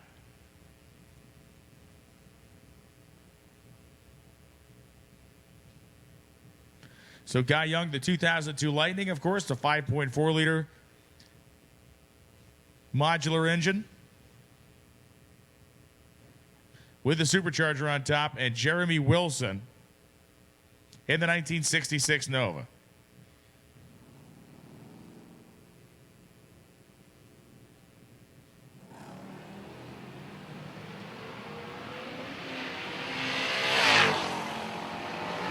And Jeremy Wilson, a much quicker reaction time and a much quicker car. He goes 10:46.6, 127.92. Guy Young spun the tire on the hit, 2.3 seconds to get to 60 feet. The Lightning goes 15:21.0 at 91.58.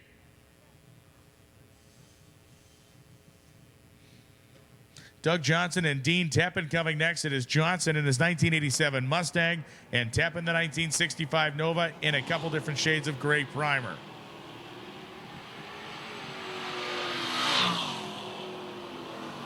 So the competitors will be leaving here at Summit Racing Equipment Motorsports Park and heading to US 131 Dragway in Martin, Michigan, 11:45.3, 121. Dean Teppen, 11:18.9, 121.51 on the Budweiser side. Those of you that live in Ohio know that you can make the ride from here to Columbus in probably an hour and a half if you wanted to push it, maybe even a little less than that, not sure. But we took an 80-mile drive and made it 247 miles last night. As Joel Nystrom, his Hemi-powered 1967 GTX convertible comes up. This car very close to stock. Mike Myers, the 1969 Corvair that isn't.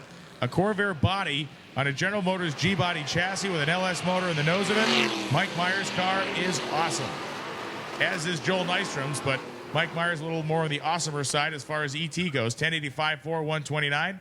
And the Hemi-powered GTX convertible goes 1381.2 at 99. And I told you that thing is very close to the way that car would have run stock back in 1967.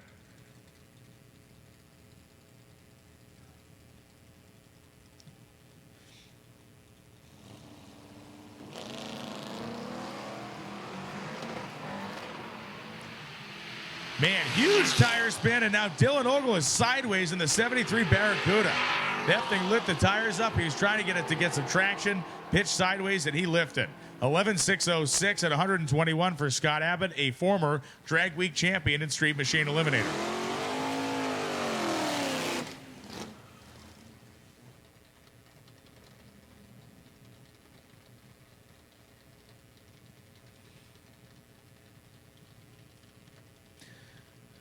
People all over the world tuned into the live stream. They're watching all night, depending on what part of the world you're in and what hemisphere you're in. There are racers, it's the middle of the night in places, so they are glued to this thing. And thank you so much for tuning in. Thanks so much to Rick Johnson and Gear Vendors for sponsoring the live feed. Is Matt Rogers and Jesse Medafrey heading down the racetrack right now. Medafrey, his 83 C10 pickup with a big block Chevy engine. We followed Jesse for many miles last night. 12:17.1, 109.71. Medafrey goes 13:15.4 at 103.77 in the John Deere themed Chevrolet pickup truck.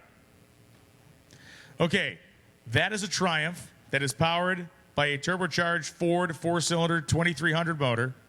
It has a manual transmission and a luggage rack, and it is way faster than you think it is. The other side of the racetrack is a 1962 Buick Special Wagon that was shortened and turned into a two-door. There is no such thing as a two-door 62 Buick Special station wagon, but now there is.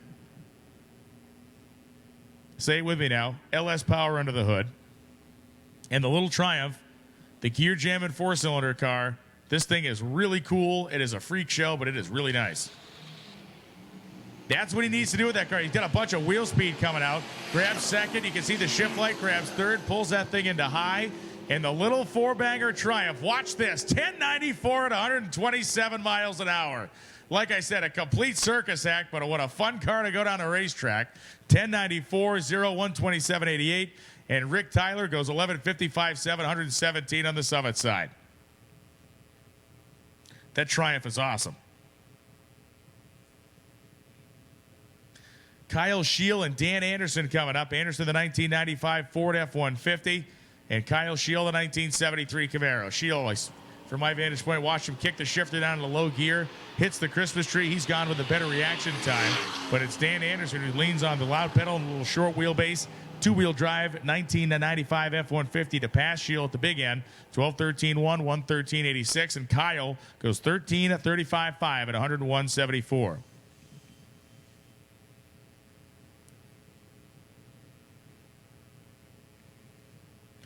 Mike Cardella and David Chapman. It's Michael Cardella and David Tipman, rather, coming up here. Watch Tipman in the 66 Cobra. This guy not afraid to absolutely dump the clutch on this car with big RPM behind it. Pulled the wheels yesterday. Goes again. Oh, man. Oh, man. Good thing he's got a helmet on. He just fired his head off the little roll bar there in the 66 Cobra. Cardella was second off the starting line. Cardella leans into the gas pedal, goes 1092, 124. Tipman, 1270 with a 6 at 100.19 miles per hour.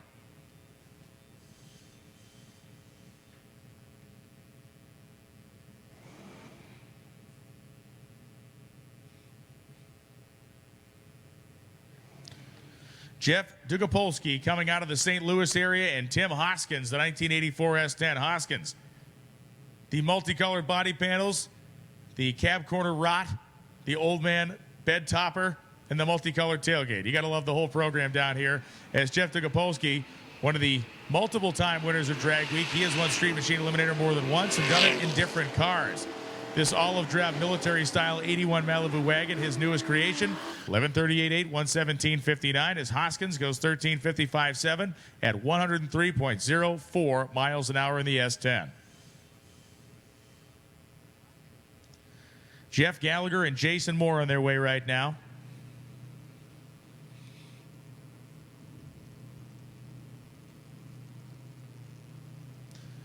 So Gallagher and Moore. Gallagher's car, the 66 Mustang. This is a mean little car.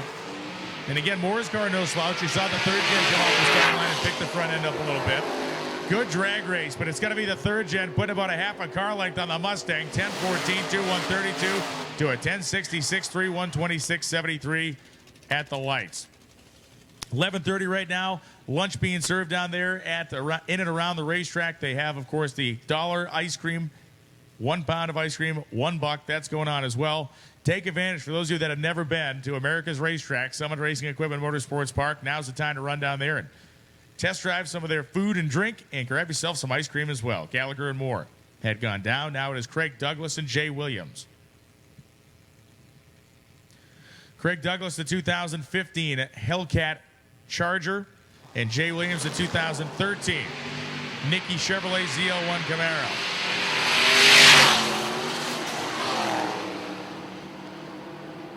Craig Douglas, 1040 with a 5, 132.06. Jay Williams goes 1071.8, 132.57. So Jay Williams hustling down there. This is one of the great sleepers of the event. Kenton Hurst, a 1989 Cavalier. The Z24 model, of course, 3.4 liter V6 of this thing from the factory. And he's got Matt Jones and a 76 Firebird on the Summit side. Not the launch that Hurst was looking for in the little manual transmission Cavalier. 1177, 114. That Cavalier goes 1328.6, 118. It went deep in the 12s yesterday. Those cars wouldn't have gone 12 stock if you drove them off the side of the Empire State Building. So that thing is a little hot rod over there, and it's certainly a unique one as well. Greg Azenga and Raywood Lejeune coming up. Azenga, 83 Jeep Cherokee. It is on a C10 Chevy truck chassis. It has a turbocharged Gen 3 Hemi. Actually the longest vehicle in competition, not the fastest. Robert Goupel heading down the Summit side, 80 miles an hour in the 8th in his GTO. And Bob Goupel goes 14.808 at 101.38. Ben Ross goes 17.76.7 at 77. Patriotic anyway.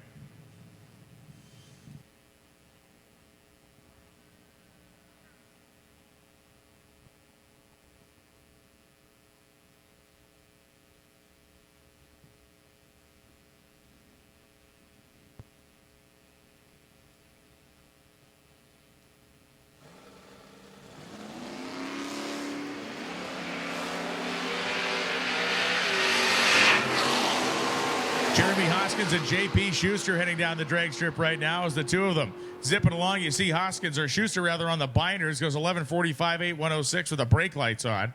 Jeremy Hoskins goes 10.904 at 126.53.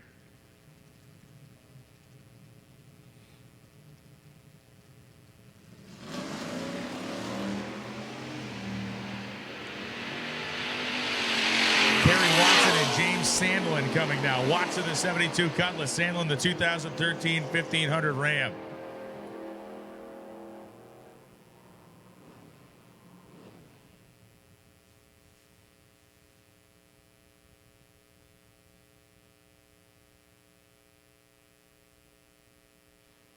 So Kerry Watson 1198.0 111. Sandlin goes 1317.9 at 101.80.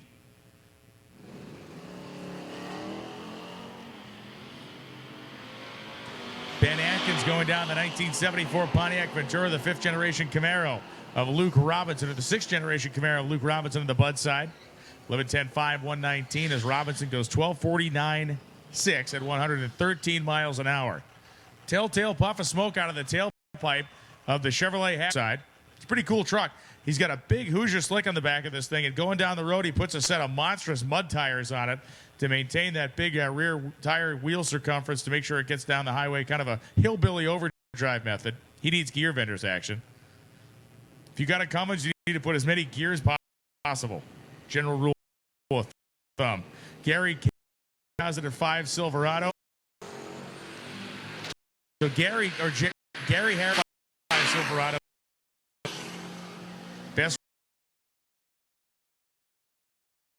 94.21 for the gasser on the side. You that we're telling your boss that you went out early for lunch today, and now you're diesel soot out of the Cummins from Jesse gas station. Some guy was filling up a Kenworth next to me.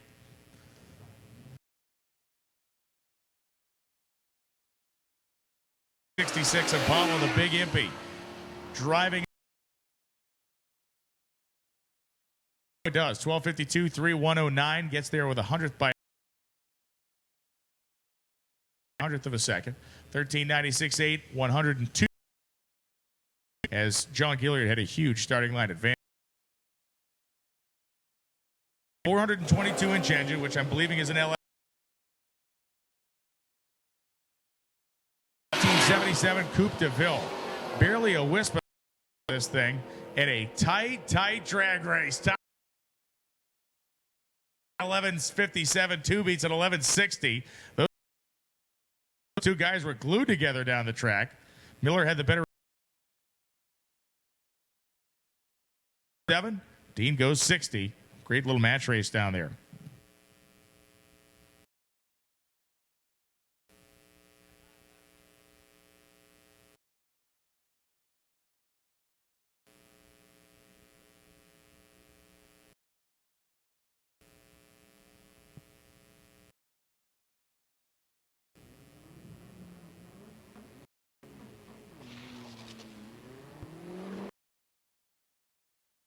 The Datsun goes 18:32.3 side.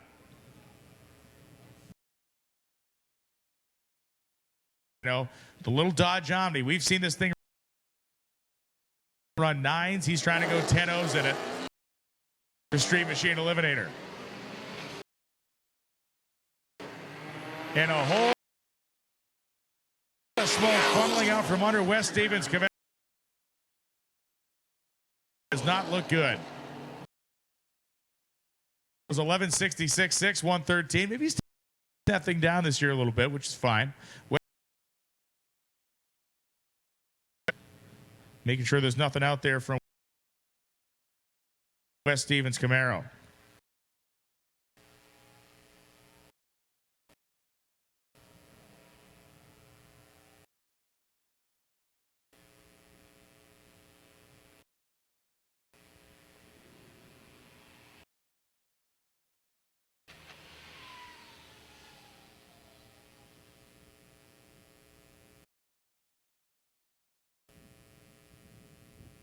HPL synthetic lubricants have been proven in nearly every form of racing.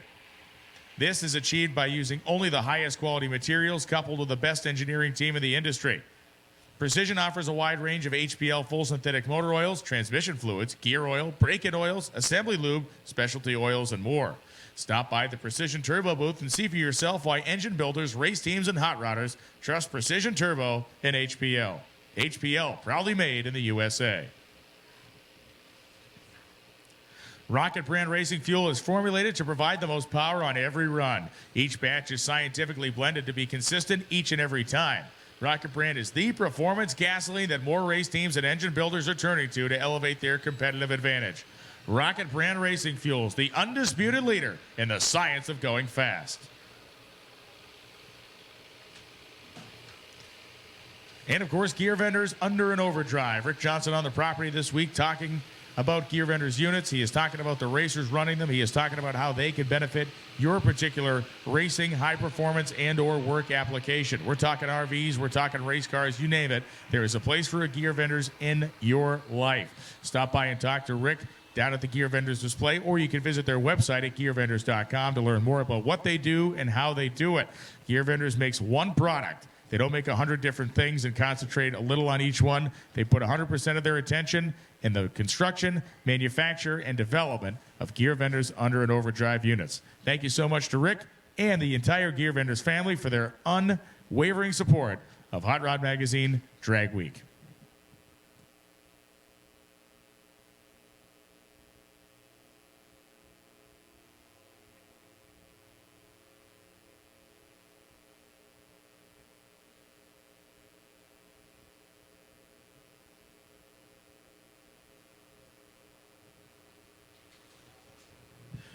So as you can see on the Budweiser side of the racetrack, it is a big one. The scrubbing vehicle is out there. The tractor with the scrubber on it started right at the 60-foot block, and it looks as though it's going to go right to the end of the quarter-mile drag strip here as they are working their way down past 8th mile. We're going to be a couple of minutes. Okay, we're going to be more than a couple minutes cleaning this one up. But again, it's a great time to get out and about and see everything that's going on around the pits and in the facility. We got great equipment, we got great people, but the job does take some time. So we're going to work this 8th mile cleanup, and we'll be back at you as soon as possible. Racers, I will give you an update when you're going to need to get back in your cars, but racers, please do not wander too far off or too far away from your vehicles in the staging lanes, because when we want you back, we're going to want you back quick. Once again, a significant cleanup being handled here in the 8th mile, or the first 8th mile of the drag strip. We'll be back at you in just a few minutes from Summit Racing Equipment Motorsports Park.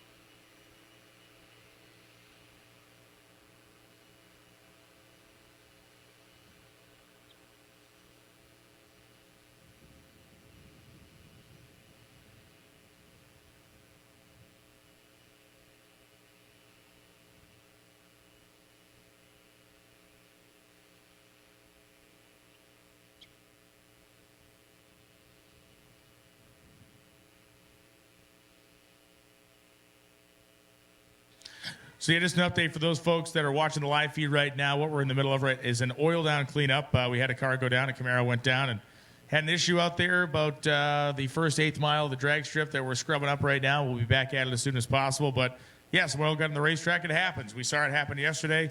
Guys and girls are out here pushing their stuff as hard as it goes, and they break. That is, we saw it break at the highest levels of Unlimited. We see breakage in every single class, every part of the year. So good thing is, the great thing is about this facility is they have all the best equipment that we need to get the job done quickly, and that's what we're in the middle of doing right now. So if you're watching the live feed, can hang tight. We get some downtime here, but we'll be back at it, continuing on with our Street Machine Eliminator session before opening it up for our close them out of the afternoon wide open anything goes session a little bit later on.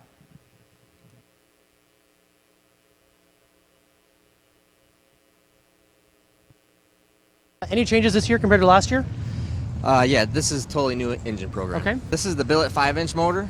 So billet water jacketed block, billet water jacketed heads. It's a pretty elaborate piece. So 5-inch bore 5 spacing? inch, yep, 5-inch bore spacing. Okay. So different intake manifold, different fuel injection system. I did the intake manifold where everything's permanent underneath with the third set of injectors for the street drive. Okay. So that's actually machined into the runners. Currently, of this particular motor, I mean, there's only one. So we don't have a spare head, a spare block, or anything like that. One of the dyno sessions that I've had with it at a little under 4,000 horsepower, sheared all the flywheel bolts on it, and the motor winged up to 12,004 RPM. Knocked all the valves out of it, 4 lifters, hurt rod bolts, hurt everything, and that was a month and a half ago. Oh my God. So I got it all back together, everything's cool, fixed that problem, but this is definitely different. Car is identical, totally different engine package. We don't have 100% sorted out yet, but I think we're gonna be pretty good. This one uses a Holley Dominator ECU. Right now we use Joe O at Hyperactive's boost controller. Those are twin 105mm Wilson throttle bodies. And then I build the Rams. I call that the Ram's horn, twin intake manifold or twin intake. Just on the street, same valve train. Do you guys back anything off? Do you just run? You just keep it at a boost? Is that the plan? Yeah, but this year actually, because I have so much more valve train in this particular motor, a little more camshaft, we're actually going to be changing rocker arms on it. So We're change the ratio. Yeah, we're going to change to a lower ratio. I end up it ends up saving about exactly 664 pounds of pressure at the lifter. So, keeping lifters alive in these things is the key. I mean, that's what 1,600 pounds? 1,600 pounds is what Oh I my end up gosh. saving by changing rocker arm ratio. Okay. Wow.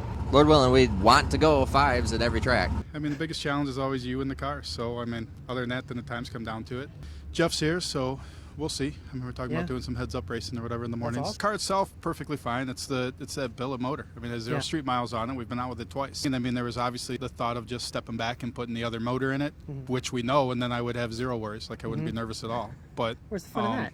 yeah, but obviously, I mean, it's drag week, so I mean, you put it together at the last minute and you hope for the best. I see for telling us you guys winged it to 12,000 and So, yeah, well, then we had to rebuild it. I'm not worried about the chassis, stuff like that. I mean, all the nervousness I had about the car last year, I don't have. It's just the engine that brand new. All right. Well, thanks a lot, Tom. Good luck, guys. No problem, Brandon. Thanks for coming out.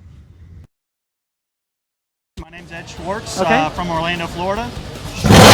Street race small block power adder. Okay. So it looks like a truck manifold. Yeah, stock 5.3, the usual camshaft, springs, rod bolts. So camshaft rings, you said? You just rig out the Springs. rings? Yeah, Oh, rig okay. out the ring. Yeah. But cam and valve springs and a set of rod bolts. That's it. Okay. And so what are you hoping to run? It should run either high 8s, low 9s. So And how about the suspension? How's it launch? new converter combination. See. So Okay. I don't really have any hits on it. I might have to make a test pass or 2 today, try to get it figured out. So what's your race strategy going to be? Make a couple runs, or if you get it one good, you're just going to pack it up? Or? Hopefully just want it done for the week, but we'll see. Okay. If it runs what I want it to run, we'll see. All right, cool. All right, well, good luck. Thank you, you very much. Brandon. Take care.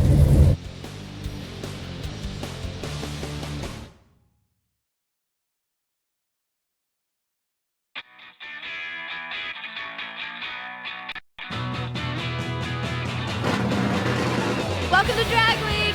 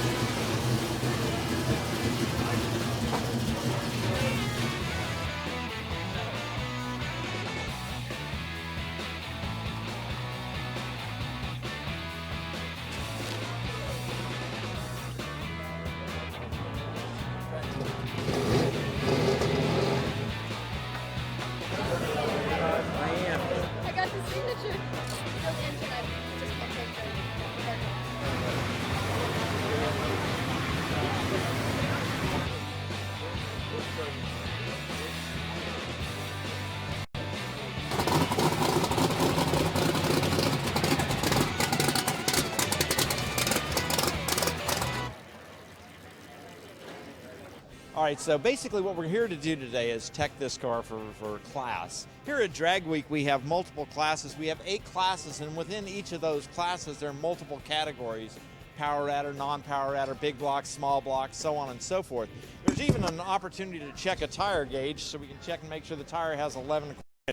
Obviously on the back of this thing that's not necessarily important. In this class though, we also have the opportunity to seal the engine or the hood, which means you can literally never open the hood during the entire portion of Drag Week.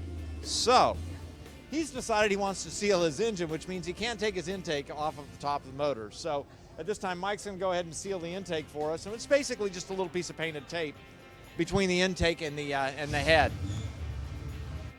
We're actually going to check the VIN number against the car, make sure that the car and the insurance and the registration is in fact the same exact car. Based on the speed of this car, you also have to have an NHRA license. Yep, you've done all that. You checked your lights? Nope. Haven't done Check nothing. your lights. Get all that done. All right, headlights. Left turn signal. Right turn signal. Brake lights. Horn. Nice horn. A lot like a horn, only smaller. There's an NHRA tech that's going to come and do his mechanical tech on the car, so that's next. And we just need to roll it up here, and they'll be right here. All right, fuel cell. I'd like to see it. Tell him to let anybody else hold him. Somebody loses one. Thank you.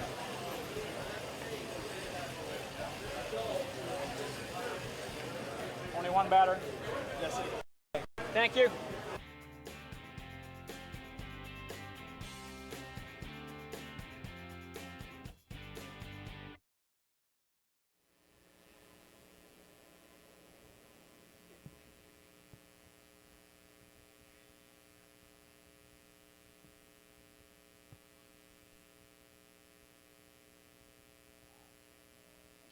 So live stream viewers, we are back, and we are almost done with this cleanup. So they're parking the tractor. So all cars, drivers back to cars, strap in, load up, and get ready to go. We're going to be heading you around the corner.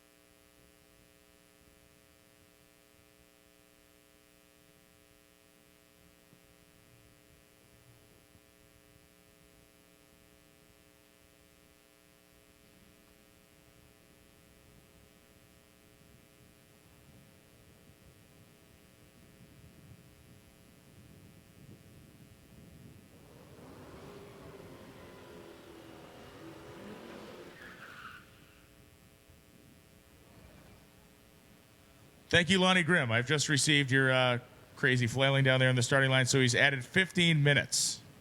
So he's added 15 minutes. So we're going to be closing the lanes. It sounds like closing the lanes at 12:15, Lonnie. Is that what the program is? He'll tell me I'm wrong momentarily. So yeah, this if you're here today for Drag Week, coming this weekend here at Summit Racing Equipment Motorsports Park is the Shakedown. All kinds of crazy stuff. Shakedown at the Summit. A $40,000 purse on Pro Mods. They got all kinds of them here. They got tons of money up on the line, and it is going to be a great show as we pick back up again with Street Machine Eliminator. Terry Scrab goes 1440 with a 5 at 100 miles an hour in a 1992 Chrysler Spirit or Dodge Spirit. Looks like it was just driven off the set of a horror movie. David Kerwin goes 1120 with a 1 at 125.41 miles an hour. Mentioned it yesterday, but these guys literally travel in packs with the front-wheel drive Chrysler stuff as Jason Trotter comes up in his 87 Daytona or Shelby Daytona Z.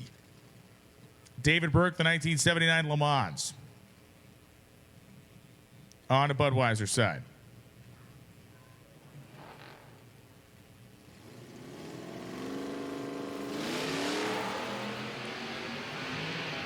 So Trotter and Burke off the starting line. The 4-cylinder front-wheel driver and the V8 rear-wheel drive traditional car. And the front-wheel drive four-banger goes 1082 with a 5 at 126.40 for Jason Trotter as David Burke goes 1117.2 at 120.88. Mary Beth Kaczynski coming up in her Eagle Talon, and Charlie Ogle coming up, the 1972 Challenger. We're seeing Charlie come up a second time. Trouble for Mary Beth coming off the starting. You saw the car lurch. With the all-wheel drive car like that Talon, you have to be crazy aggressive, especially with a motor that doesn't make a ton of torque like the four-cylinder at low RPM. If the motor bogs down like happened to her, it's tough to dig yourself out of that hole. Charlie Ogle goes 11:15.7, 123, and Mary Beth Kaczynski goes 13:63 with an 8 at 124.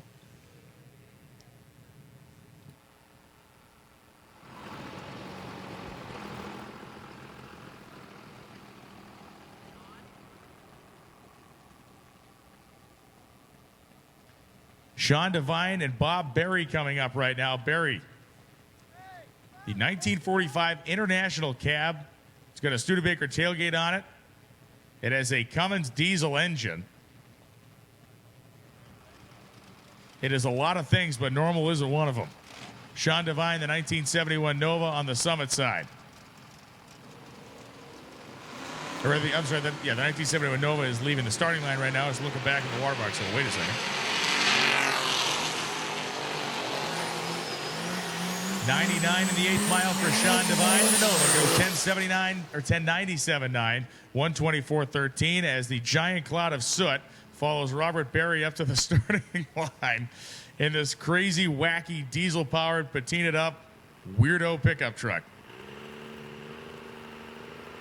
Oh, that is some good quality soot right there. That you could chew that.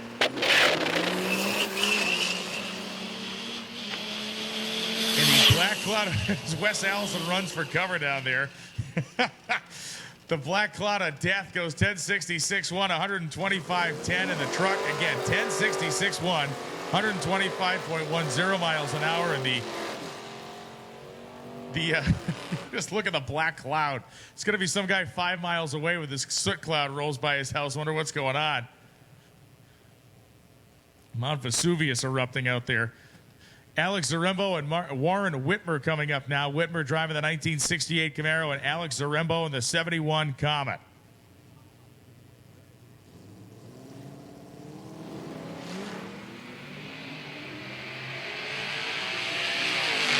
Warren Whitmer and Alex Zarembo. 71 Comet going to be down ahead behind Whitmer. Whitmer's in the Camaro. 1087.4, 124.45. Zarembo goes 1293.6 at 98.45. Ed Ursus and Susan Slatter coming up. Slatter, the 2015 Challenger RT. Looks like it's a Scat Pack car down there. And Ed Ursus, the 2015 10-second Corvette.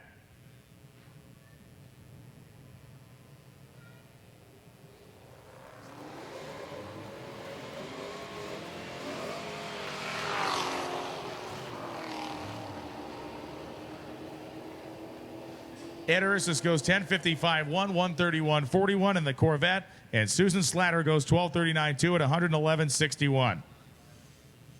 That is a 1962 Chrysler 300, a car that has been built as a tribute to a car that the Hot Rod Magazine guys, Ray Brock in particular, raced at the 1962 NHRA Winter Nationals. This one happens to have a 440. Out of a motorhome with a camshaft in it, a little bit of hot rod work, but it's still a basically stock car. As the Mustang of Tyler Hassing goes 10:57.9, 118. And the big 300 goes 15:010 at 89.58 on the Bud side. Dan Aleel and Dave Pichal coming up. Dave is driving the 87 Regal, and Dan Aleel is driving the 1968 Torito as the Gebhardt family begins to come around the corner.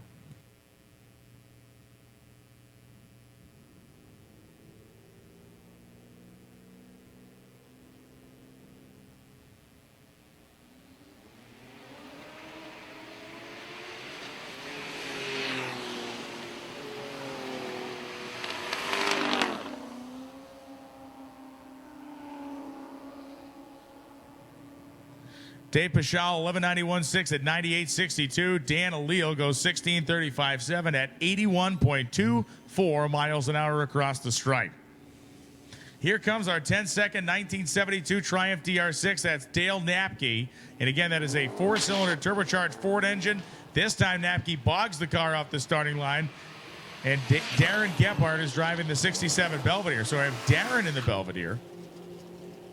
Napke goes 11.26.0, 127. Remember, when Napke left the last time, he had the wheel speed up for him. He didn't bog the motor down. The bog the motor this time, it killed a bunch of ET. Gebhardt goes 11.97 at 113.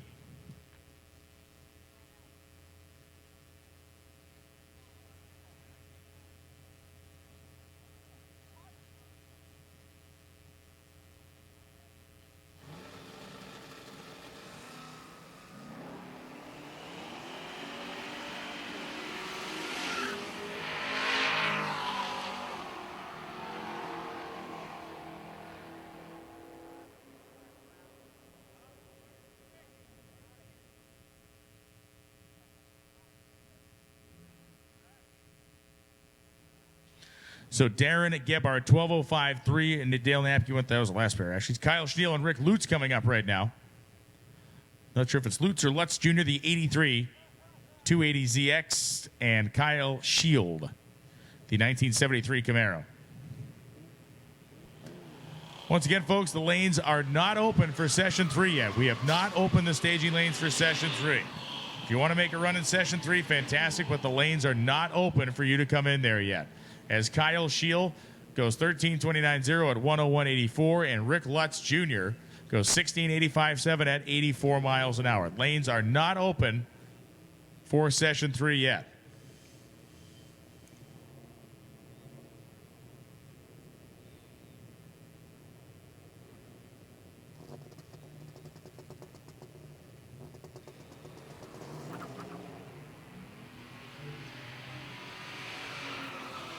Matt Rogers and Kenton Hurst going down the racetrack. Rogers, the 1969 Cutlass, 11.77.3 at 93.52. And Kenton Hurst, the 13.44.7, 107, 18-mile-an-hour pass in the Cavalier. So, again, the Cavalier, which went 12s yesterday, has not been able to get back there today. Raywood Lejeune headed down the racetrack right now. Lejeune, the 2015 Mustang GT, it went at 10.94 last time. And Lejeune goes 10.93.5, 127.65 on the Summit side of the drag strip.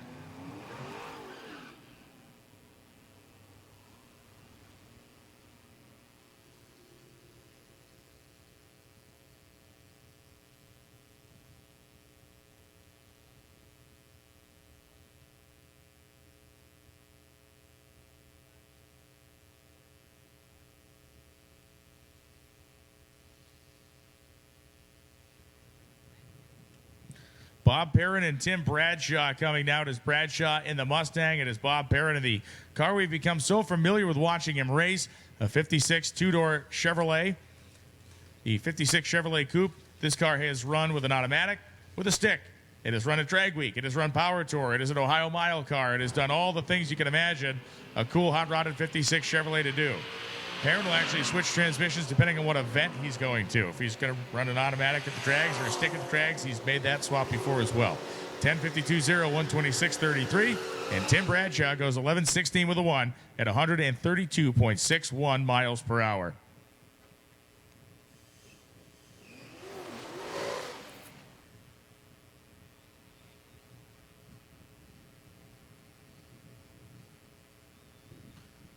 So the Street Machine Eliminator session will end promptly at 12:15, at which point we will clear the lanes and we will roll in and open the lanes, I should say, for session 3. There is a couple of minutes left here in this session before we allow the rest of the cars that would like to come in for session 3 to come in, and there's a whole bunch of them stacked up down there looking like dogs that are ready to pounce on a steak when we open the staging lanes for session 3. They're not open quite yet. 11.404, 119 for the pickup truck of Andre Miller, and Randy Franklin goes 11.88.1 at 116.88.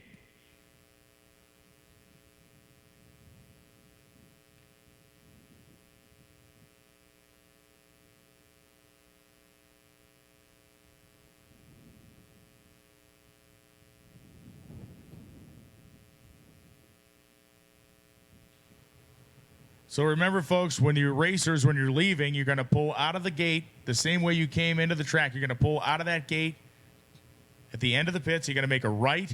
When you get to the intersection on the corner with the racetrack on your right-hand side, you're going to make a right. If you fail to do that, you're going to end up going the wrong way and end up God knows where. Come out of the gate, make a right, get up to the intersection, make a right, and then pick up your official directions from that point forward.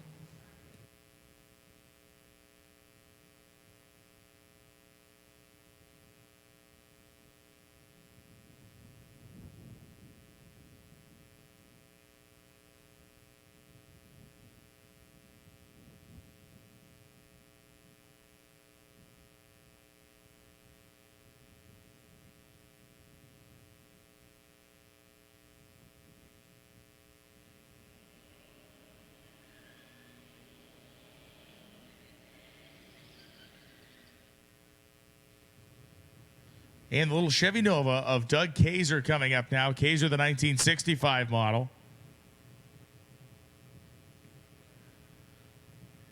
In a purple-ish color.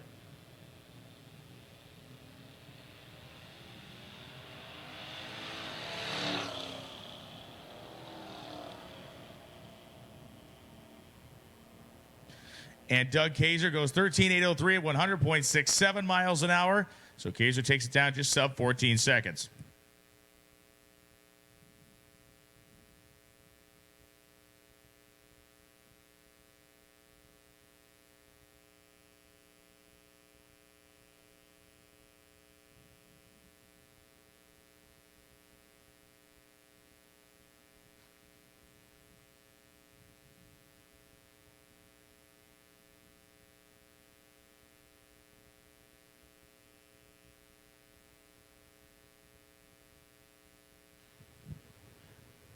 And Greg Dukopolsky coming up now on the Budweiser side, the military drab green with the couple of stars there, a big giant one on the hood, and a couple of stars on the doors for Dukopolsky.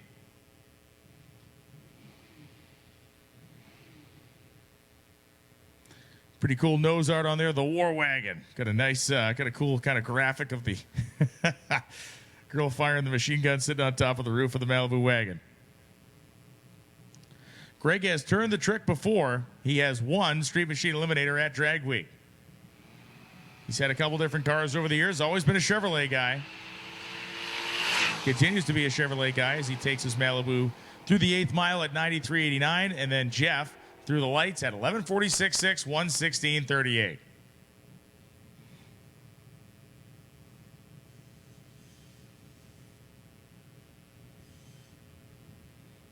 And so now we're going to go into a transition mode, a little touch-up of the racetrack here before we get our lanes open for the wide-open Session 3, the closing session of the afternoon. And those lanes have not been announced as open yet. The track being touched up, little traction compound, little gold dust being added. We shut down at 2 o'clock.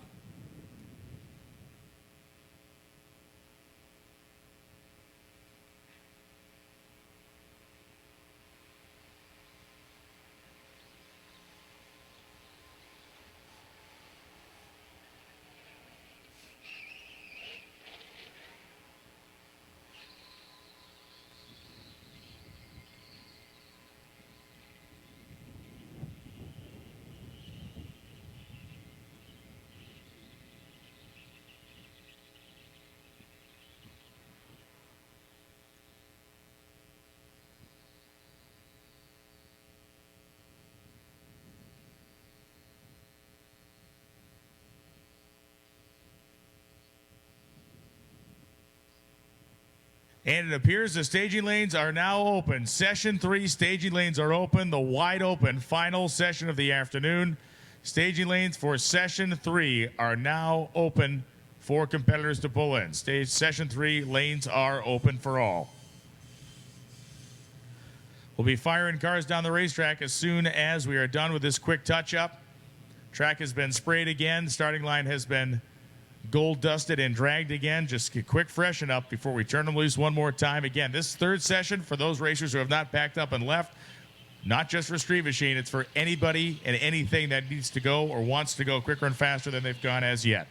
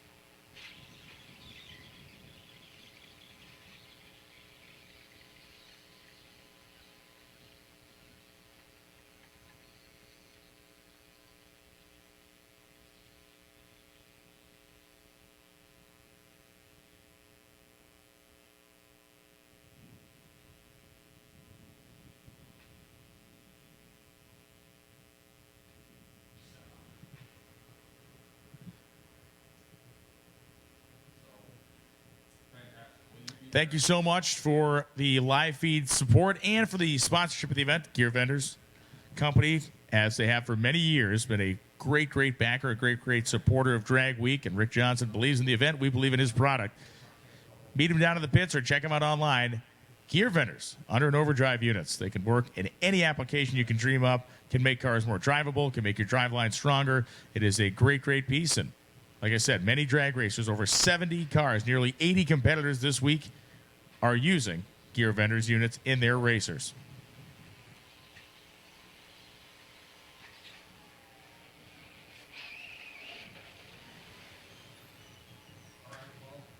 Stage lanes are open right now. If you want to get in for that third session, dive in and get ready to go. We're going to be pulling cars around momentarily.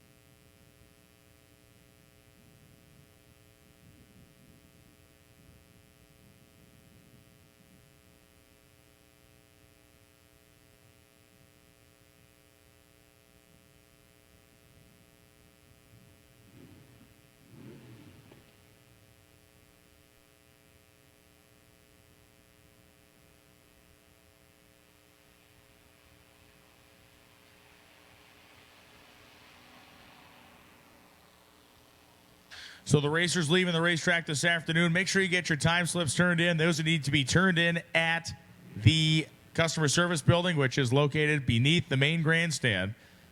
Once again, the customer service building, Little Red Building, beneath the main grandstand. That's where you need to turn in your time slips before you hit the road. All time slips need to be turned in before you leave. If you fail to do that, you'll basically be disqualified from the event. Turn in your slip and then hit the road.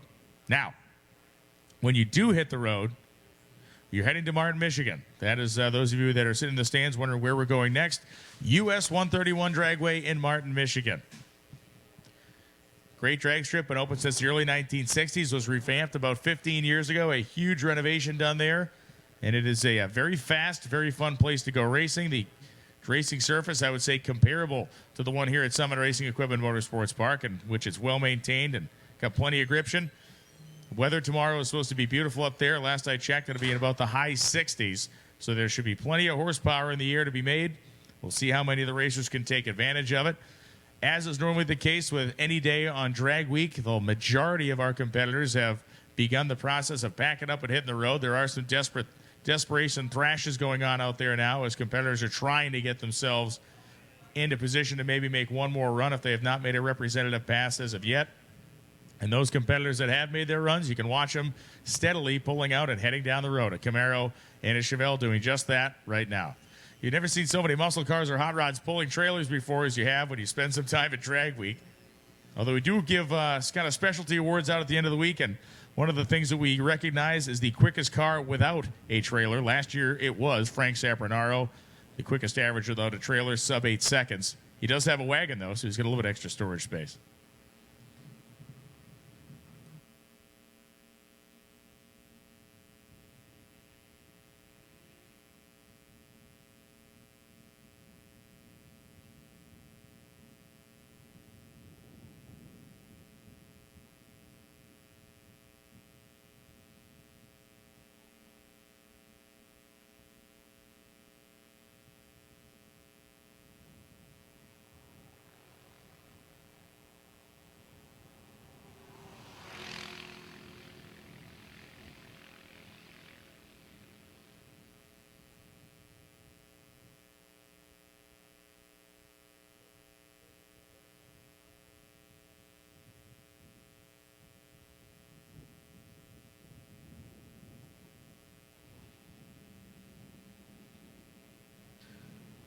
And I can hear the rumble of racing engines. I'm not sure what's coming around the corner, and this is going to be the Grab Bag Happy Fun Fest out here for the rest of the afternoon.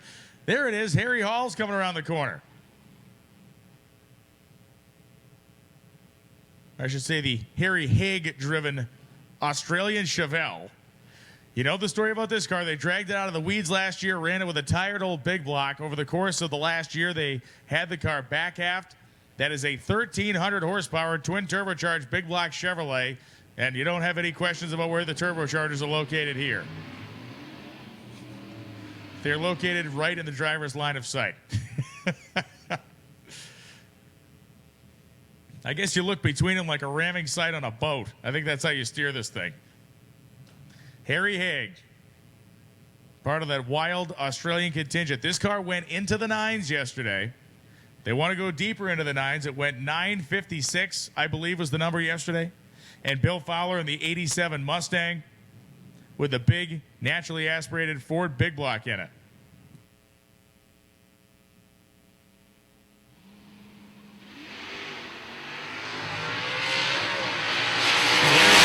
Some boost off the starting line meanwhile. Bill Fowler goes 932 with an 8,150. Harry's pedaling that thing as it came out the starting line, got a little loose. He pedaled into it, goes 10,057, 122.05 miles an hour. Fowler 932 with an 8,150 in the naturally aspirated big block Ford powered machine.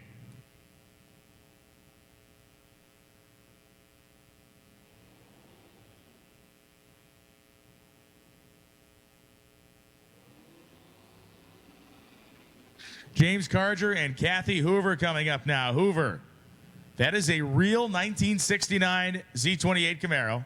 They have built into a really nice Pro Street car down there, and Kathy has been having fun in the car all week long. She's going to continue to, hopefully like everybody else, make the end of the week under power.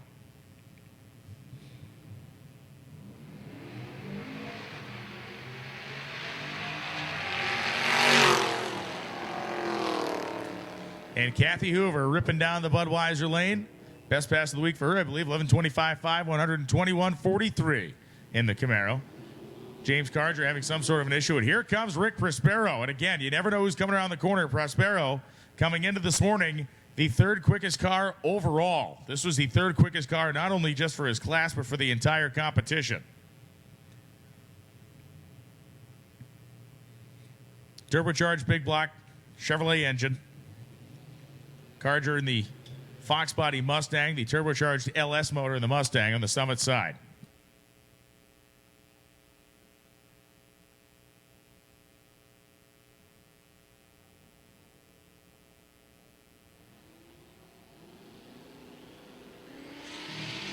And there goes the LS power car. The LS power first, but Prospero really leans into it.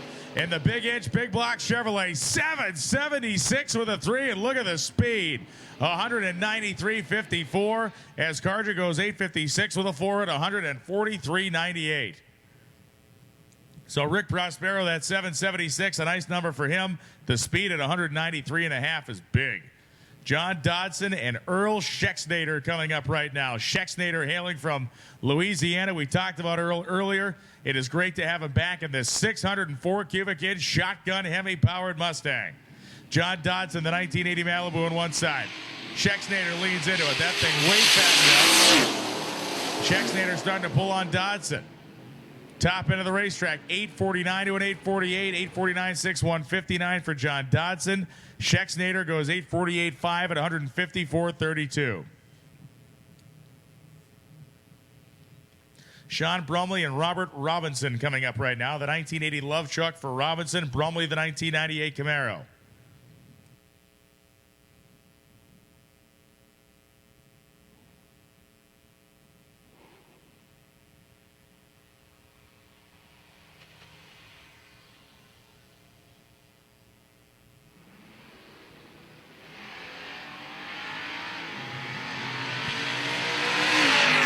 Robinson took a sweet time coming off the starting line. 3 seconds worth as Sean Brumley will get to the stripe first. 10:18.9, 130, 9:27.0, 145 for the Chevy Love of Robert Robinson. Got the S10 pickup truck. of Cody Mendices coming up right now. The 1994 S10 as Scott Scribner, the 1967 Camaro, rolls up on the Bud side. Again, a guy that we cruised with for several hours last night. Cody Mendices coming up in that really nice charcoal colored S10. The 417 Motorsports team out there fielding that truck. Or certainly had a hand in the building. At least that's what his trailer says. And Scott Scribner is fully staged in his 67 Camaro, red with the white rally stripes. Big wheel stare for the truck, but he settles it down. 091 light. Cody just crushing the tree. 126 in the eighth, 869.6 at 153 as Scott Scribner goes 10.409 at 112.22. So a nice run there for Scott Scribner as Cody goes a great 869.6 at 153. Here comes Dennis Taylor in the Retro Nova. Flat hood, beautiful paintwork, radial tire on the back. Oh, and by the way, this car will trap at over 180 miles an hour if it gets a hold of the racetrack. It was a challenge yesterday. Randy Franklin comes up in his 64 Chevy-powered Skylark here on the Budweiser side. Taylor gets one going here. 129 short time. And Dennis Taylor, watch the move in the big end of the racetrack. The Nova, 8.069 at 172.67. Taylor almost into the sevens with that thing. 8.069, 172.67. Randy Franklin goes 11.68.1 at 117 miles an hour. Very nice run for Dennis Taylor. 8.069, 172. James Kurz and Joe Jennings coming up now. Jennings, the 1963 Chevy 2 Nova, and Kurz, the 2008 Pontiac G8.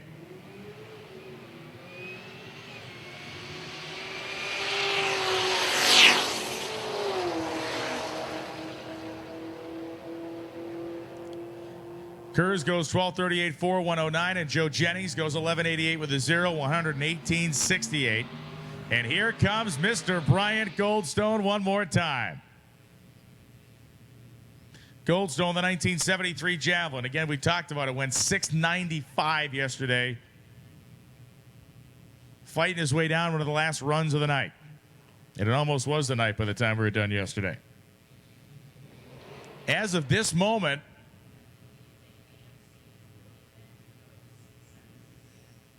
the lanes are going to close in 1 hour and 26 or 1 hour and 26 minutes. That is the deal. About an hour and a half until we close the lanes as of right now. That may change with events on the racetrack. We don't want any delays, but as Lonnie is the decision maker, he will make the decision as needed down there. But as of right now, 2 p.m. will be the close time for the lanes. Bryant Goldstone does not want to have to get back in those lanes. Bryant Goldstone wants to come out here and lay one down and then button this car up to drive it to Michigan. What a cool hunk of iron this thing is. The Ultimate Iron category, steel-bodied 1973 Javelin. That's more like Goldstone, 119-60. It's really making some suds now. 681, wow. 681 with an 8, 213 miles an hour for Bryant Goldstone. Holy Christmas. 452.5 at 170 to the 8th mile, and Goldstone just sledgehammers that thing through the top end. 681 with an 8, 213. Wow. Frank Romano, the naturally aspirated 55 Chevrolet. He was on the two-step coming off the starting line. You heard it. 82 in the 8th. Romano is coasting to the big end of the racetrack. That tightly wound 500-inch big block. Something going away for him down there as he is coasting. 13.31.9 at 74 on the Bud side. Meanwhile, George Messer goes 16.68.2 at 81 in the pickup truck.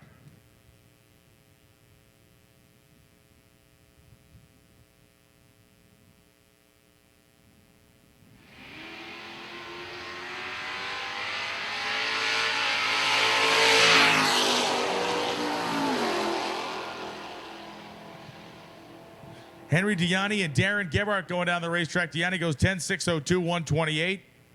12.36 to 111 in the Belvedere. Now it is Paul Castiglione going to be coming up the 1972 Challenger in yellow, which I believe the paint code on that one's top banana, as the Duramax-powered Cadillac heads on down the road with a U-Haul trailer behind it. Flipping sweet. Lance Drager, 98 Pontiac Trans Am. Man, 681 out of Bryant Goldstone's car. Once that thing came out of low gear and it was getting some wheel speed under it, you knew it was going to be a good one, but wow.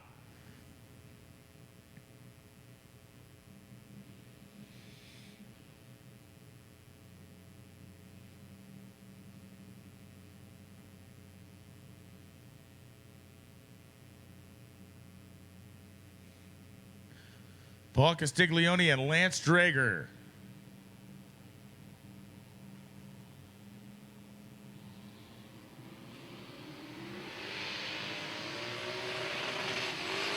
Paul was off the starting line by a half a second advantage, but Lance got the Firebird hooked up, and the Firebird gets to the lights. 10.801, 130.39 as Paul Castiglione goes 11.703 at 119.26.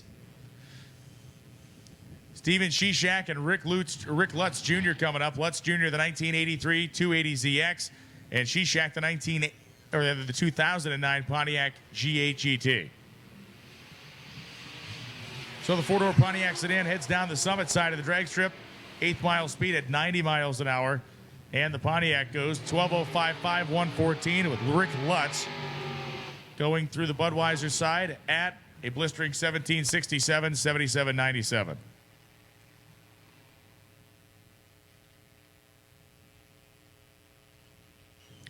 Magnus Frost coming up now. Frost, the team based out of Sweden in this 1973 Opel Ascona. Not Ancona, not Arcona, not Anaconda. The Opel Ascona. Brian, Freiberger is back to save you. Yeah. There was a movement in the force, and I sensed you becoming too slim. So I actually brought you food. The girth reduction program has been canceled. Right. So Magnus Frost is coming up. Did you see Brian Goldstone? I saw nothing. I was doing video in the pits. 681. Yeah. Yeah, totally awesome. So Frost ran an 830 last time down, and when he did it, it did not sound like the car shifted from low to high gear. It sounded like it was a high gear only run. That looks more like it.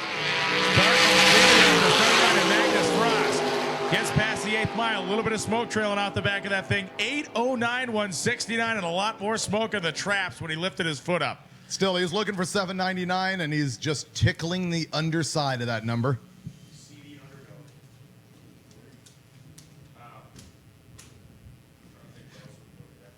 Here in the left-hand lane, this 1962 Chrysler is really cool to me. You'll see it's lettered up as the Hot Rod Magazine Special. Superstock S Automatic written on the side. That is cloning a car that Hot Rod Magazine's Ray Brock actually competed with at the very first Winter Nationals in Pomona, California, 1962.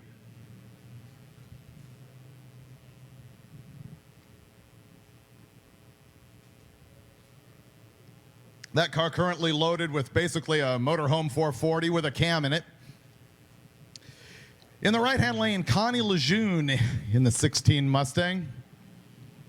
She might get a little bit ahead of the Chrysler.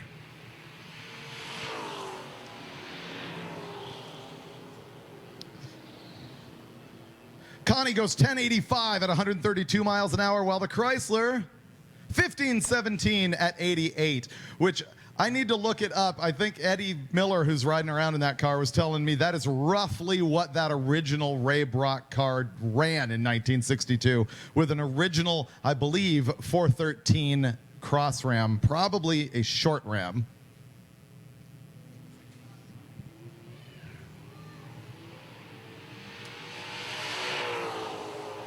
In the left-hand lane, Chris McNeely runs down. 9:59 at 140 miles an hour. Meanwhile, Greg Mayton clearly having troubles with his Cougar that has been at Drag Week a handful of times, coasting through 13:41 at 97.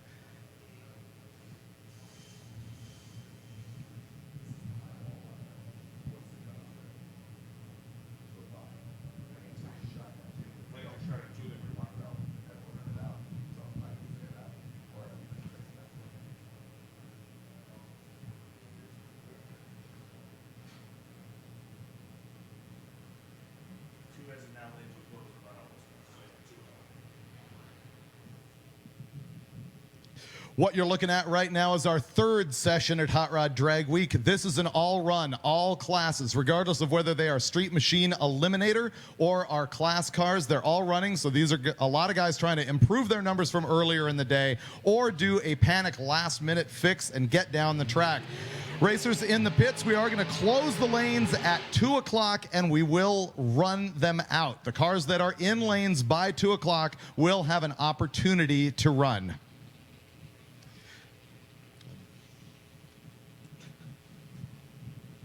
So, David, he mentioned the two scenarios. I believe for Mike Winslow, this falls more under the desperation last shot down the racetrack. We have not seen this car at all today. Dennis Taylor almost went into the sevens as well. 80172. Wow. Yeah, that was awesome. That's really, really cool. You got to give that guy a lot of credit. He builds a really nice car and comes out and lays down the number first time out. Yeah, he really hit one out there. And again, it speaks to the fact that it was interesting to watch just how everybody's leaving. When Goldstone's car left, I think the run previous, he actually wasn't aggressive enough because he came out here and really got after it off the starting line. It built some wheel speed up, but boy, it was gone. It was a very pretty run. We'll see how aggressive Mike Wensler's going to get. Big block Chevy, cast tunnel ram, couple stages of nitrous, and the looks of an early 90s Pro Mod. There is nothing better than this third-gen Camaro out here in the starting line right now. Yeah, there he goes. Again, some wheel speed up, and the car's happy and settled down. 138 in the 8th, and Wensler 770 with a 2 and 175. Just a really brutal car out there. Wensler's machine is awesome. You see with the hood off, all the tin work is anodized gold under the hood. The thing is sweet. I have a little bit of news here. Are you aware of Brian Coleman, the green 31 Chrysler, who we've been following? The car that came out here with the blown early Hemi in it, trying to run nitromethane. Yesterday, he dropped out of competition. He emails me. He says he hurt the Bruno. You know what that means. Yeah. It has a Lenko in it. It's got a Lenko. Or a Jeffco. Wow. Right?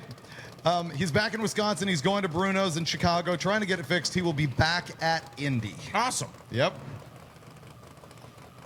Well, Mike Wensler going to be happy with that 770 run as Jeff Lutz Jr. comes up in a turbocharged, small block powered 1989 Honda Civic. It's as bad as an idea as it looks like. As Mike Stapleton sitting next to him in the 2013 Chrysler Escalade with 4 slicks on it. And a bed in the back. And Jeff Lutz Jr. running unlimited with his thing 134 in the 8th mile, and Lutz goes 857 at 158 miles an hour in the Civic. Stapleton, Mike Mitchell Stapleton in the Escalade goes 1247.6 at 111, chirping those 4 slicks. Lutz Jr. picked up a mile an hour, but lost 0.2 on that pass versus what he was doing yesterday.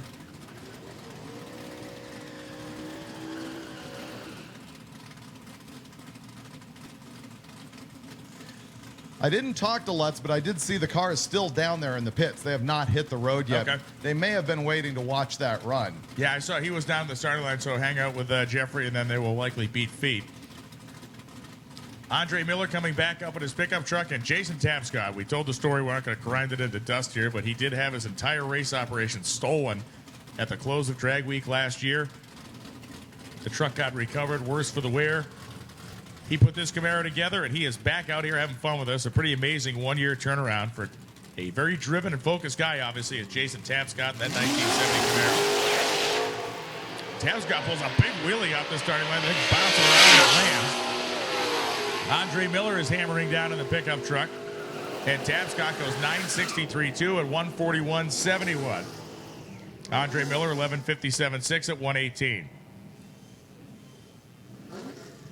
You know, one thing that you've got to say about Jeff Lutz, he likes the nightlife, man. He does not cruise that thing during the day. He likes to go undercover.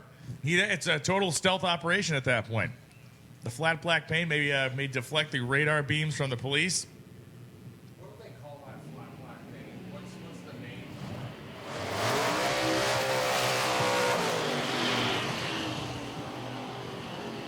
Ben Atkins and Matt Bonal going down the racetrack.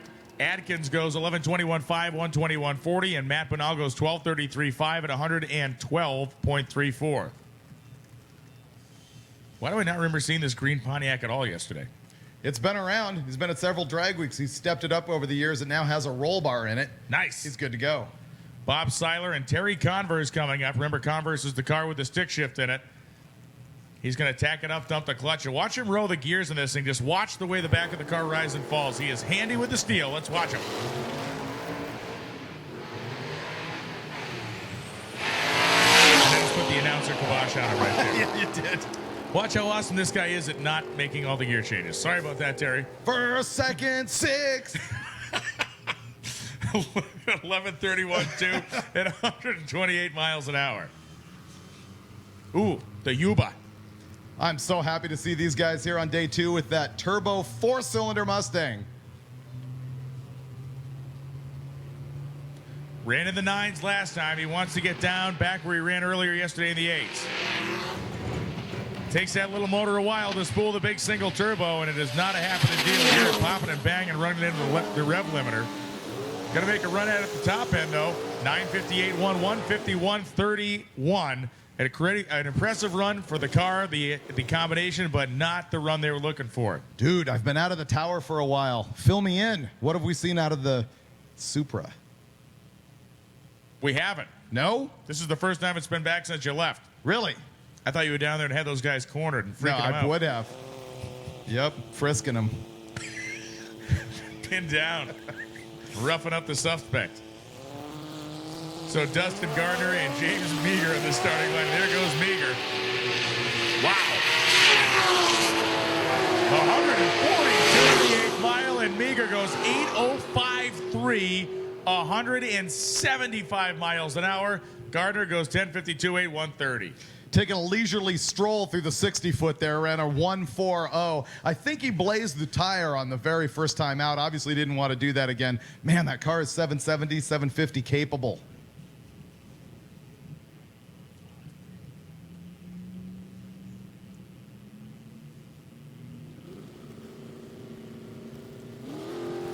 Here comes Ozzie Brian Jensen, his 1977 Tirana.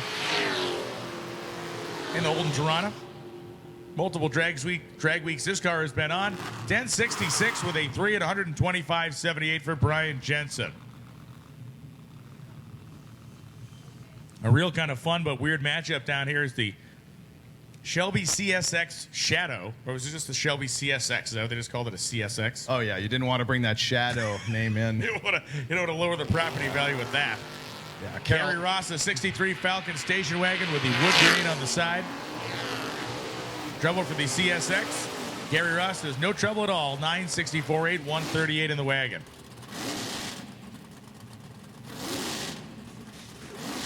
John Ferrone comes up next as the CSX goes 1789 at 79 miles an hour. Ferrone, the first time we have seen this car today.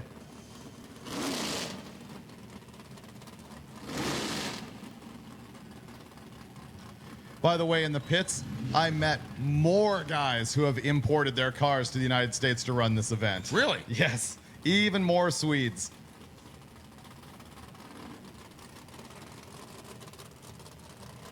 We are closing the fuel pumps here in 10 minutes. We are closing the fuel pumps in 10 minutes. At 1 p.m., race gas pumps at the track will be closed. Get fuel if you need it now.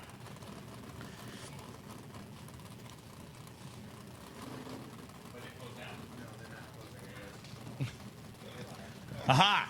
Undo. Announcer man, speak with forked tongue. The gas pumps will not be closed at 1 p.m. This is live, Brian. You're aware of that, That right? is We the- can't edit out your FUBAR action That is there. the least critical mistake I will make today. Yeah, the most critical one was allowing me to stand here next to you. Some things cannot be undone. You cannot unring the bell. John Ferrone and Danny Roberts coming up. Roberts has made multiple passes, missed maybe not quick enough to his liking. John Ferrone, first time we have seen the 1969 Australian Valiant Charger on the starting line. A big block Chrysler wedge engine that is turbocharged. It can run 7s. And it looks like a big pop out there, and it looks like that thing just expired in spectacular fashion as Danny Roberts goes down through the Budweiser side, 976.7, 124. We're going to go check the racetrack. You think? Yeah. Wow. Oh, man, he has had some hard luck with that thing. I hope he can come back. Boom. I'm wondering if it didn't blow a boot off, to be honest with you, although there was some fire. There was Wasn't there fire? Yeah. Yep. That's just me trying to be positive again, trying to bring that positivity in. Then you just crush it. Don't bring me up, man. Crush it like Don't bring me up. tin can.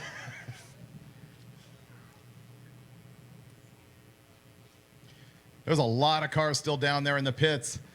Lot Once of the cars- racing's over, it's still a lot of fun to cruise around and see what everybody has broken, see them packing up, getting ready to leave, see what their level of human suffering is down there.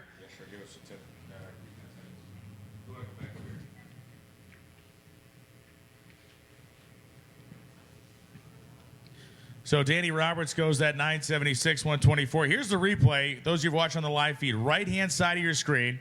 Roberts leaves well. Right-hand side, you can see Ferrone spooling, and now he's gone. Oh, I see parts falling out. Yeah, stuff started falling off the car right off the hit. He makes the gear change, you can see, and right about this 330 cone, it is cabango time. That's not a boot falling off, That right? was not a boot. That was he let out the Fira. The Fira Yeah. came out. That's ungood. One thing we have not seen yet is there was nothing made it on the racetrack. Except for some chunks at the 60-foot, which Right. they kicked out of the way. Kick a little bit of Aussie back down under and just keep racing. The first hunk of the block fell off there. The second hunk blew out at 330 feet. Pretty odd. You wouldn't see a head gasket. You wouldn't see a head gasket flame come out from under the car like that. Well, you never know. At Crossfire 2 cylinders, you can get fire out the exhaust. Yeah, that's true too. Yeah.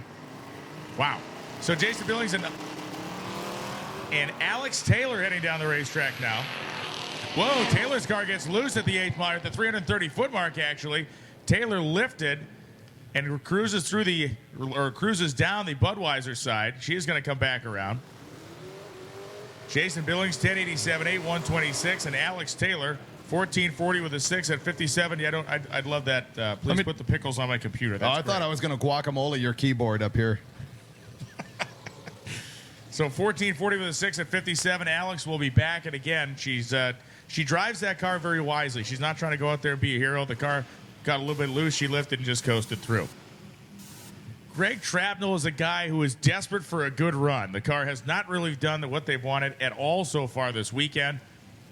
Or week, I should say. Normally I'm saying weekend at the drag races, but I need to say week here. It's Tuesday, bro. It's Tuesday, brah. Brah. Brohan. It's Tuesday, pal. It is. It is, sweet cheeks.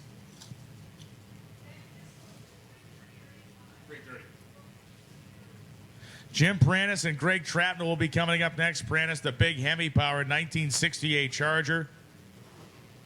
And Trapnell, again, the 72 Holden HQ Coupe. You notice that Charger, the 68 factory Hemi scoop, looks a little bit pregnant. Little preggers. Yeah, it's a little bigger than normal. Little extends happening there.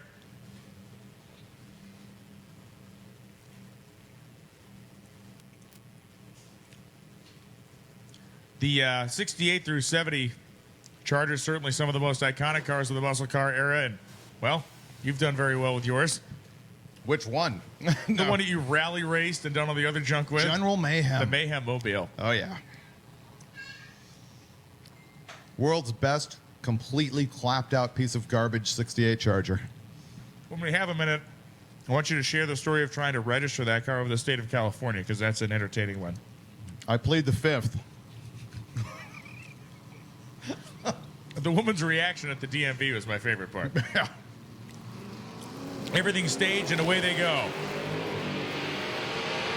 Some smoke trailing out of the back of Pranis' car again. This happened to him last time, but it looks like Trapnell's got to put together a run. Goes 9:46.9, 146.56 miles an hour.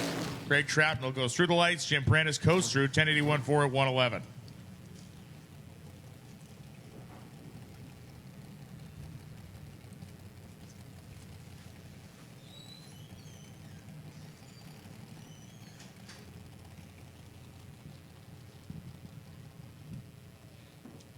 I know those stickers that Scott Clevenger said make announcing great again, but I think make eating on Mike great again. Maybe my most important contribution. John Dodson and Vinny Barbone going down the racetrack. Barbone with reaction time, but John Dodson and that Malibu, really nice car. It's just a car that is very composed going down the racetrack. 857, 154. You don't see it doing anything weird or wandering around. Dodson's Malibu is a very nicely sorted out car. Barbone goes 10.09.4 at 131.88.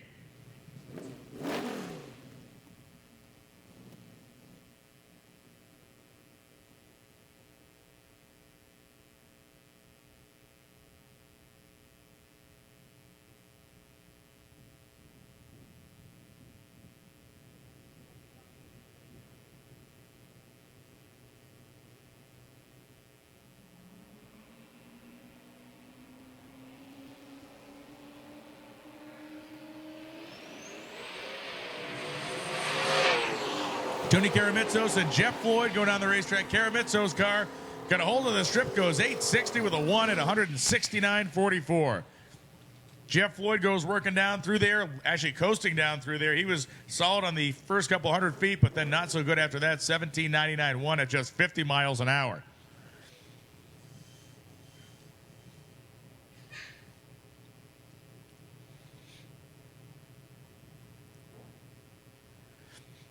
Have you thanked our generous and very attractive benefactors in a little while? Absolutely.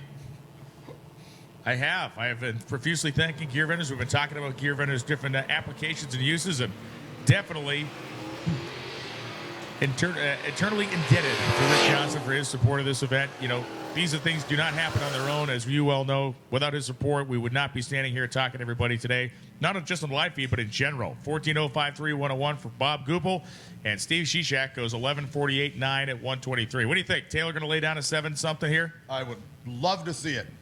Went the 8-0 for earlier. Tell you what, I'll bet you a beer. One of my beers, or? Either way, I can't lose either way. Okay. Yeah, beer is winning. So Taylor, waiting, loading the thing. Nope. You owe me a beer. Nice. Steve Shishak, 11.48.9, 123. Rather, I'm sorry, 11.40 with the 2 for Andre Miller in the pickup truck, 119.79. And Dennis Taylor going to stop the car here. The hood up on Taylor's car in the middle of the racetrack down there.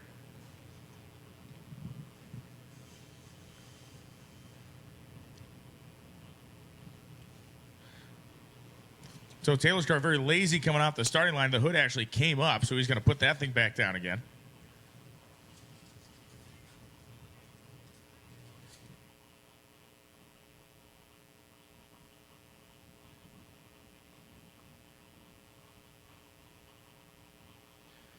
So it was a tough break for Taylor. We're trying to figure out, I don't think it was pinned because I saw him reach down as the hood was up. But the good news is it didn't come fully all the way back over and whip itself over the windshield, as we can have seen happen certainly before. And that is a spectacular race car, and a good thing that it was a fairly low-speed deal.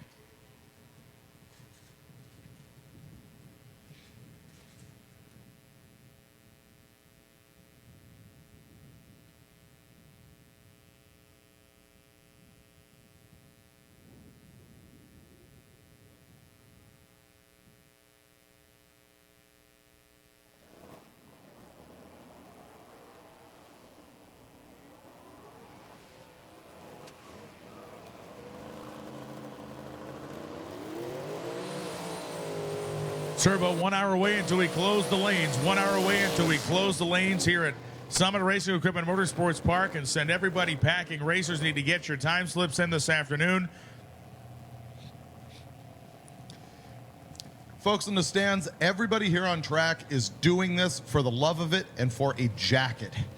This thing culminates on Friday with a big awards ceremony that Brian and I are planning on turning into a party. Yes, we are. A party that will be full of a roast. All right. Buckle up, kids. James Pitterich goes down the racetrack. We haven't seen James. Oh, big puff of smoke down there. Pitterich, a whole lot of smoke at the finish line. 8.83.2 at 145 miles an hour. And Connie Lejeune goes 10.89.5 at 129.26. We're going to send somebody down to get a look at the finish line.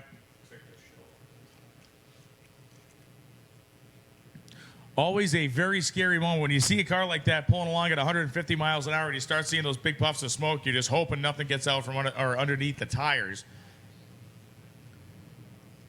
So we're going to send the Summit Racing Equipment Motorsports Park staff down there to get a check on the top end condition of the racetrack. And once we get that cleared up, we will continue on. We got a racer in need. The Swedes in the 66 Bel Air need a nitrous bottle. Yep, those are the guys I was talking to. So the Swedes in the Bel Air need them a nitrous bottle. It is a gray car. It is a sedan, a Post. Ooh, nice. Yep. Got a replay on the live stream here, and you're going to see right about Puff, Puff, Kablooey. Oh, there's metal pieces, I think, bouncing around down there. Or there was something. Oh, there was a butterfly. How beautiful. It's like it's very relaxing. So at the end of the week, we gather up all of these racers who've lived together for a week. We hand them all a beer. We sit around in the tent. And we're going to roast. We're going to roast. We're going to have fun. And we're going to hand out jackets for the winners of every category. The guys who are in the top 3 in each class get trophies. And, of course, gear vendors. He pretty much has like a T-shirt launcher filled with gear vendors' overdrives, launching them into the crowd. You got to be on your toes. Yeah, they got a pinata loaded up with them. That old lady wasn't looking last year, and she caught that one right upside the head. So. And then, of course, Jack Day has got 55-gallon drums of gasoline. You know, just hoist those over his shoulder, come strolling into the parties, passing those out. When he log rolled that one? Like that had style. That did have style. Bear Brakes, you know more than I do. What is it that they're giving away? An SS4 brake kit. Nice. An SS4 brake kit. I believe at the awards banquet, and then they're having a drawing, which I believe is an additional. So I think they got a lot of stuff going on. But, yeah, Bear Brakes, that SS4 kit, designed for a drag race style car to fit a smaller diameter wheel and stuff. So it's cool. So it is a very good time. It's also where we named the Spirit of Drag Week winner. Since this thing is not about money and it's not about bloodthirsty competition, we always like to honor the person who really shows the sportsmanship. The guy who like chops his arm off one night and duct tapes it up and keeps going, and also helping another guy change his transmission while also running his 14-second car that's broken down and only runs 18s. That guy is the Spirit of Drag Week, or, you know, somewhere on that curve. Yeah, somewhere in there. If you do one of those 8 things, you can be considered. We've had everything from, you know, guys have won it just because of the week they put in themselves to kind of gut their way to the end. We've had guys win it because they've just put themselves through such personal hell. We've had guys win it because of their generosity with, again, like David said, putting others in front of themselves. So I think to me, it's a cool thing for us on the event side of it to kind of stick our heads in and go, all right, who is it this year? And we always get suggestions from competitors when cool stuff starts happening. And really, those suggestions typically start rolling in from this point forward. One of the things we've struggled with is not really wanting to give Spirit of Drag Week to our own crew. So I have got to throw out people that have been with me here since the very beginning. Keith and Tanya Turk. They're out. Have volunteered this thing forever. Tanya suffers so bad at this thing. Yes. Basically, Keith is here to drive her along while she's on her computer, making all these time slips happen. You don't think Keith is adding to that suffering, amplifying it even just a little? I was trying to praise the guy. You went there. But yes, thank you, Keith and Tanya, for doing this for 12 years. Connie Lejeune went down the racetrack. Now it's Mitch Stapleton and Dustin Gardner. A low 12-second Escalade. Dustin Gardner spotted him 2 seconds. Dustin Gardner may not get him. The Escalade goes 11.94 with a 1 at 1:13. That is the world's fastest bedroom. That's apparently, we haven't talked to my wife. Justin Gardner, the 10.46.5, 130 mile an hour run for Gardner in the 86 Camaro. Mitchell Stapleton, 11.94, 1:13 in that rolling Love Shack on wheels, the 2013 Escalade. There's no low-class van either. You live in the high life inside an Escalade. Oh, I saw no shag. No? No, just, waterbed. Just waterbed. Heart-shaped anyway? Andre Miller and David Tippmann. The 66 Cobra of Tippmann. Looking good out there, but it's Andre Miller who's just making lap after lap this afternoon. Miller goes 11.43.6, 119. Tippmann, 12.403 at 117. As you may have derived, there is no limit to the number of laps we allow each car out here. They just have to run within the hours specified by Mr. Lonnie Grimm. They call me Mr. Grimm. We are inside of 1 hour remaining for our staging lanes, and what a difference a day makes. Again, we look down into the staging lanes here, and they are Spartan. They are looking to what they normally look like at the end of the day on Drag Week, unlike yesterday when they were packed to the gills like we were giving away free beer down there. John Dodson and Rodney Rodriguez going down the racetrack right now. We already killed one red third gen. We don't want to kill another one. Here is Dodson. Dodson has made like 8 laps today in an 8-second car. It just goes 860s at 156. It just doesn't care about it. Maybe he's trying to get the whole week just handled right here. That'd be good. Just call it. I'm just going to go ahead and call this good. Rodney Rodriguez has gone down 11:35.9 120. Matt Pinal went down last time. This was the car that, basically ran aground on the rocks out there on the Budweiser side. It was obviously he's got the issue fixed, whatever it was, but it laid down a high-pressure hosing of oil on the Budweiser side of the track. It's Danny Roberts. Roberts, another guy who's trying to get some ET out of his car today. That's an NA car, and he's put a lot of runs on it. Wants to defend his title from last year. Matt Pinal goes down cleanly in his Camaro, which is nice. 9.709, a good run there for Danny Roberts. That may have been what the doctor ordered. Matt Pinal goes 12.33.9 at 112.69. Greg Maiden, the 87 Cougar. Remember one of the coolest NHRA Pro Stock cars of all time, Harry Scribner's Pro Stock Mercury Cougar? Yep. Maiden's car smoking pretty good at 330 feet. James Kurz goes down to the top end, 11.14.6 at 123. Greg Maiden, 12.08.1 at 83. Well, I will not divulge names or give any details, but you and I were talking to a guy last night who is engaging in a deal to purchase a vintage Pro Stock car that we were both fawning over. A Pinto. Yes. Yes. The early Pinto Pro Stock cars, for every reason you can imagine, are awesome. Unmatched. I had no idea that John Lingenfelter was involved in one. That was nuts. Lingenfelter and Myers has Clayton Hartman and Rick Prospero coming up. Surprising to see Rick Prospero still here. He's made successful runs. I mean, he's made good, quick, 193-mile-an-hour run last time through. But did he run 53? That was his number yesterday. 7:53. That may have been it. He may have left some ET on the table there. And if no one's run quicker than that today, that's the 3rd quickest car drag week. He ain't going 53 again here as Clayton Hartman goes down the racetrack now. Hartman in his Mustang convertible. 986 at just 100 mile an hour for Prospero.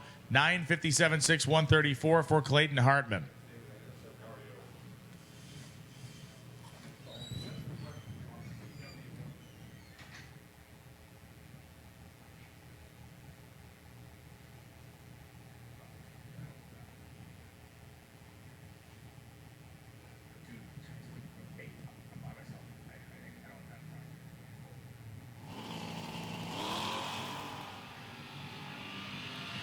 Jeff Jackson, the 1984 Mustang with the factory-style paint job on it, the black GT panel in the center of the hood. 1052.2, 128.93 on the solo pass. Andre Miller is back. And again, he's making it up in volume. May not be going any faster. Is he getting the lap record? Is that what he's going for? I don't know what the single day lap record is, but he is got to be getting towards double digits here. Yeah. Starting line to starting line. Click it off.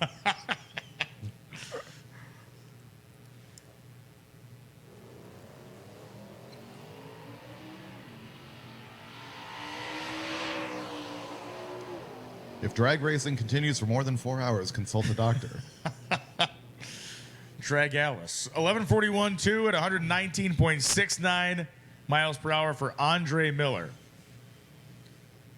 And now we wait. Alex Taylor's back in the lanes. Oh, we got cars rolling in. We got entertaining stuff rolling in. Got a couple. Got the coupe down there. We got our Aussies coming in. I advised Harry that the new name for his unmentionable named car is Junk Hanging Out. Junk Hanging Out. Yeah. JHO. Way better than the former moniker. JHO. I am, of course, speaking of the 69 Chevelle SS396 with turbos standing out of the hood about a foot high. That was the name of the boy band you were in high school.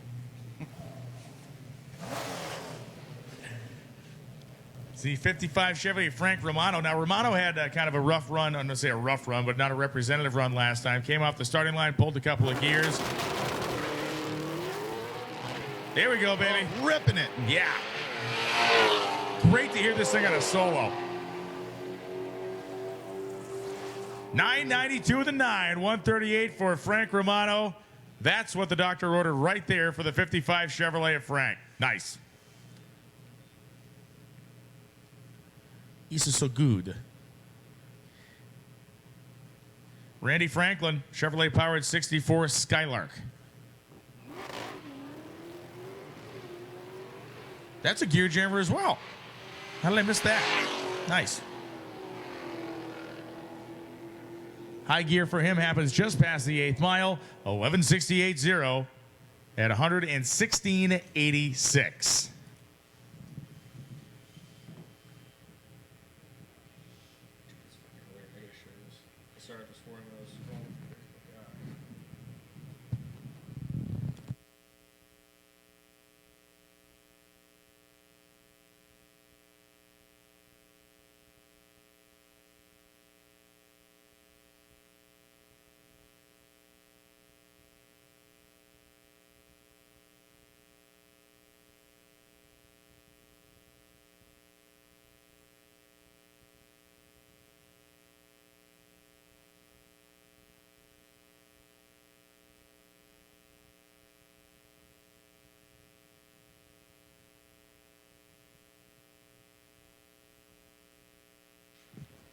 While you're hanging out at home on the live feed or in the grandstands, don't forget you can also check out tons of Drag Week coverage at hotrod.com, roadkill.com. That's roadkill.com.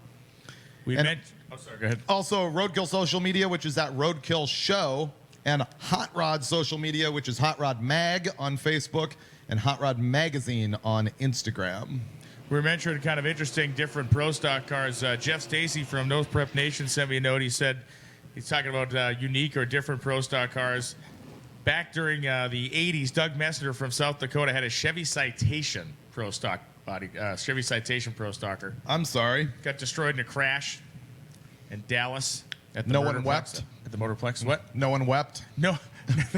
0 tears were shed. Dave Tibbin and Matt Donovan coming up.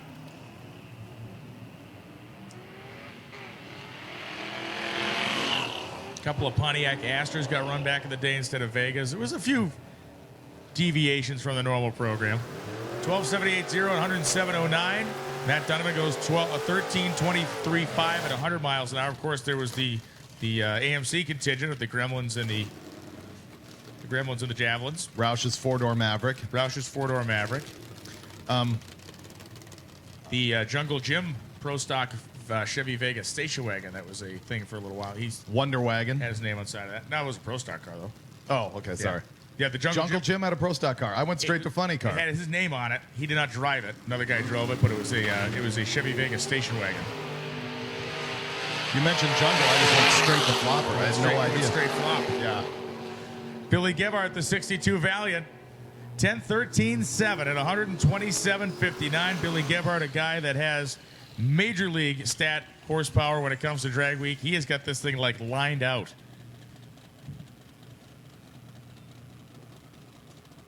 Harry Haig, the 68 Chevelle. Blake Hughes, the 95 Sonoma. I like the early flopper funny cars that have the bodies that weighed, like a mobile home. 1,100 pounds. And looked factory dimensionally stock. The coolest and most horrible funny car body of all time was they only made like 3 or 4 of them, was the Torino. They made a Torino funny car body. Phil Bonner had one. There was only a couple of them out there. Massive and incredibly heavy and highly unsuccessful. Harry Haig, there you go, baby. Harry Haig is clean. 8th mile, the turbo sticking away, 126. Watch the scoreboard. 884, 156. Get out! Yes. Winning! Oh, that was cool. Yes. Those guys deserved that. Holy cow. 880, 871 to 158 for Blake Hughes and the 95 Sonoma. But Harry Haig, 884.7, 156. As soon as he got past 60, we knew it was on. Man, no adult beverages will be consumed in that pit tonight. That is unbelievable. That is the wrongest looking car in drag racing history. Oh, no. But it runs like a scalded dog. That is junk hanging out. Did you see everything dangling out of the hood on that thing? It was all for the God and everybody to see. That is so awesome. I'm happy for those guys. That's great. Me too. That's incredible. They literally dragged that car from a field. Was it last year or year before? I wonder where they got that idea from. I don't know. It was horrid. Factory SS396 car. Danny Roberts going another round with a 1:43.60 foot time. He runs the 8th at 6:31, 103 miles an hour. 10:89 at 88. That's a long coast. In the right-hand lane, 10:98 with a 3 at 124 miles an hour.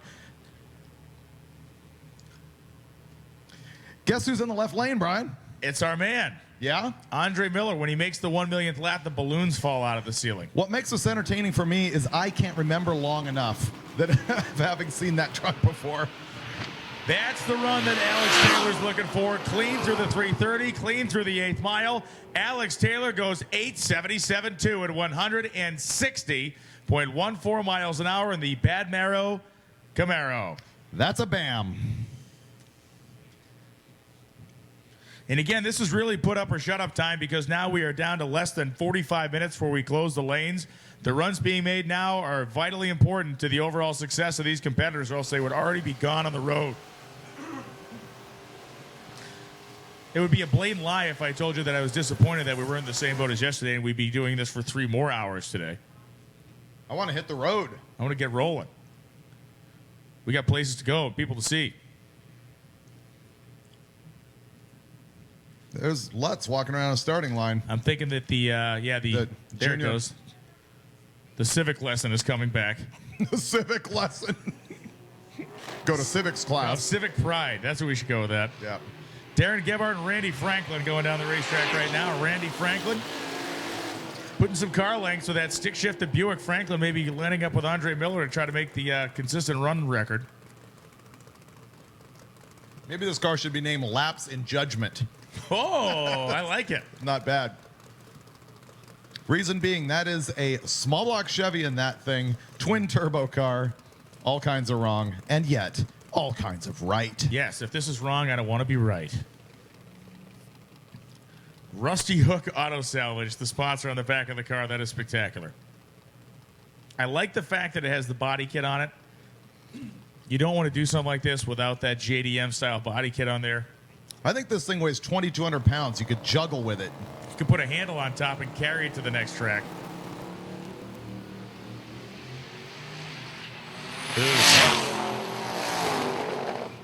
He was happy until it wasn't, and now it is going to be Jeffrey going 886.7, only 122 miles an hour.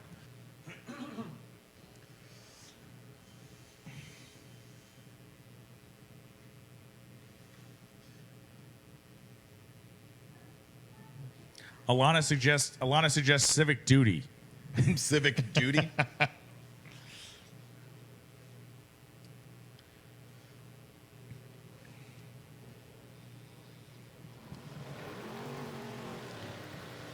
Danny Allen, the 1965 Nova wagon with the roof rack installed and the louvered hood.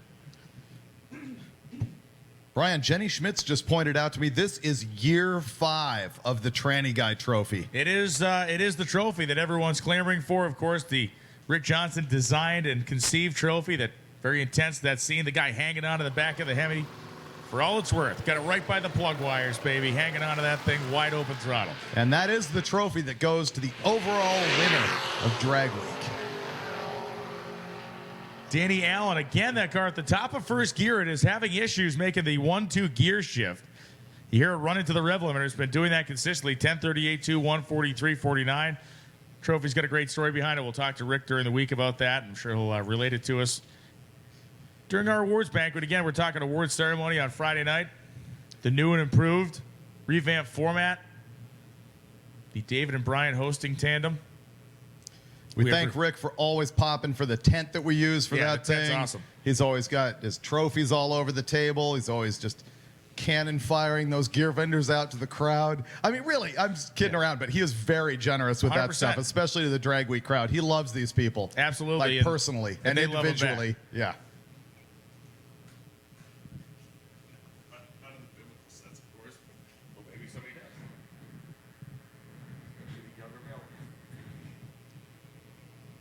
We always appreciate Jack Day as well. He's with Rocket Brand Racing Fuel, the only sponsor that has been with Drag Week since day one.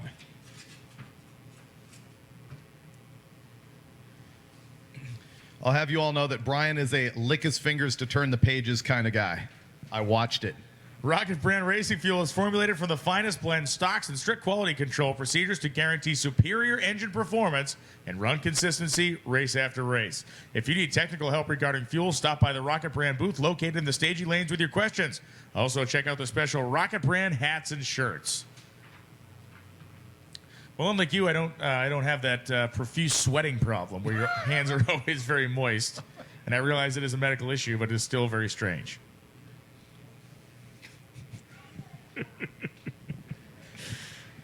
Ooh, Dennis Taylor's back. Oh, look.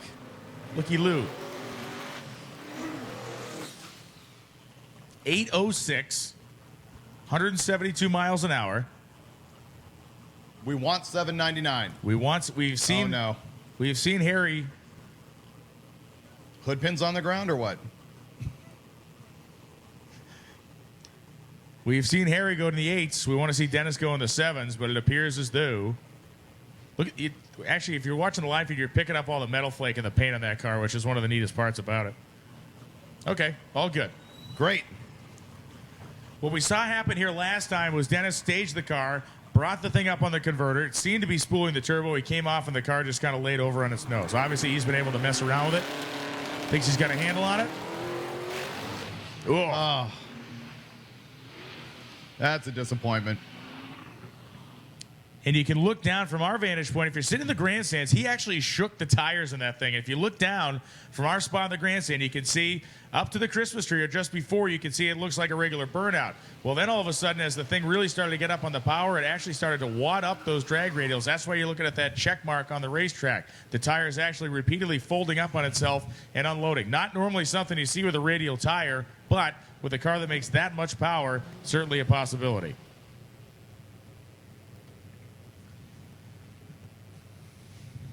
I forget the alcohol. There was an alcohol funny car racer that had years ago that had in the back of his trailer all the reasons, all the potential reasons for tire shake, and it was actually pretty funny. It's like too much power, not enough power, too much clutch, it was 50 different conflicting things.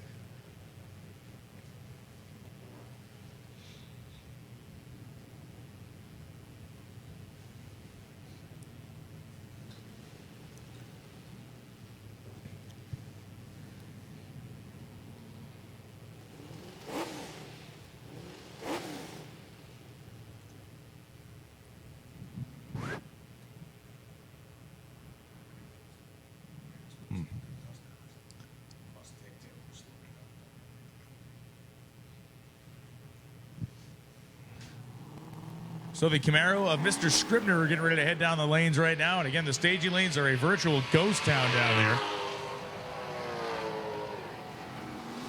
there. And Scott Scribner goes 10:39 forward, 123.64. And again, we see Danny Roberts coming up. Everyone freaks their nads when they see 350 cars signed up for Drag Week.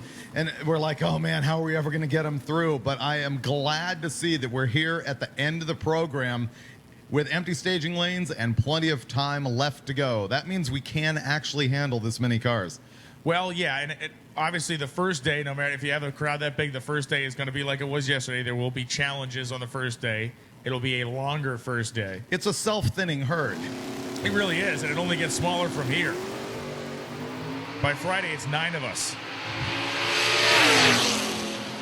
No, once again, Roberts is out of it early. There is something going away there, and the naturally aspirated cars are as difficult, if not more difficult, to run and go fast in than the Power Adder cars. I'm not saying one's better than the other. Each one of them is cool for their own reasons. But in an NA car like Danny Roberts, there's only certain things you could do. You can only mess with the timing so much. You can only use so much jetting. You can only really make those finite tweaks. You're not going to make huge pickups.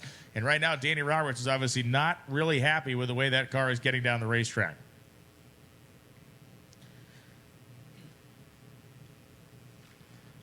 I think Lonnie is a man outstanding in his field down there by himself. He is. I think the lanes are empty. He's down there with all his friends. Tumbleweed just blew by. Oh, no, Lonnie's in the car. He's got Fling down there at the end of the staging lanes. Oh, I see. Fling is playing the role of automotive bullfighter down there. Lonnie's leaving. Lonnie's out. He's gone. There he goes. He has thrown in the towel. Nothing left to do. Nope. We thank Lonnie for running the drag race part of this program, doing a good job getting everybody down the track. Sometimes it takes schedule changes like we had yesterday. Other times, standing around waiting for somebody to come make their last hero run, and we want to give them that opportunity. Listen, Lonnie's crowning moment came at Cordova last year.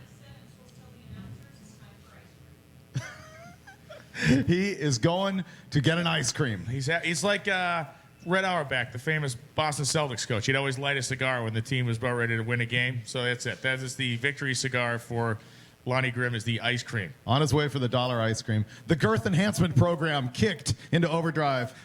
AA fuel girth enhancement. The GEP.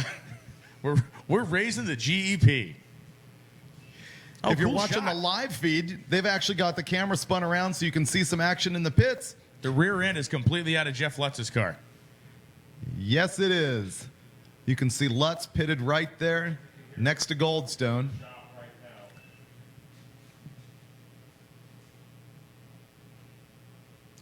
The Opel in the background. Magnus there. The reality is, especially a car like Lutz's, and really like Goldstone's, you will never in your life go to a drag strip and see one of those two cars being worked on with an easy up and a couple of hand tools next to it. There will be a tractor trailer truck, there will be a toter home, there will be an awning, there will be an entourage, there'll be somebody fanning somebody with a palm frond and feeding them grapes. These guys are out here doing it old school under an easy up flipping tent down there with not so much as a pickup truck to give them aid because they can't have it. Awesome.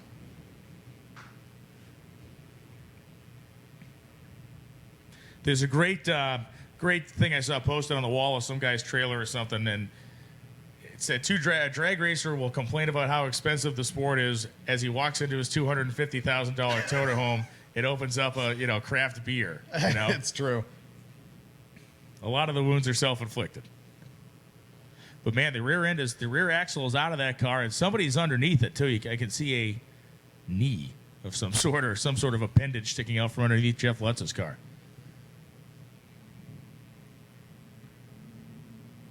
I mean, they weren't planning on leaving until the middle of the night anyway, because that's their MO. But hey, I like the nightlife. This might be planned service for these guys. Who knows?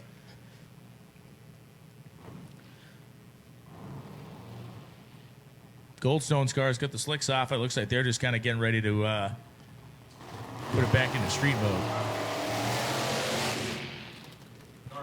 Brian Gebhardt, the 1976 Duster, coming up now. The story we got yesterday from Monty Smith on this car was that it was a Gebhardt family race car, and it was sold off. The car had sat in the field for many years. They grabbed it back, and they put it back on the racetrack. The field-borne nature of the car exposing itself in the rear quarter panels. Try a little on the thin side. Lifting its skirt there a little bit on the quarter panel. A little bit. I like it. Showing us a little chassis. Chassis.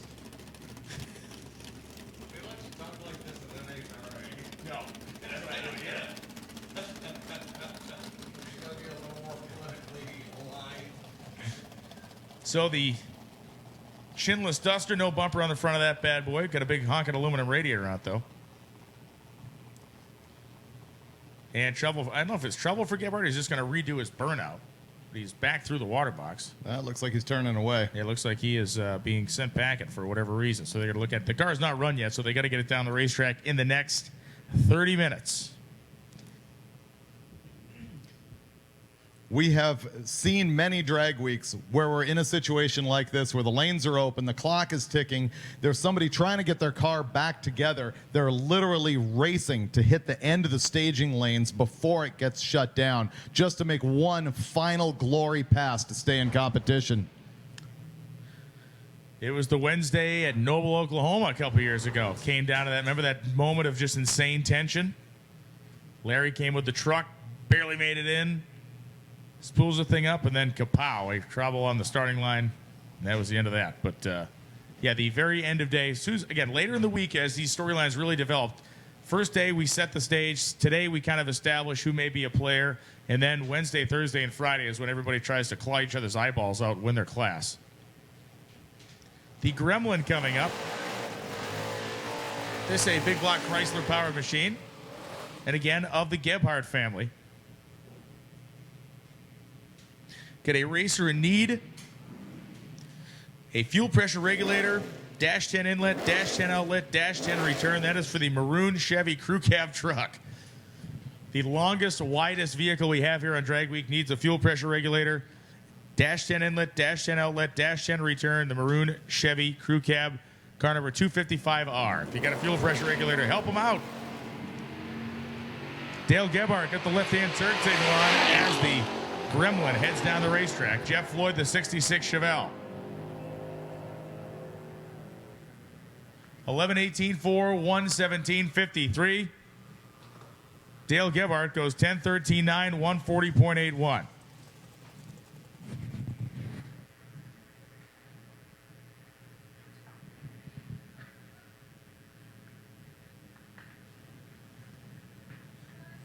Keith Vandenberg, the 1971 Nova, coming up now. Okay, so he is just going to break the beam and back up. Why would you do that on Drag Week? Well, maybe he's going to drive it down. You got two options here. If you can run the car, if you just break the beam and take the tree, we give you an automatic 20-second elapsed time. Okay, which he just did. So, obviously something wrong with the Nova. The car can't go down the racetrack quicker than 20 seconds, so he's going to break the beam and go work on it. We're going to award him a 20-second elapsed time for taking the tree, and that certainly is not spectacular for your average, but it keeps you on the sheet every single day.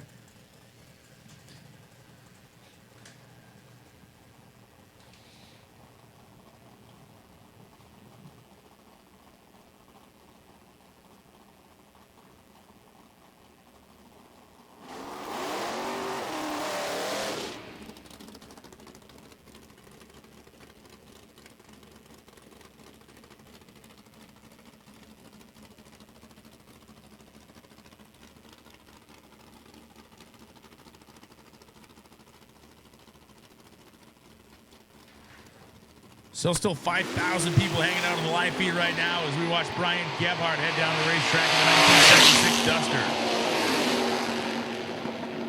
1976 Duster. 198th, and Gebhardt goes 10:13 with a 5 at 130.17 on the Budweiser side of the drag strip.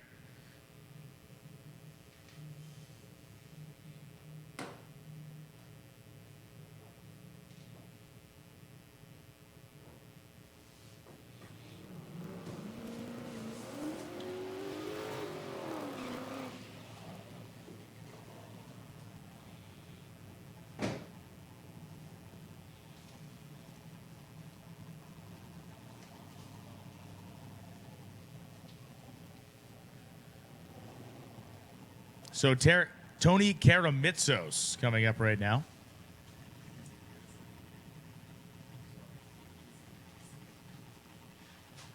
I took Karamitsos' name and botched it so badly that he came up and we laughed about it in the tower yesterday. Laughed so loud that David admonished us with a look and a hand gesture of some sort.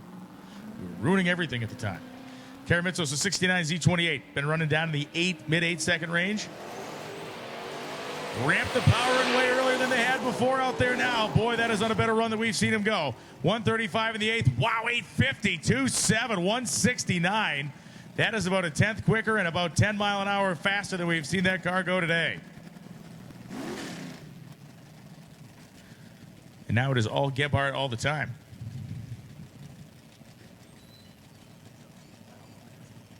So 2,000s quicker than yesterday. Those guys are likely in mission accomplished mode with that run.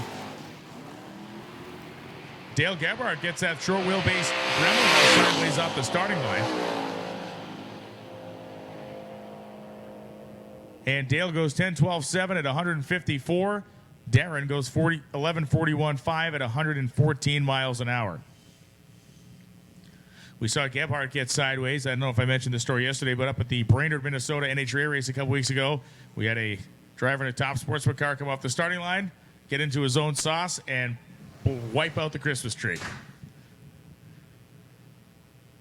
Who did it at Bowling Green in the Opal in the classic photo? Frank Mazzi. Okay, yeah, got it. Double C altered 73 or 72 Opel GT. There's a very famous picture of Frank Mazzi. And the thing that was a real problem for Frank Mazzi was that there was a giant, and still is a giant, concrete base that the tower sits on. So I don't know if the tree actually got hit, but the photo shows Mazzi's car folding in on itself with the windshield. The cool part about the photo is the windshield has come out and it's like hovering in front of the car. And the chassis is going one way and the body's going the other. Yeah. That was the God of Hellfire was the name of that car. Cool little piece.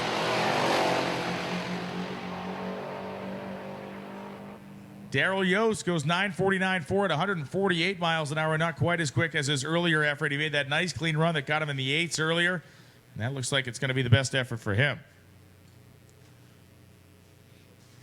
Rob Kinnan got an epic sequence of a guy running over the tree at Pomona a couple years ago. Remember he captured that guy in the Dodge truck running over the A-board, the tree. You know the greatest tree destruction story of all time, though, right? Let's hear it. So 1974, I think, the Molson Grand National race that NHRA used to hold up in St. Air, Canada. Molson Beer, of course, a giant sponsor of the race. Is this connected to the destruction of the tree? Yes, it is. Okay. So the president of Molson Beer is an antique aviation enthusiast at the time. So he has a biplane that he's going to fly in and land on the racetrack. So they test it out midweek. You know, he comes in like the Red Baron, lands, there's nobody there. Everybody's like high-fiving. This is going to be great. He's going to fly in with, Miss Molson in the backseat or something like that. So come race day, the place is jam-packed. Everybody's ready to go. Captain Molson man comes flying in his plane, lands. When they did the test, there was no tree. Now, if you've ever seen a biplane, the way a biplane sits, the tail is very low and the nose of it is very high, so you cannot see what's directly in front of the plane. So as he's going, there are people waving at him and screaming to stop, and he's waving back at them proudly with his, scarf blowing in the wind. He drives into the tree with the propeller rotating, completely annihilates the tree, decimates the propeller of the airplane, and shuts the race down for hours. That's amazing. There's an incredible photo sequence of it that you can happen to Google up. You can find the photos on my website on Bang Shift. We ran the story and we got the perspective of a guy who was there. Steve Gibbs tells the story even better than I can, but it is amazing. It's like Raiders of the Lost Ark and the bald guy. The pink mist. Except it's amber, green, and red mist. Went through the thing like a weed whacker. Just butchered it, yeah. Like a bologna slicer. Dustin Gardner, the 86 Camaro.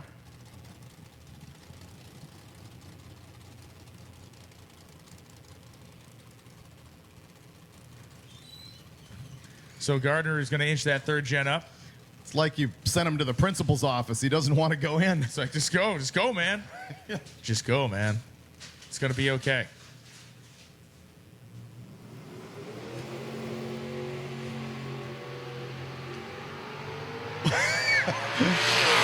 CVT in that car? He didn't want to stage. The Torquever didn't want to do anything. 1040 with a 330.85 for Dustin Gardner. While you're at home on the live feed, do me a favor, click over to MotorTrendOnDemand.com. Sign up, 30 days free. You can check out all the Motor Trend original shows 30 days before they go on YouTube. And you can get exclusive shows like Roadkill Garage and Roadkill Extra. Check out MotorTrendOnDemand.com. Steve Gibbs tells another great story of when in the 70s when traction compound first became a thing, when they first started treating racetracks. And basically back then what they would do is just they would treat it once. They would spray the track, kind of that was it, and then you had what you had for the rest of the weekend. So he talks about going, I forget what racetrack it was at, but it was somewhere back in the day where the track butted up to the grass, and then there was a big grassy area, then the walls.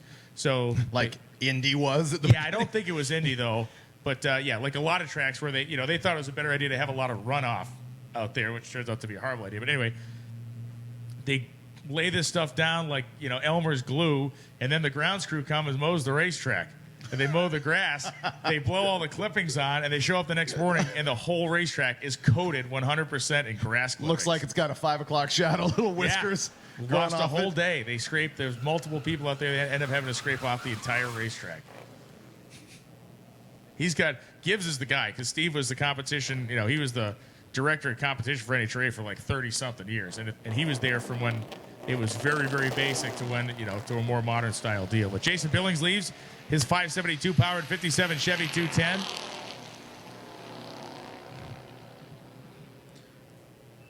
And Billings goes 11:20 with a 3 at 126 miles an hour.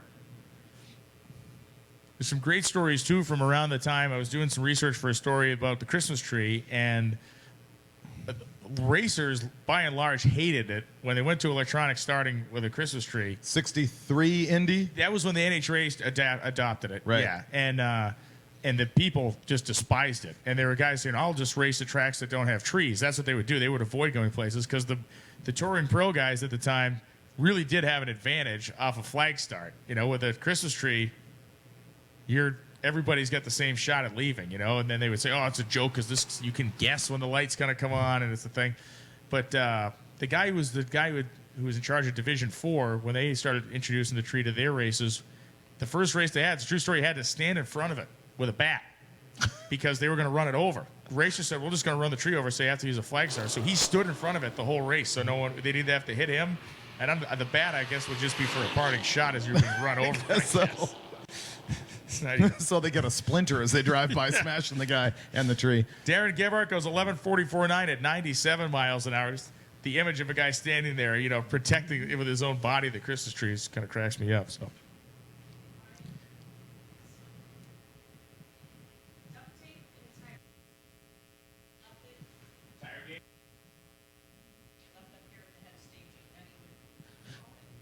There has been duct tape and a tire gauge left at the head of staging. Duct tape and a tire gauge left at the head of staging, otherwise known as the Roadkill starter kit. Don't lose the duct tape. How will you go on? Well, I don't know how you're supposed to fix the tire. The duct tape's there to fix the tire with. Got to patch that thing. Man, there's a really cool couple of coupes leaving the racetrack now. That thing is wicked. That blue car that's leaving in front. For those of you that are in the stands, you can see these cars leaving on the Route 18 in front of the racetrack. Nice car. I remember going to Pomona for what they often called the Water Nationals because it would often rain. Okay. So politically incorrect. They actually had on the starting line a guy dressed as an Indian doing a rain dance, as a Native American doing a rain dance. Yeah. Yeah, he would go to all the he would be like Indy. He would go to a bunch of He actually a couple years ago reprised the role. Really? He came out and he was a very old man now at this point, but he put on his original costume and stood out at the starting line. And they let that happen in this day and age. They did. Wow, I was surprised they were doing it even in the 80s. Guy still had moves.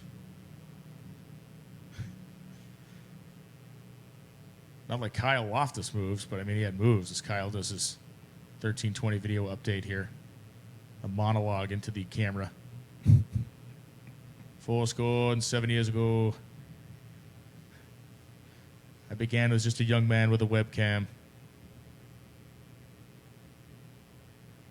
And here I am as the chieftain of 1320 videos. I'm giving you your monologue right now.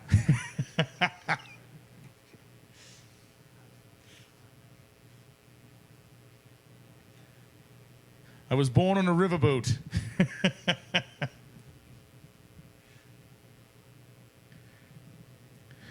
So Brian was talking earlier about how he thought the rear end was completely out of Jeff Lutz's car, and Lutz says no, they're just putting the other fuel tank in. Oh, yeah. I thought from the camera angle you could actually see through wheel well to wheel well on the thing, but I think optical illusion must just been his pasty white legs.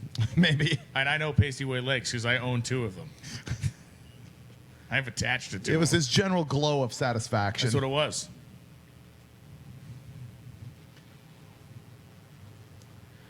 So Michigan tonight. A place where Drag Week 05 ended. A place that we have been several times on Drag Week. It's a 70s sitcom, isn't it? Michigan Tonight. Michigan Tonight.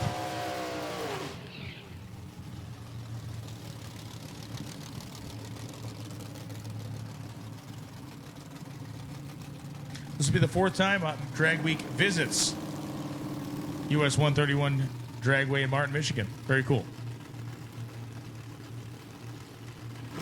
Brian Hansen, the 1966 Chevy 2 comes off the starting line. 106 in the 8th mile, and Brian Hansen through the lights goes 10-17-1, 132-21 in the Budweiser lane. Which track has Drag Week visited most often? Well, Columbus has been on the schedule 5 times, but only run 4 times because of the rain you guys had in like 06 or whatever it was. That was back when the event was small enough that we could gather everybody up and go, it's raining at the next 3 tracks. You know what? Let's just all turn around and go back to Cordova and have a good time. And I was like, okay. So it'll be tied for Indy as the same number of times on the schedule, but we'll actually have been to Indy more times. We'll have actually run Indy all 5 times it was scheduled. We physically went to Indy when it was raining. We just didn't race Indy. Yeah. So US 131 is it. No, US 131 is 4 times. So I guess we've raced there 4 times. We've raced at Indy 4 times, you're saying, and now we've raced at Columbus 4 times. 10:42.2, 130.96 miles per hour for Dustin Gardner.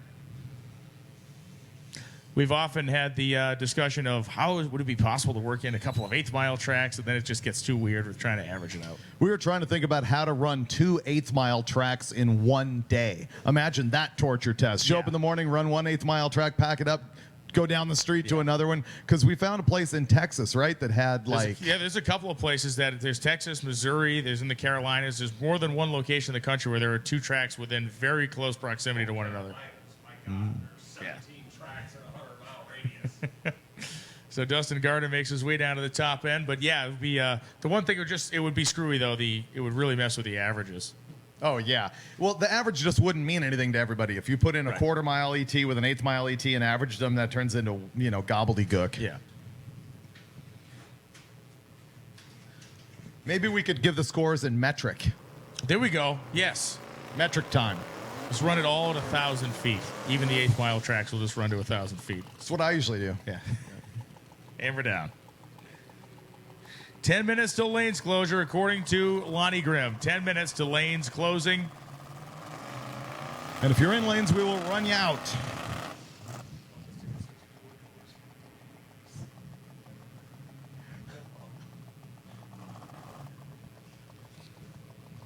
So Matt Martin, the 1985 Ford LTD, and Randy Franklin coming up again, getting the maximum number of laps he can in. Franklin may have supplanted Andre Miller, who has taken a break momentarily from running his pickup truck. Things are looking very good for Matt Martin, at least a lot better than they have this morning. Martin goes down 964 with only 125 miles an hour, so the car made a good about 3/4 track pull before it laid over. It was going 127 in the 8th and then began to decelerate somewhere around 1,000 feet. So I'm working on my averages for drag week. 23 minutes from the time.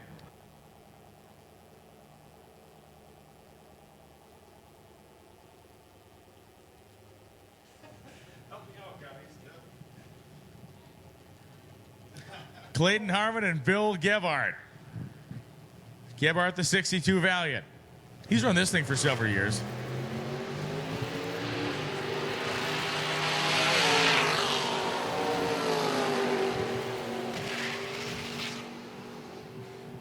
Clayton Harmon having trouble getting off the starting line with a new world record 8.85 second reaction time. 10:22.8, 130.51 as Clayton Hartman goes 10:42.3 at 143 miles an hour. And Rick Prospero is going to take this to the bitter end. He means it. He does mean it. He's trying to get those 750s handled. The 7 fivs, as the kids would say.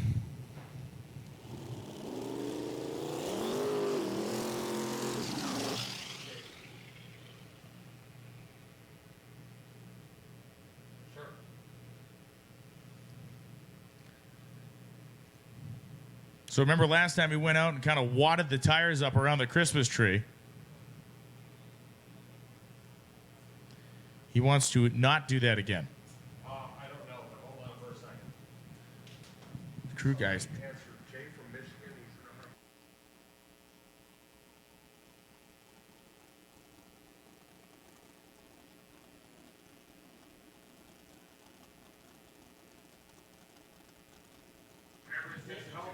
Whatever his substitute category is, just all going in substitute. Okay, that's fine. I'll call him back. You don't have to, I'm sure he knows that. I think he's, yeah. So Rick Prospero, the 1990 RX-7. They got him lined up weird, man. They got him justified probably about a tire track to the left of the center of the groove. He's kind of on the ragged left-hand edge of it.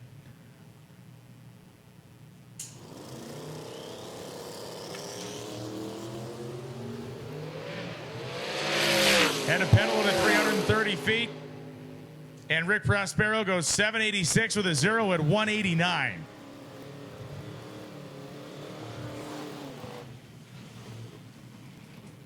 Trying to chase the numbers from yesterday and just not quite getting there. He ran the speed earlier, but again, he was on and off the gas pedal in that 330-foot range as the... Oh, dude, the four-banger Triumph? Major League 10-second goodness. Really? Yeah. Do we know what's in it yet? It's the Ford. It's the four-cylinder four-banger. Yeah. Still smoke pouring out of the back of that car. Jim Pranis, smoke or not, goes 10 double out 9 at 136.58. That little green Mazda you see making laps here, he is in a battle for the top position in modified power adder. He walked into the day with a 753, way in the lead, but he's battling against Dan Seitz. Is that it? Seitz, sorry. In 88 Ford Mustang, it's an orange car who ran 778 yesterday and improved today. So positions are going to swap around in that class if that green Mazda can't come back and lay down a big number, and essentially he's out of time. What are we looking at? It is 153. Lanes close at 2.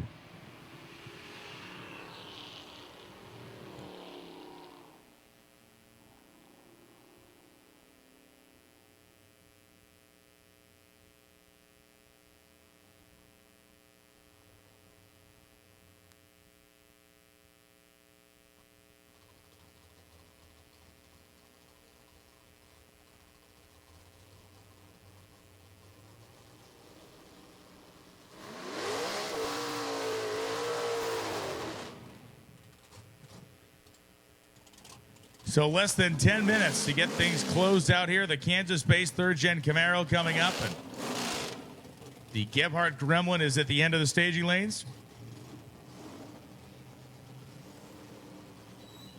Dustin Gardner, the 86 Camaro.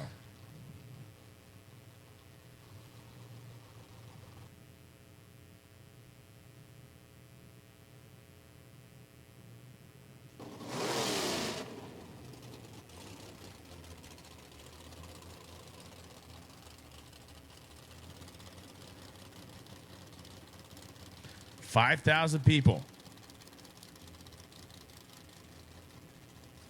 are watching on the live feed. They are hanging in there till the very, very end, which is now basically 5 minutes away.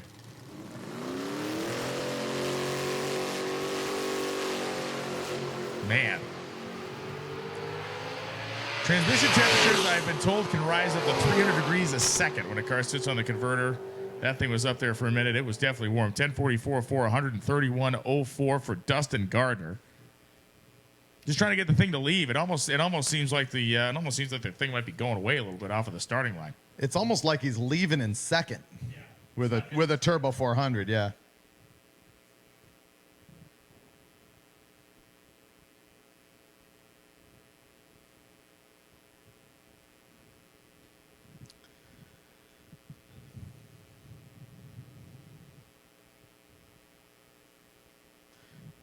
If you're watching at home, don't forget we will be back with the Gear Vendors live feed for the rest of the week on Friday. All through racing hours, we will be live. So check it out either hotrod.com/drag week or the Motor Trend channel of YouTube. We'll be here. Please tell a friends.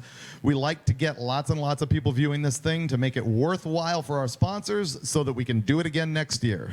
Very excited to be bringing you the action tomorrow from US 131 Dragway in Martin, Michigan. We'll find out who survives the drive. We didn't even know how long the drive is tonight. I know nothing. Yeah, we haven't got our directions. We'll go and get those. It was 247 miles last night. To figure we're going to go over 1,000 miles this week, it means we're probably going to be looking at least that much distance, maybe a little bit more.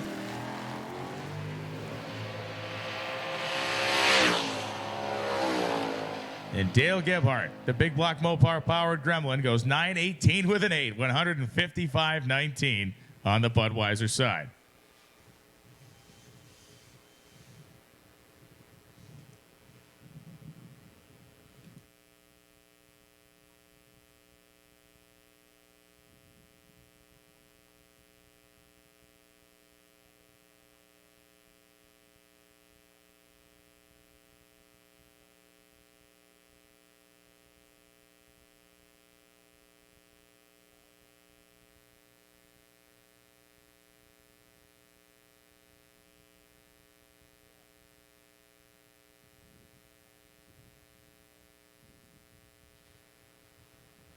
So at this point, we're just waiting to see if anybody's going to jam into the lanes for the last couple of minutes here, waiting on official word from Lonnie Grimm when the lanes will be closed. He will tell us that the moment the lanes are closed. Right now, they are still open.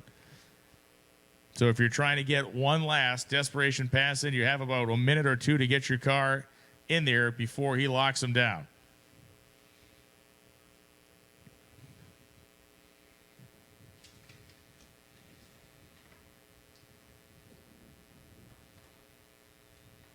The real adventure begins when we leave the racetrack and we go out there and we find out who's having trouble and who's making it to the next stop and who isn't and who's using bubble gum and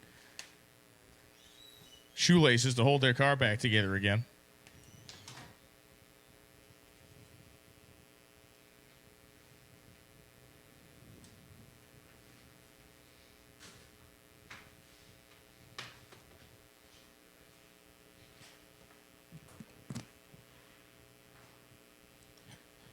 The traveling drag week circus, I should say.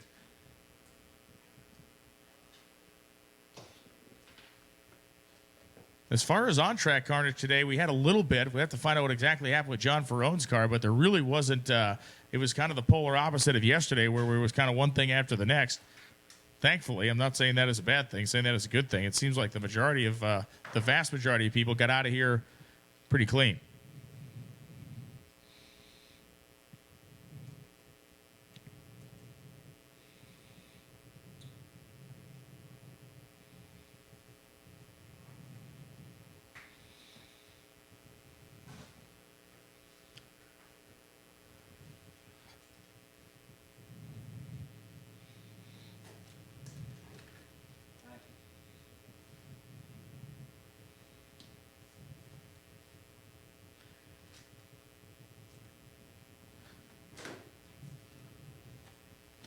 We're kind of stacking our stuff in a pile here, getting ready to roll out.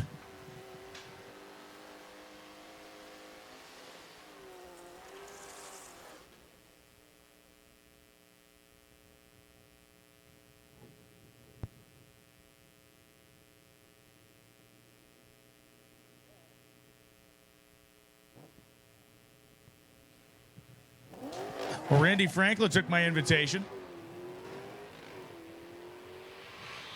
He is one power shifting son of a gun out there, I'll tell you what.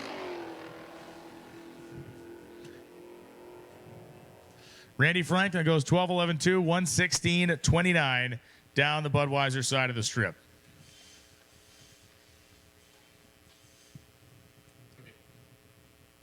A little bit more water being put down in the water box.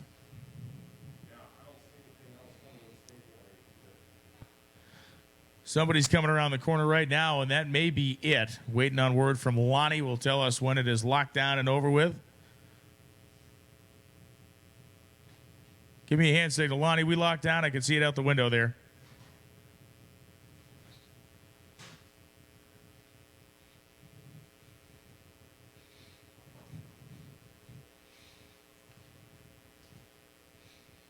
Not sure who or what is in the lanes, but somebody's back there. Looks like Daryl Yost. Looks like Yost is going to be the one to finish us out tonight. Or today, I should say. Thankfully not tonight. Today. Staging lanes are closed. Staging lanes are closed. And as I'm looking around the corner here, I see Daryl Yost at the corner and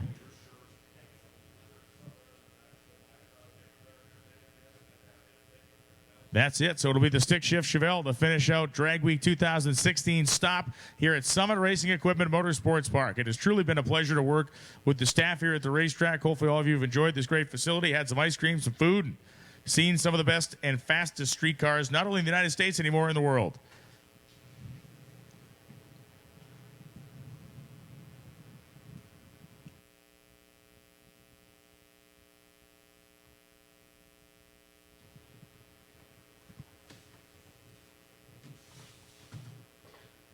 We'll actually be able to see some of the cool landmarks and things on our ride today. Yesterday, we saw some of them for the first couple hours, and then it was pitch blackness after that. Some of these cars will become landmarks tonight. Just like a racehorse, you dig a hole in the side of the road and just put it in there and move on.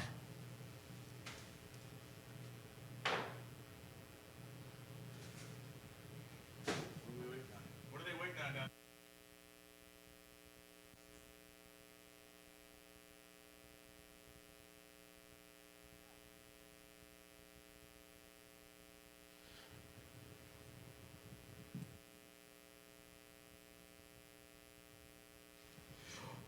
It's interesting, if you go online, you can download the rules for Drag Week, and one of them is that there is a time limit that we give you to actually make a pass. And these guys are going to do it now. It's a non-issue. But in the past, we've had racers get into the staging lanes and then try and milk it for an hour and a half. I'm just going to need to rebuild this cylinder head real quick. I'm in the lanes at 2. It's cool. Yeah.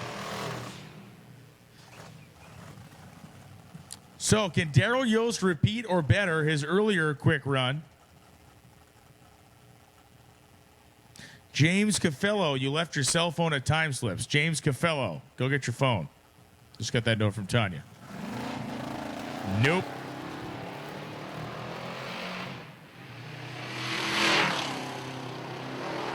And so Yost, the Colorado-based racer, going to take it down to close us out. And that'll do it for Drag Week 2016, presented by Gear Vendors here from Summit Racing Motorsports Park. What a day it has been. A whole lot of fun. And for those of you in the live feed, you get one last look at us until tomorrow morning, which is about as much as you want to see us anyway.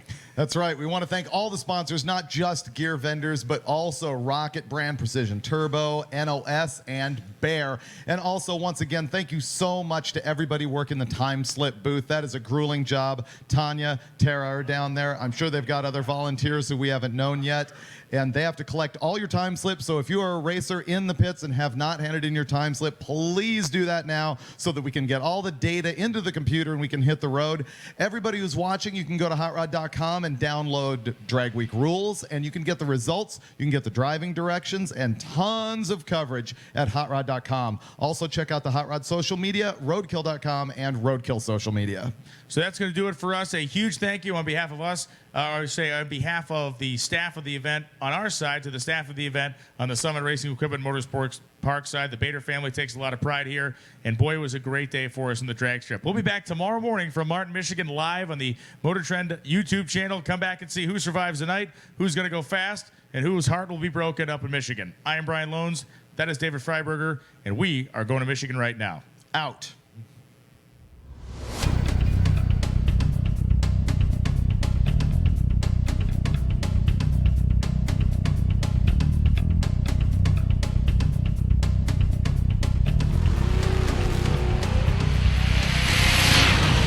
Wrangling the thing, and he's way up by the center line. Goes sideways at the stripe. Oh, man.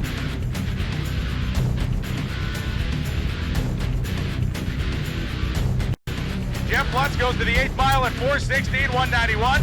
6:19, 5 and 240 out the gate for Jeff Lutz. Any changes this year compared to last year? Yeah, this is totally new engine program. Okay. This is the billet 5-inch motor.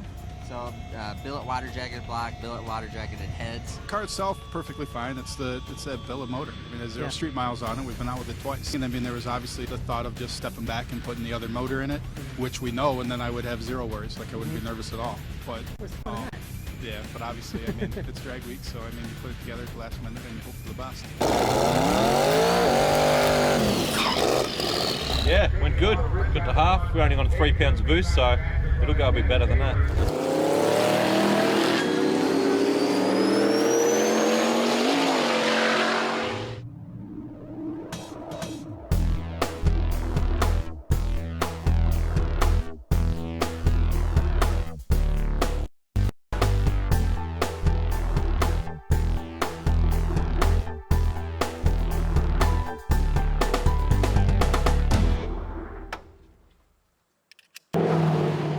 Well, he was driving down the road and it started making noise, and well, it was knocking at him, so he had to ask who was there. They started pulling the valve covers, and one of the push rods ended up breaking the tip off, which I would think what it would have done is it loosened off and broke the tip off. So what Dylan did here is he took a socket.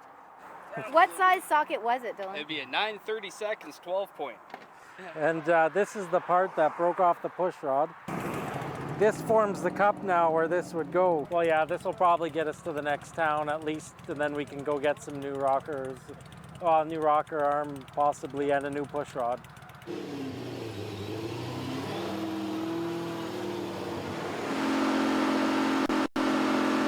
think everything just got too hot. We made a 831 pass and changed over everything as fast as we could and hit the road. I think that was a bad idea.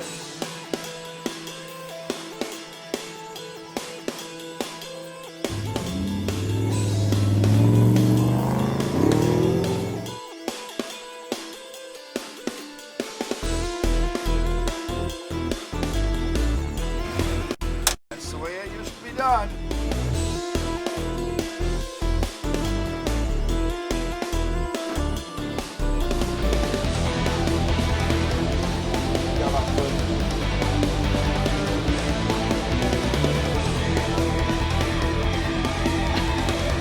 We have a pretty massive oil leak. What do you think it's coming from? I'm not sure yet. It's on the kind of the back side of the motor by the CD axle.